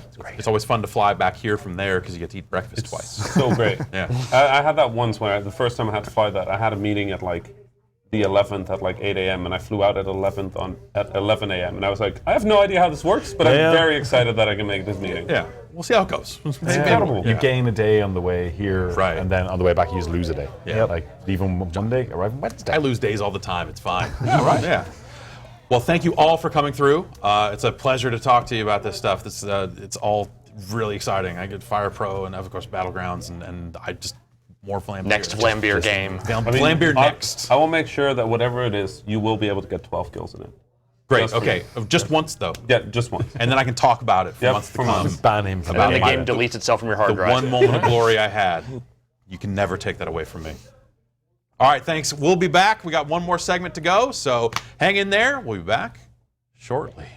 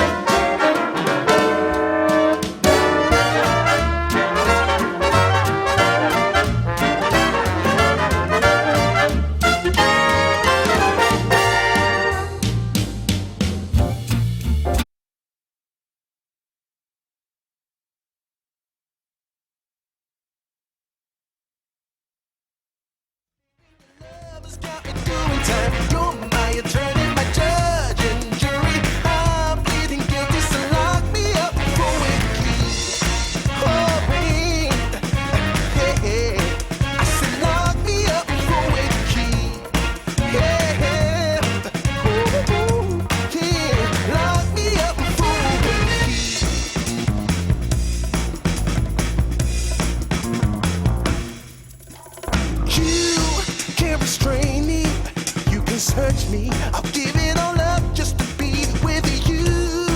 I'm so happy. Now you've got me. I'll surrender all my love to you. Don't you see what you're doing to me? I'm in love and I can't break free. Now I'm begging with you, baby. Please don't leave me hanging. Oh, no. It's a lockdown, baby. You drive me crazy. Ain't no escaping. Your love has got me doing time. You're my attorney, my judge and jury. I'm pleading guilty, so lock me up for with the key. Oh, yeah. I said lock me up for with the key. Yeah. Ooh. Lock me up for with the key.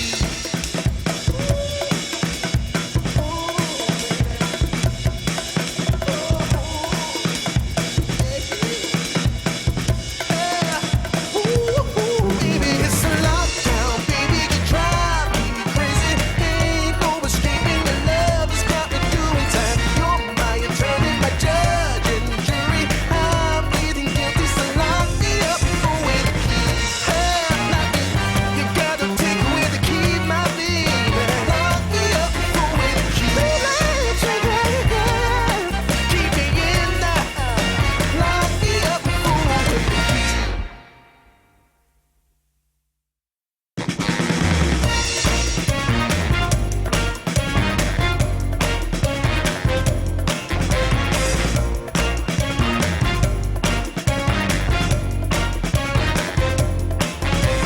Hey, pretty baby, come and save me. I got a confession for you. Call me crazy, but I may be committing a crime of the first degree. I'm not pretending, I mean what I'm saying. I'm coming in with my hands held high. Gotta face it, I'm not gonna make it without your love, and I got nowhere to go.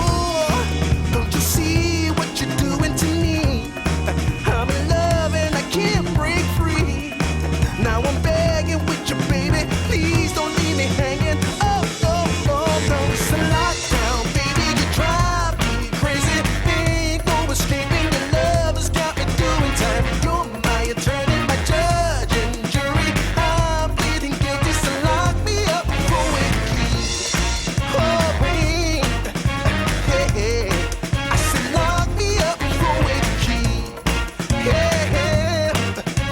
Ooh, yeah. Lock me up for with the key.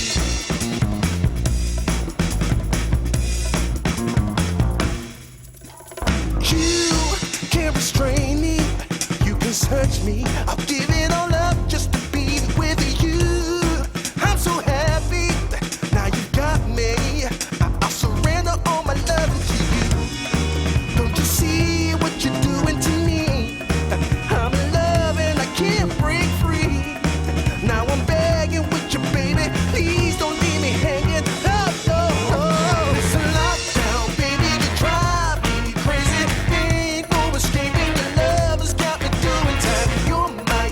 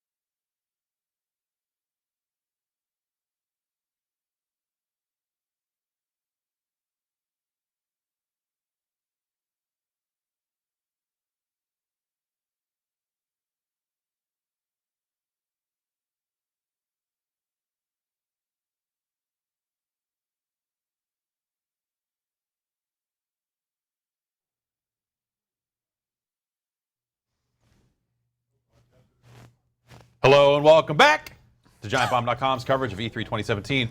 This is the second night of the show, and we are at our final segment of the night. So let's see how this goes then. We've got a full crew. I don't think we could fit any more than this. We did not prepare for more than 6. This is the number of microphones we brought. We brought 7 mics. That's it. If more people showed up, tell them to F themselves. Heather Alexandra is here from Kotaku. Welcome. Hi. How's it going back there? It's okay. Awesome. I am about to collapse. Yeah, no, that's okay. That sounds about right. That seems about right. Patrick Klepek, professional collapser. It's the second time I've seen you dragged this week. Yes, Phil Spencer, Jeff Gersman, Ziff Davis. Never not good. Yeah, well, hi, welcome. It's good to see you. You too. Yeah. Austin Walker is here from AverageBomb.com. Average Bomb. Yeah. Hey, listen, slightly above average. No, Bomb. someone Thank registered AverageBomb.com Well, after last night's show and directed it to Waypoint. One of our many. We also have new.donk.city. Yeah, that's a pretty we good also one. have popliopals.moe. Mm-hmm. Yeah. We got culturalmarxism.club. It's all of the URLs. These all sound like Mastodon instances to me. Yeah, I don't know. basically. We are the Mastodon of video game websites. And I mean that both the social media network and like the metal band. So yeah, that's a it's pretty a deep good place cut for people who know about metal. It's not an especially. No, it's actually one of the more popular. Just for metal Alex bands. Navarro? It was. He's the one who made the fucking noise. He's laughing a little too I've hard heard at of it. that. Yes. Have you played Rock Band? Chris Plant is here. Yeah, are you with The Verge now? Yeah, what are you one of those websites. I don't know. I've been mostly doing VCR reviews. Smart. Yeah, that's where man. the real money's I'm at. telling you. Yeah. What's RGB? the latest on auto tracking? Still good? It's still, I mean, it's gotten better. Better? And like, so I was at CES I didn't go to this CES. year. I didn't go to CES. I was there. I didn't go. I'll be honest, I don't even know what they do at that show. Fucking lying about VCRs to me. Justin McElroy down there. Hi, how you doing? I own fartpatrol.com. Oh, that's a pretty good one. That's not bad. I also own teamgoogle.com, which is not. I keep waiting for them to come calling with that checkbook because they're going to get that going. One of these days, they're going to be like, hey, wait a minute, this is where... They're going to buy Snapchat, and they just want it to redirect. Also, when Heavy Rain was big, I bought Press X to Jason, and that is not pretty. You've renewed that since then? No, it just stayed in the archives.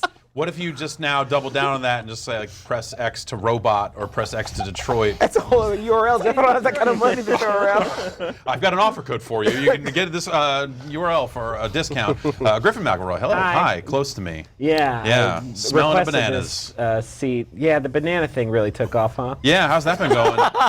It's been going good. Isn't it coconuts now? Yeah, I was gonna say. Yeah, you need a whole coconut. Are you doubling down We on the have one? coconut Can we- business? It's escalating quickly. I'm looking at your agent over here. Nick, is the coconut thing happening? Okay, all right, great. Give it thumbs up. Thank you. Yeah, I typically avoid food that has its own like sort of fruit hair, and that's kind of what a coconut brings to the table. But like a banana has fruit hairs, but it's on the inside of the peel. And you did that. I did do that. So I think I by don't have a the leg to transitive stand on. property, like really, this coconut thing's got to happen. Yeah, my brand right now fucking sucks. One more year of stuff in your mouth for Yeah, money. no. It's the internet. So how has the show been going for you Waypoint kids Yeah, the back first there? one Yeah. as a group. It's a lot of people here. I had a man confront me and ask me for my phone number today. Holy shit. To like stop me from getting. It was a whole thing. To date you? No. They want to kiss you? He was a get in- pastor. To get into the Wait, that doesn't make it any more normal. Was it the bad guy from Evil Within 2? Yeah, actually, in retrospect. That or Far Cry 5. One or the other. A lot of bad pastors out there. Asking Be about the safe. Lord. Why did a pastor ask you for your phone number, though, for real? He thought I was in esports. He asked me. Someone You asked thought you were an esports or in esports? So it's the first time, and people are from the fans are around, and they're like, "Hey, can I get a photo?" And I'm like, "Awesome, sure." And this dude had a camera, and he was like, "I'll take that photo for you." And he kept that photo. That was a photo for him. Okay. And then he was like, "So what are you, professional, amateur?" And I was like, "I write for a living, I guess." And That he asked sounds me. professional. He was like, "How many followers do you have?" And it just went down from there. It was bad. Did he want to like make a little money? Like what was he? He's just He like had I'm trying opportunities. to hitch my wagon to somebody like a real proper influencer. You look like you got the juice. He said he was making. This is not a joke. a New Hampshire-based amateur esports league. Hey, live free or die. Motherfucker. Goddamn right. Represent. Shout out to all of you. But is the league called Live E or Die? Definitely. And then sports in parentheses somewhere in that sentence. Yeah, you we'll can figure that choose out. Where. So that's been my E3 so far. All right. Yeah, that sounds good. Patrick, What a weird E3. Yeah. Right. Just this is your. I mean, I actually feel. So I've been going since 1997. Okay. Skipped 1 year, You're 2 years ago. Is that true? I was 14. It was in Atlanta back then. Yep. The first one where they showed Half-Life 1, Metal Gear Solid in English. I went with my father because, and I had a pink underage media badge. Nice. Because. Well, it was back then where you could work for Best Buy, or it was not GameStop, it was Babbage's Software, etc. And was EB? Funkoland was around. yeah. If you had a pay stub and they sold video games, you could just get in. They were Jesus just happy Christ. for people to show up to Different E3. times. Yeah. You have to be 17 now, right? There's no. So they still had the sign in front that said you have to Yeah, be yeah. 17. Yeah, but it turns out But you if get a pink badge. Yeah. You don't have to be Interesting. 17. Okay, And sort I of think an that's unaccompanied always minor. been there because you get kids that are on TV shows that show up to this thing. Steven Spielberg's kid, you don't need to be 17. Exactly. Yeah. Wait, he's like 34. It was like an example. Like, EA. I have Steven Spielberg's like Wikipedia kid page in front of me. I'm sorry, I know Kids is a different URL completely. Does Justin have that Is that- website? yeah, Yeah, are you getting Not this yet. one?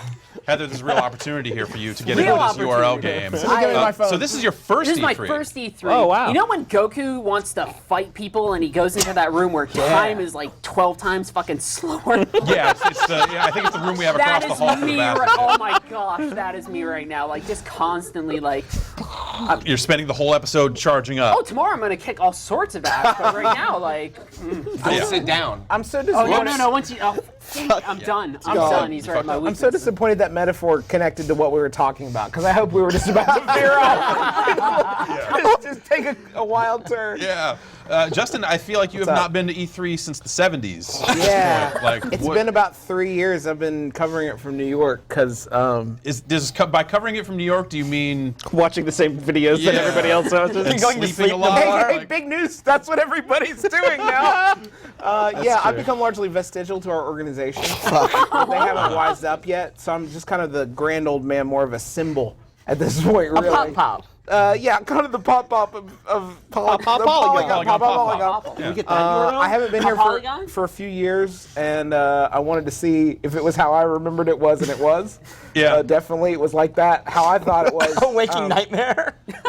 Yo, but there's a lot of people here, and Yeah. you will wait 45 minutes for a fish taco from a truck? For 45 minutes? No, that taco place stopped taking cards today while I was like 4 steps away from getting food. Oh, wow. That's garbage. That's a Garbage. Is there like frightening a bit of law business. that all of the food carts in that kind of open area have to have an offensive name? Like the Middle Feast? There's one with like an anime girl just like chilling on it. Yeah. It's just like Yeah. That one's like, I don't know, it's called like Babe Alley Yeah, or it's just like something. they're like, here's your comfort food. It's like, I'm not sure if that's exactly why people are going to that food truck. well, anime food looks good. Yeah, I was talking to Ben Pack about this, and he was like, "Anime food looks delicious. Look at it." And You I should looked watch at it. Wako Kozake. I have, and that food looks fucking incredible. And that looks like a very relaxing way to just like, I'm gonna have this beer and to eat this. And, That then I place- got my office lady job. That place has a little counter out in front of the window where they hand you the food, and I swear to God,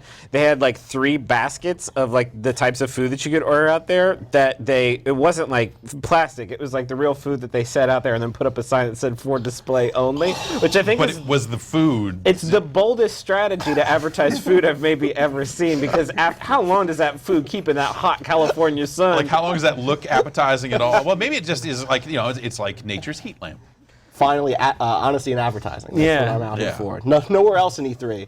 I saw Beyond Good and Evil 2 today. And what is that? Is it a website where you can sign up for updates, or what is there? It's a tech demo. Okay. How do you feel about No Man's Sky? I don't really. Wait, has no one here actually heard about Beyond Good and Evil? I saw the same demo. It's a thing. Okay. I know it. I think I'm actually like vaguely interested. I'll let you see it and come to your own conclusions. Yeah. Well, no, I like. Okay, so let's hear about it. So it's an action adventure RPG, I guess, sort of. There's photos in it. Do I take pictures of pigs? you can take pictures of lots of things, and you can show those pictures, supposedly, show those pictures to other pigs, and they'll be like, oh yeah, I know that place. That place has good They beer. built an engine that at some point may be able to take photographs of pigs. Yeah. It also simulates the entire fucking universe. Yeah. And that worked out really well last time. But not so you can go around the whole universe. They basically it's like 2 solar systems, 3 solar systems, something like that. What's the fucking point? Well, so I saw this demo with Marty from IGN, and at one point he was like, do y'all just hate yourselves? Like, why the fuck are you doing this? And they're like, this is the only way. This is the best way to make this game. This is the way that we've never done before. Did he lean in and say, oh, shh, we're not. We're siphoning money off of this to make Wild. Just everybody fucking play it cool. Their office is like the most beautiful office in the world. You open the door and it's just like beauty surrounding you. And whenever you talk with them, you wonder why the games don't ship. They're like, what did you do today? Well, Michelle, he ate cheese. It was so funny. That's a real quote that they gave me. That's not fake. It's like your day was that like you had a nice cheese meal and then you sat outside and it was another gorgeous day and they're like, yeah. It's like, well, great. No games will ever be public. They described the room that they did the demo. Did they do this for you? Where they're like, we designed this room to look like a room we slept in a lot in France. Why? Because that's where they do their best thinking. The comfortable, cozy barracks. Yeah. The thing All with of their the thing with these creative types is that you never know what's going to lead you from point A to point B. So Sure. Michelle and Sale eats like a whole wheel of cheese, and everybody has like a really good laugh at it. But that leads him to the decision to throw away everything that folks loved about Beyond Good and Evil 1 and make this buck wild open world universe game that's not going to happen. I mean, we'll never laugh again. But what if it does? Hey, but If it does, What yeah. if it does, though? Yeah, sure. And we all get a wheel of cheese. explain the scam that this cat is running. He shows a trailer for his game. Everyone's like, hell yes, here it is. He waits 9 years. 15 years later, they show another trailer, and everyone's like, yeah, it's happening. Like, do you not reveal? Like, it just happened. The best part is, last year they showed a trailer for a totally different game, and nobody was like, Wild "Yo, doesn't even exist anymore. Yeah, no, I don't know. what about that other game?" He's like, "Nah." Yo, y'all see that Rayman Origins? No. Was that just like, is he just like pulling that on Sony now? He's just like, I got a good thing going with Ubisoft, but what if we did it again? Like, okay, we're going to have this animals fighting juggalos game over here. We're just going to make the trailer. Don't worry Stop about giving it. them cheese. No, the juggalos need cheese. It's the whole thing. Pigmen with magnets. Yeah. How does it fucking work, Perfect. Jeff? I don't know. No you take fucking pictures of them, and then you show the magnets to other pigs, and they go, I know where those magnets are. And they make that rabbit noise. Wah! Shit, they got it. And Nintendo's like, get me that. Why do you have such a good rabbit impression? Yeah. How long did you work on your rabbit's impression? Every day.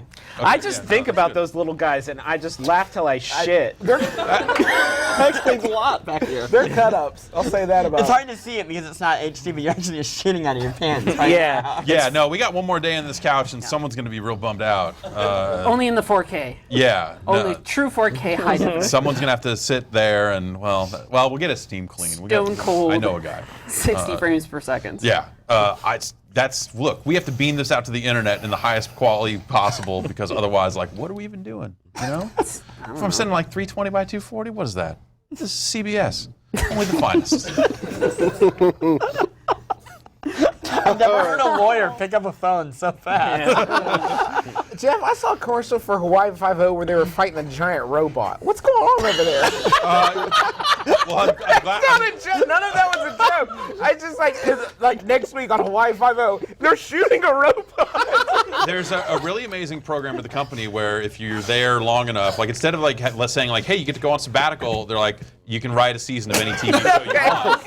And I chose Hawaii 5-0. You and David Cage got together. Yeah. I was just like, David Cage, what's up with this? And he said, I don't need the robots. You will get to free them from their torment. And I'm like, that's boring. We want the cops to bust the robots because they're crimies. And it's just like, you know, it's so. Jeff, your script is very good. Maybe we'll remove every other word.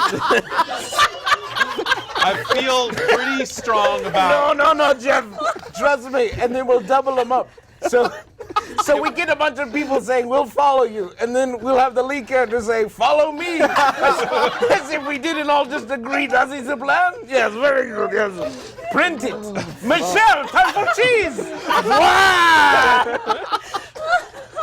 Man, people from other countries are really taking a beating on this section. It's about time, am I right? Yeah, 2017. Yeah, America's right. killing it right now. So Yeah, we're crushing We're on the up and up. Oh, We're nailing it. so has it been like seriously like has the show been a lot of appointments and getting around and seeing stuff, or has it been pretty light for everybody? Like, do you have like a Heather? You have like a full schedule? Oh, I am going everywhere. This is all a ton of firsts for me, right? It's like first translated interviews, so I'm just in a room of like people who And like, you don't know who to look at, or you look God, at. the worst. Well, it's also the best because they're very passionate Yeah, people. no, too. it's awesome. But Yeah. it's also like, who do I look at? What do I do? Oh, this is a good question. Do they understand what I'm saying? Yeah. I am terrified, but it's also been very, very exciting, and I'm fortunate to be here, but also, holy shit, get me out of here. There's definitely like a fire hose effect to it, especially like with there are a lot more people here. Like last year, a ton of people on that floor. yeah, last year we were doing stuff like making phone calls from the show floor and recording podcasts directly on the show floor. It worked last year. Yeah, all kinds of weird stuff that you'd never been able to do at E3 before. No, I just shove people aside and go, I'm from Kotaku, and that goes up. Everybody's That's- like, oh yeah, cool, we're cool with that. Oh yeah, you guys are the best. Let's go. Fucking half. Yeah. I don't think gamers. I don't think the extra people would be an issue. Except the way that, if you haven't been to E3 before, the way that the show floor is laid out is that like the big, like Sony and Nintendo and Microsoft and like EA and Ubisoft and Activision all demand that they be in the very center of the show floor, right in front of the fucking front door. And everybody else, like those booths aren't as crowded, but everybody just swarms to Nintendo and Sony. Like, I think it's not a problem of like there being too many people here. It's just that everybody walks in and walks 20 feet to the Nintendo and Sony like clusterfuck and then stops. And it's like you have to just buffalo your way through them to get anywhere. It's also a poor convention for fans, It's right? really like, it's so much. Yeah, seriously. There's not how much for were tickets? them. Like it's just not designed that way, and maybe it'll pivot that way. But like I walk around, and it's like when I was done with meetings, it's like all right, I'll just walk around for an hour. Like what would it be like if I was just here and enjoying things? Like there's just not much for you to do. And PAX has figured that out, and they're trying to pivot. 8 years too late, and maybe they'll figure it out. Maybe it'll get. They'll have to. I mean, they'll definitely figure it out. It has to become essentially a PAX that like adopts a thing like a Gamescom, which is like Gamescom business hours or like press hours or ahead of time. But it's just it's a novelty for fans that have paid. But that novelty will wear off fast, I think, because there's just not enough for it. It's not a good fan convention. Yeah, and so GI Biz did an interview. They interviewed a few people. They walked around and said like, so what do you think of the E3? And they actually got a couple, and I think we ran into a couple people that were the same deal, that were like, it was the same response you would get at something like PAX, where people were like, I waited in line for like 4 hours, and it was awesome. We totally hung out, and it's like some people were just more than happy to do that just to get a glimpse of 6 hour lines for Assassin's Creed Origins that people were like, yeah, like totally. playable or like theater playable, thing? playable. Okay, I think. Well, I hope. Right. I pray for 6 hours. Oh my I'm pretty sure they had that like 45-minute demo if you were waiting in Right. line for that stuff. Yeah, and I feel like though, like I mean, they're not getting the real press experience, which is like, what if I told you you could come here on like Saturday and then Sunday night watch an entire gameplay demo, and then like Tuesday and Wednesday go behind closed doors and watch that exact same gameplay demo while the publicist watches you. Now you're talking. Nah, it's pretty good, I because that don't- was my entire day. I don't wait 45 minutes for my parents if they're lost in a city somewhere. Are you kidding me? Like to play Assassin's Creed? No, like you are on your own. That would be an What are you amazing doing? plot for the next Assassin's Yeah, Creed game, by the way. actually. Your parents are playing Assassin's Creed. Oh, is that the new meta layer? your parents have blended into a crowd, and they're just like walking near them, just going.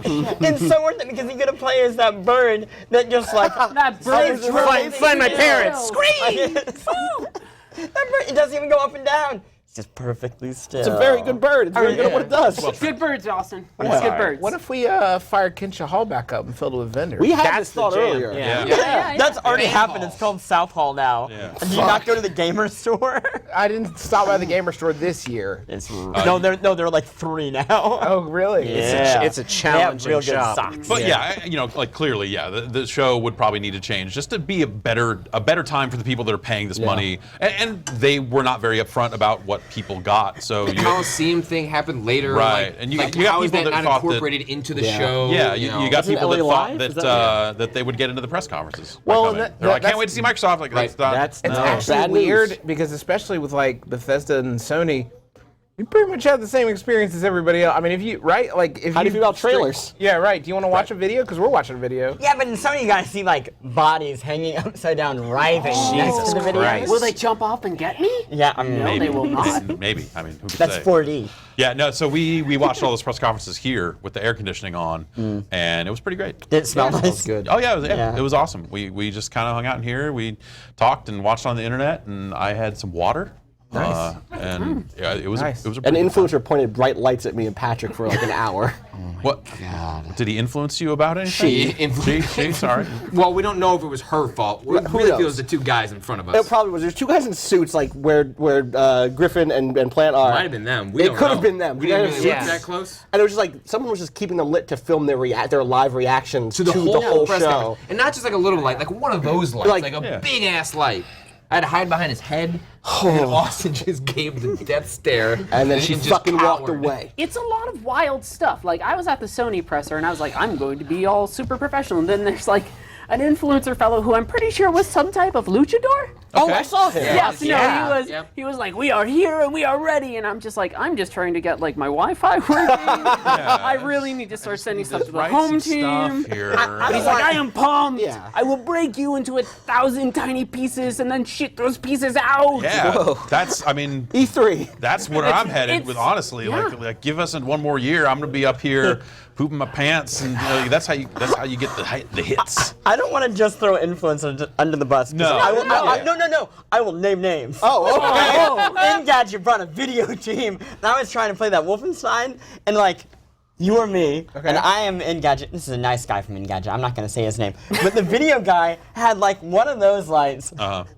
which is not meant for one person. Like, literally like, so Engadget dude and Chris, how do both of you feel about this game? It's like a 30-minute demo. He's like, just talk about what's happening. So I'm trying to play this like game about, like Nazis.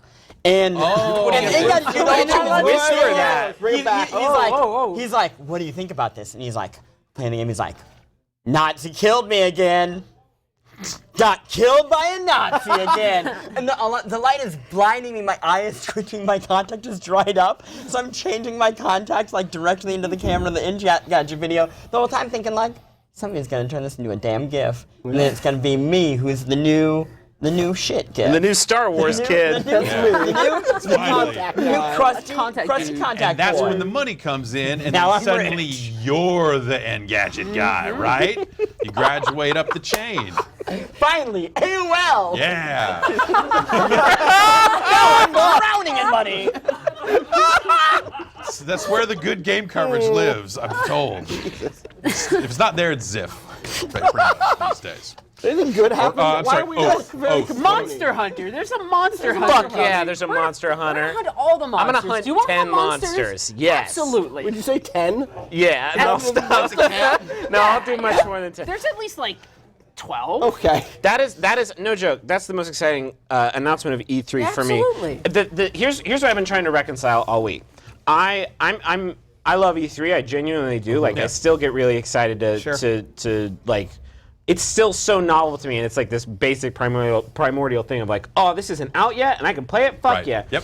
But I have this I have this spider sense now of just like Beyond Good and Evil 2 is a good point of Justin saying like, oh, it's another cinematic trailer, and the tech demo that they have is like kind of half a tech demo, and I see that and I say like, oh, that's fucking Nintendo Direct. We're making a Pokemon game on Switch. Surprise! Of course you're making a Nintendo. Yeah, like of course. So I don't know. Like I feel like Nintendo is just the type of company where that might be sort of a surprise because they might just fuck this up forever. You're like, I don't know. Maybe it's just like another 10 years of the 3DS somehow. This Like, is what are we also the doing? same company that recently said these NESs are selling great. Stop! Quit! So like, I hate money. the Metroid Prime 4 reveal, it didn't do anything for me because it's a fucking logo. Like, I need it to be tangible because it's happened a billion times now where you see it and then it's gone. So like, I guess I'm jaded about that stuff. But at the same time, like the Bethesda press conference, I get it. It's all games that come out this year, and that's cool and it's concrete. But there wasn't anything very exciting. I feel like that's kind of across the board how it was. Lots of sequels. And so as jaded as I am about like, oh well, that's never gonna fucking come out, or that's not gonna come out for like 4 years. That's all you got is the cinematic trailer, just a logo reveal, whatever. I'd still want some of that. Yes. For me, Monster Hunter World is the only one where it's like, here's a cool reveal for a new game, and here's what it looks like being played, and it looks fucking great. That's like, I think, the only one of those that happened this entire year. Jeff, why do you think, you've been in the game for a long time, like why do you, I feel like usually at this point, the reaction that I've seen, broadly speaking, is a little bit tepid to all the pressers this year and the announcements and stuff. Why do you feel like at this point we're normally mid-console cycle, assuming that's where we're at, is when things are like cranking, and this would normally be like a huge year at another E3. Why is it a little more pulled back? I think everyone is in a weird spot where they're trying to find that balance between what's the right time to announce a game and versus shipping it and that sort of stuff. One end of the spectrum being Sony last year, it was like, Shenmue 3, help us make it. Bye for a year. Exactly. Also, we're not making it, so run away from the Kickstarter. Quick counter argument, they're like, Breath of the Wild, Persona 5, Yakuza 0. It's a banging year. It's a banging year. E3 ain't doing it, but like, we're getting games. We are mid-cycle. It is cranking. Right, and so I think that you have a lot of companies that are trying to find that middle ground of when's the right time to announce a game, and that's changing because of the way the internet covers games and the way that streaming has become such a big deal, and like all that stuff is just getting ripped apart and reformed in new ways as publishers find new ways to cut people like you out of the announcement process and all this other stuff, because it's like, yo, we can just do it ourselves. I get it. I get it. I think a part of it too is like there are people now out there who are making their own stuff independent from content creators like Nintendo or whoever, who are making more interesting stuff. Am I interested in Metroid on the 3DS? Yes, but also AM2. I can't even say AM2R came out, and that's a better version. Already, I'm looking at a better version of remake of Metroid 2, and like, am I gonna get excited about some sort of? Oh great! Oh, you got the guys who did the bad Castlevania. That was the moment where you're like, I'm super stoked. Oh, they're doing a new Metroid. Sweet. Oh wait. Oh no. That is kind of a weird one. But for me, it was. I think a couple of things that happened. I think I'm finally completely broken on the like, and this has been happening for a while, but I think this year maybe the last of it maybe got kind of pushed out of me, is the like, who won E3? Like, it doesn't fucking matter. Like, Microsoft is not out there setting the message clearly with the way they're pricing the console and all this other stuff. It's not about, can we crush Sony? Can we, and Sony for their part is just like, yeah, we sold a lot of these things. We're just gonna show you some trailers. Got the YouTube playlist to hit play on. And at least Nintendo is just literally pushing play on a video instead of Sony pushing play on 8 of them or whatever. Individual videos. Some guy's gonna go, oh shit. Oh no. Exactly, they got a whole thing. He's got like a turntable for trailers, and he just goes, and then the next trailer starts. It's very exciting. So I think like everyone has games that look fine or solid. There's stuff that I go like, oh, I would like to play that. When that comes out, I would like to play that. But also, it's a ton of known quantities and sequels and stuff where you look at it and go like, I've been doing this for a while. I know exactly what that game probably is. Hopefully it has some twists. Can I ask you about a specific game, though? Let's hear it. The Shadow of the Colossus HD thing. Jesus Christ. Like, they did it on PS3, right? They did it on PS3. Yeah, they did the HD PS4. And then, but I think it's also on PS4. Oh, is it on PS4? I thought they brought a version of that over. Not yet. That I'm aware So they had to remake it entirely. From the ground up. And I felt like they must have thought that was a home run, and then like it came out and people were like, what? Well, I think everyone had to sit there and think like, is this a new thing? Yeah, I was really excited about that. I peaked so fast, and then literally what broke me out of it was I saw the fucking Sword Colossus. That's the first one you fight, and I was like, oh, I know exactly how to do him. Over, like done. But everybody in the room was like, this is perfect though, because I've never finished it. And I was like, why have you never finished it? And then they're like, oh yeah, I guess so. Well, think about this, old man. There's a bunch of people who never played that game in the first place, and the PS4 is selling really well. No one bought a PS3. That's not entirely true. Yeah, but the like, PS3 was not. Even people that bought a PS3, if they didn't buy a PS2, why would they buy an HD collection of games from the PS2? So like, actually properly remaking that game is essentially a new game. You've heard what Sony thinks about what old games look like, so they have to update. They have to do this. Always. They're out there saying, "Oh, this stuff looks like garbage. F that. We're paying these people to remake it so we can sell it to you all over and over again." Tamba, fuck Jumping Flash. Never say that again. Never say that again even in jest. Fuck Blasto. Fuck Blasto. All right, now you're talking about how Rest in I think peace. one of the right. weirdest calls was putting that Undertale announcement in the pre-show. That would have got me been so an hyped. absolute Yeah, they horror. could have engendered so much goodwill. It violated a real law where it said the word Vita in it, so they were like, All right. nope, cut that. Isn't it coming to PS4 as well? Though? Yes. Yeah, PS4 and Yeah. Vita. Yeah, I'd say both. but also Vita. You know. They could have whispered that part. Conference, but they were like, oh, Vita, that sounds like some pre-show. That's the only Vita game, yeah? Yeah. Fucking orchestra to play that music. That would have been. And I think that, there's a lot of stuff like that where everyone is trying to figure out what their press conferences need to be, or their briefings, or whatever we want to call them now, because you Media had briefings, media conferences. stuff like that in the pre-show. Nintendo announcing games immediately after it announced some games. What are Sony's coolest games? We went and played earlier today. Yeah. Have you seen this Hidden Agenda game? Yeah. I'm so. Made by Supermassive. Yeah, The yeah. guys made Until Dawn. Oh, Sony okay, had yeah, no cool. interest in making an Until Dawn 2, and so Right. they're making a really boring-looking military game. Bravo Team. Bravo Ghost Team, Squad, the Bravo most- Team. Ghost Squad Bravo Team. But they're making this game called Hidden Agenda, which is apparently part of this Sony Europe initiative called Playlink. Playlink, which yeah. is Please don't essentially shut us down. Yeah. Another Sony Europe studio. They're taking the you don't know jack sort of idea of like, rather than using controllers, you're connecting your phone to the TV. And the one we went to go check out was this game called Hidden Agenda, which uses the same sort of like motion capture like technology of Until Dawn, but it's this. It's about a thriller, like thriller, a it's like seven a serial killer. serial killer, and it's 4 people or up to 4 people, and you use it on your mobile phone, and you're making the decisions together. And so, like, if you split 2-2, you have to get in the room and decide like. This has to be a majority. This doesn't move forward without all of us Or figuring you out can what spend happens like a next. currency thing to like let A you takedown demand. card. I'm going to make the decision, You motherfucker. get 3 It's cards. really good. And so what's great about it is that it's not just that you get to play the card and then like Austin gets to make the decision. Austin gets to play a card. We I'm should making shoot the this decision. guy. Yes. And then I get to say, fuck you, I'm playing a card. On top of that, I'm making the decision. Yeah. And you have up That's fucking. It's really Why good. the fuck didn't they show that? Exactly. Also, can Right I up say there. I'm glad you actually got to play it because so this booth is like there's a big glass window with a living room inside of it. You can see people having a great time. Yeah. So I was like, oh man, I gotta check this out. I walk over and I go, hey, one for that thing. And they go, are you from Europe? And I go, what? That's they go, right. Are you from Europe? And I was like, no. And they're like, well, this is for Europe. And I was like, you're here. I don't know what to do. I was like, is there another one of these over there? And they're like, Brexit really fucked us. You just have to lie. Like, no, I am Europe.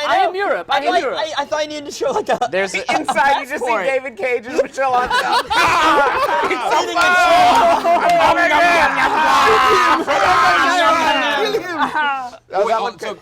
This game is still really cool.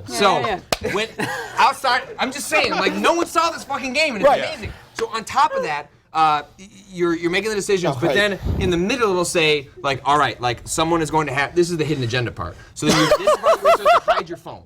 And so when you hide your phone, one person of the 4 gets a secret objective, and it is essentially usually contrary to like what you would want to do in the situation. So like I ended up getting the hidden agenda. It's like there's a guy who is maybe wrongfully accused and he wants to present his case to a judge. And Patrick's hidden agenda was like, don't let that motherfucker Fuck present that his guy. case to the judge. Shut him down. That is. And he's That's going, my. and he's, That is my favorite it's like the shit. Q or resistance in or 2 something like that. days, and I'm like, it's like zap great. that guy. I mean, it's that fucking Final Fantasy Crystal Chronicles shit of like, you got something you want to. That game was so good, it was so ahead of its time. But you have shit you want to do, but you're working cooperatively. Or are you? Yeah. Well, and that ends up happening. We're like, you end up splitting, and then I know that I have this sub-objective, and so we ended up pinning it on this like PlayStation employee. Like we managed to gang up on this guy and be like, yeah, that's the dude that's got the hidden objective. And 3/4 through sort of the sequence, you can guess who's the person that has that objective. Yeah. And then we all pinned it on him because I managed to switch it over to him. And we got to the end, and there's like one decision left. And there are these like I guess quick time sequences. Oh, I they're guess. bad. They're bad because you're controlling the cursor through the phone, and it's a little delayed. That doesn't sound good. But it doesn't work great. But if you manage to complete it first, you get an extra takedown card. So you are incentivized to like try and like participate in it. And I managed to get one of them, so I had 2 cards. Everybody else had one. Everyone else had one, and I just let everyone go, and then I was able to play the last card. pick the decision I wanted. Everyone is very And you upset ruined at that this point. innocent man's I have life. ruined that innocent man's life. so He is good. going It was to really the chair, good. and I have plus 100 points. So fuck y'all. They also have a The guy's name was David Jaffe, right? they have a look forward. They've got a find us. Jackbox. They've got a Jackbox ass looking game. Also, they showed Right, off during that- There was the 4 of them. presentation. Europe only let us in. Yeah, one that's season. you. Yeah, Europe was like, you get one. All of Europe. I love the Back to Jackbox. America. I love the Jackbox games. Like I played all of them. Yeah. I adore them. This looked really cool because you could also use the camera, which the Jackbox games don't do. They have like the Right. ones where you input answers or you draw for like Drawful and TKO.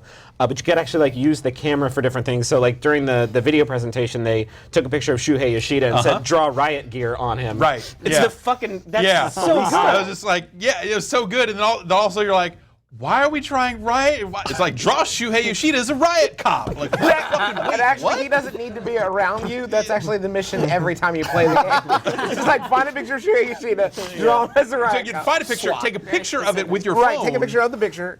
And then draw a little riot gear. It turns out the shortcut is to just Google search Shuhei Yoshida riot gear. Yeah. And then when that comes up from his cosplay days. Circle it. They've uploaded 100 Yeah, images. exactly. It's like looking up here your we go. name with Sonic. You know, you can just find Pretty it. much, yeah. That would've- That's my original character. That was Shuhei okay. Yoshida riot cop. That whole the section would hedgehog. have broken up that press conference in like a really like refreshing way. I But feel like. yeah, I feel so. That's what I said about their showing last year. Is that it was just they just showed a bunch of videos and said nothing about it, and it was just like, okay, these games look interesting. You could have like told some fun stories about these or broken it up and all this, and they chose not to. And then apparently I was the asshole. This year, same exact style. Like to a fault, to the point where they had other more interesting games around the edges of the broadcast, and this was the year that everyone realized, like, yo, I don't think this is a good way to do this. Yeah. Sucks. And yeah, I just don't commit to it full. Like the idea that like he comes out, Sean Lane comes out and says, "We got games to show you," and they commit to just showing like these guided demos and trailers, like and just like committing to the games. Get it? But sometimes like. Hidden agenda, like come out, like you do the gimmicky thing. Especially at this point in the cycle. I mean, you think about it, they gave a bunch of interviews prior to E3. Like Sony was out there talking about how much they hate old games and how they're selling a ton of PS4s. Yeah. Right. So, you know, they're like, at this point in the cycle, SingStar is really important, and we want to go broad and all this stuff. And then you look at that press conference, and you're like, that doesn't line up with everything you just said. Yet you have those games. You just chose not to like showcase like, hey, there's a lot of different stuff coming to the PlayStation. We sold a lot of them. You should check this shit out. Is it wrong for me to say that having seen Sean Layden in person, he looks like he's funding some sort of misadventure led by Bane? I mean, I'm not going to tell you what's right or wrong, honestly. I don't know that I've ever seen him in person. Now He that you looks mention it. really like, oh, do you think you're in control? That's you might be onto something. I think you might have figured this Who is out. Phil Spencer in this fanfic? Oh. Yeah, it's that conference is a bummer, and because I think they've got good games. Underneath it all, you look at it and go like, all of this stuff looks interesting regardless of when it's coming out. Like there were very few things that I was just like, what the fuck. They also have like a lot of really good first-party devs and a lot of really good relationships with other devs, and like Ubisoft sticks out in my mind as like the press conference where they actually like brought those fucking people up on the stage. Who were excited Humans that are excited about the media. Like the dude who is the creative director on the Mario X Rabbids, and he was gonna cry, and it's like, oh, yeah, I'm gonna play that Actually, there were XCOM two weird looking cries at game. Ubisoft. Ansel as well. Yeah, and he's crying because that game's never coming out. No, it's gone. And then, well, yeah. That Rabbids game is probably one of the coolest Surprising. things. I played it. I was like, it is so much fun. Like the moves they put into it to like make this XCOM thing feel like fun and refreshing. Yep. I was just like, yep, I'll 1000% play this. That's what stuck out to me. Like playing it, you're running on this little map, and the maps are just like the battle maps are just like right there, and they're tiny, and anybody can go pretty much anywhere in one move. Yeah. And so it's completely different from XCOM in that way, in that like if you leave anybody exposed, they get fucking massacred. You leave your cute rabbit Luigi out exposed once, he will get fucking destroyed. What I like about it is they actually started with the initial idea of we bring out Shigeru Miyamoto on stage with a gun, and then they work their way backwards. How do we make a game around that? Now what? Like, how do we get there? Like, imagine that this hadn't leaked for weeks. You hadn't already seen Mario with a gun, exactly, and it was just Miyamoto came out with a fucking gat. Yeah. Yeah, okay, I'm here for this. Yes, but I'm sure he loves that gun. I'm sure you love it. Yeah. And Reminds me of a trip through a cave once. Right, yeah. As a boy, I used to garden and smoke motherfuckers. Yeah, just imagine this like walks out and it's just a Glock. Just like, no, I got this. That's next year. Yeah, let's hope. The sequel is where it's like The gritty reboot. They fell into Shadow crossover. They fell into the real world and AK-47s and There's a vision, crash. cheese wheel. Trump's America! Tom Clancy's Rabbids. We go. Far Cry plus Mario next year. Yeah, great. Really Mario's mixing the it up. pastor. That's the father. Father Mario. Father Mario. I drew a very sad version of losing my religion. Yeah, we got some pretty good pretty good awful covers of Duran Duran songs. How many years have to pass before they can do Mad World again? I feel like we are on high alert for Mad World It's always every back year. up. Yeah. It'll be fun again. It's just like days since Mad World. It's like, reset that. Why didn't Cliff do that with Lawbreakers? What a power play that would have been. Oh shit. And he was like, how do you like that, epic? I mean, 10 cent. Yeah. Now it's a good Cliffy impression. Yeah, it was really good. Kind of just like it, right? Wow. I know it's very close to your rabbit. He sounds a lot like a rabbit. He does. But I mean, yeah, it's fun to goof. But like seriously, I do feel like there was some good stuff here. Like what's like. We got to talk about Sea of Thieves. Sea of Thieves. Me and Justin and Austin all played Sea of Thieves together with a fourth person whose name we did not. Did you get the name? Michael. You made that up. That game could have been Mike. Michelle. Pronounce Michelle. Rest in peace. Yeah. He's gone. It was the most. I played that game last year too, and it was a lot of fun. But back then, it was just the ship sailing, and I got in like a fight with somebody, and I played an accordion for a while, and you're like, I don't know. There was like nothing to do except sail, and now this demo is like you can get off, and there's treasure hunting and all this other stuff, and it's just the funniest. We were talking about it before we got on about how it's like a stage. It's like an improv. It's like improv where like. I don't think it's going to be the type of game that a lot of people expect it to be, and those people will probably be disappointed in it. Like, it's not going to be this deep pirate RPG or whatever. Yeah. It's a game about just doing like really funny. So you have a map. You have a map.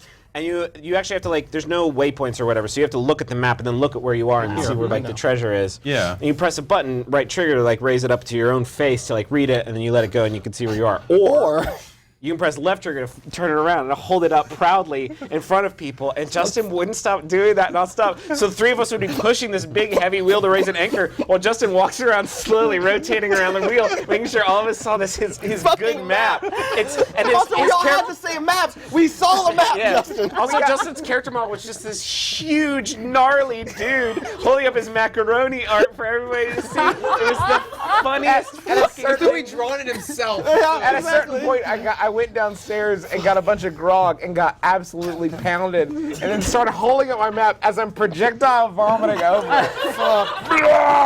And then you started playing Sea of Thieves. And then I began the demo shortly thereafter. And I know it's just gonna, I know about my brand and everything, but fuck, it's funny to watch a banana just go into the face. It's great. It's very good. Like in the center of the screen. Like that.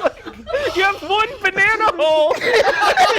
And it just slurps. Just feed it. Yeah, everyone's a snork in this world. I've watched it 1,000 times and it's fucking good. You watched it. You lived it. I lived it. How was that? Oh, bad. You feeling better now? It was like, you don't think about it, but it's a lot like eating a basketball. You know, now that you mentioned that. In what way? In the rubberiness of this experience. Shit, I'm crying thinking about that fucking banana animation. Okay. I feel like that game might end up being a little bit like PlayerUnknown's Battlegrounds, which is like maybe not as fun to play, but like very fun to watch. Like groups of people. It'll be the best like, stream game ever. Yeah. Like the right kind of people playing it, streaming it. Like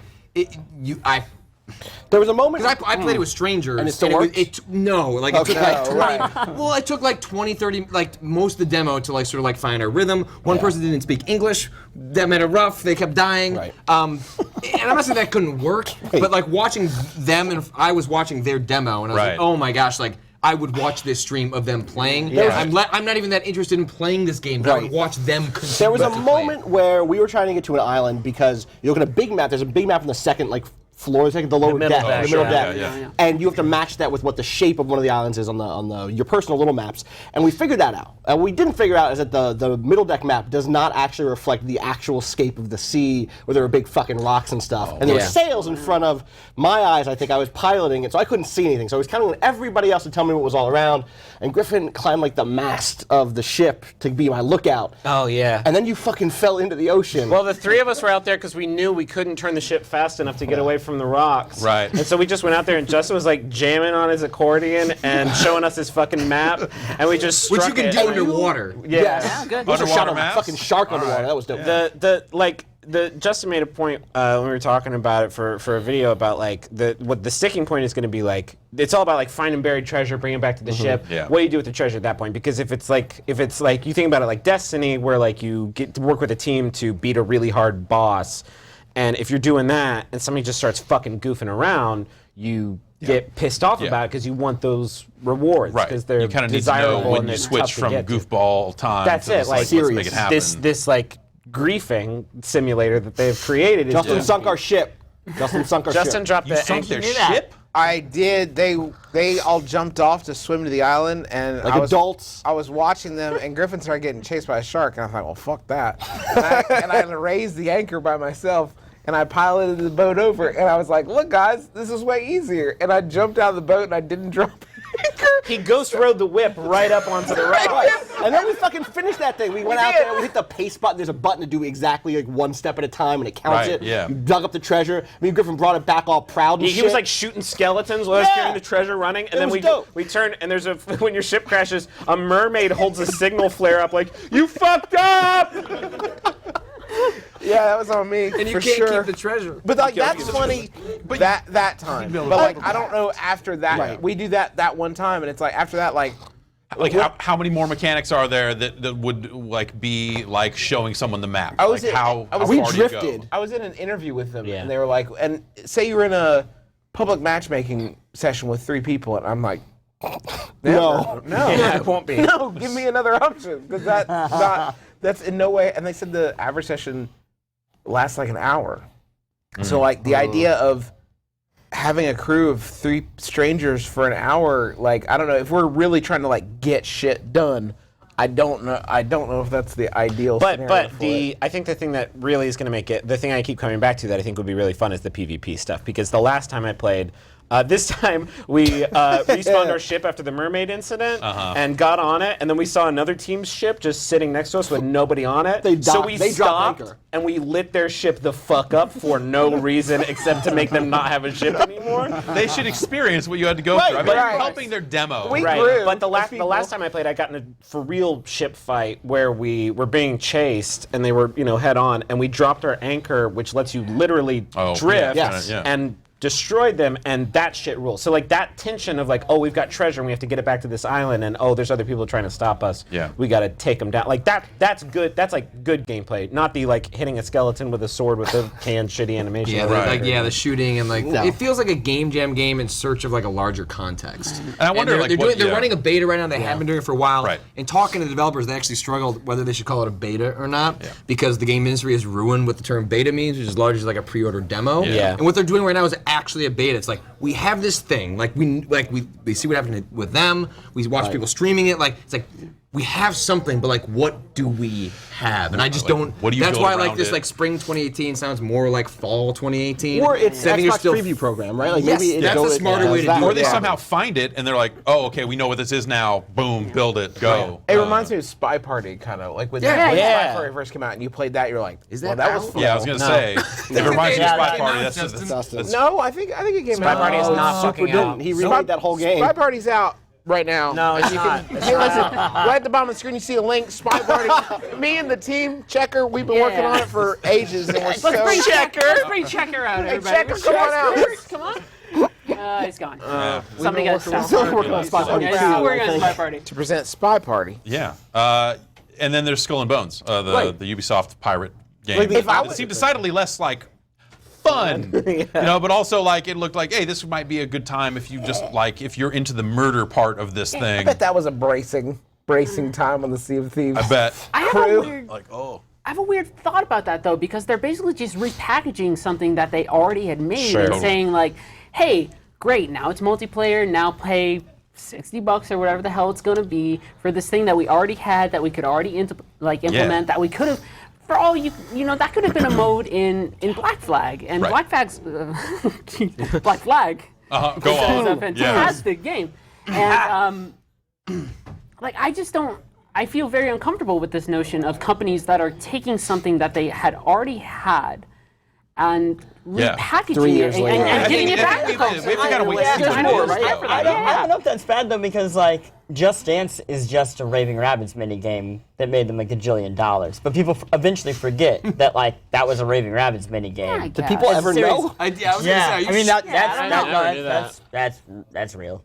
That's as real as Michelle Phil's cheese. He could have made that up. I'm just gonna Yeah, no, I believe him. Real the is other- the real, other all thing right. that I like about this like weird Ubisoft pirate battle game, right, is that everybody else is like, you know what, competitive games, there's only one way to make it. Well, two: sports and shooting people in the face. That's right. And Ubisoft was like, what if we just never do that? They were like, we made Ubisoft Seed, or what Ubisoft Seed? Ubisoft Seed. Ubisoft. No, the vending machine, Ubisoft. God damn it. They're like, oh, we'll get ourselves away, and they're like, what if we made a, I don't know, like you're like a samurai and like I don't know, like a knight. And they're like, yeah, like let's do that. And they're like, how do we top that? Well, you're a boat, and then there's another boat.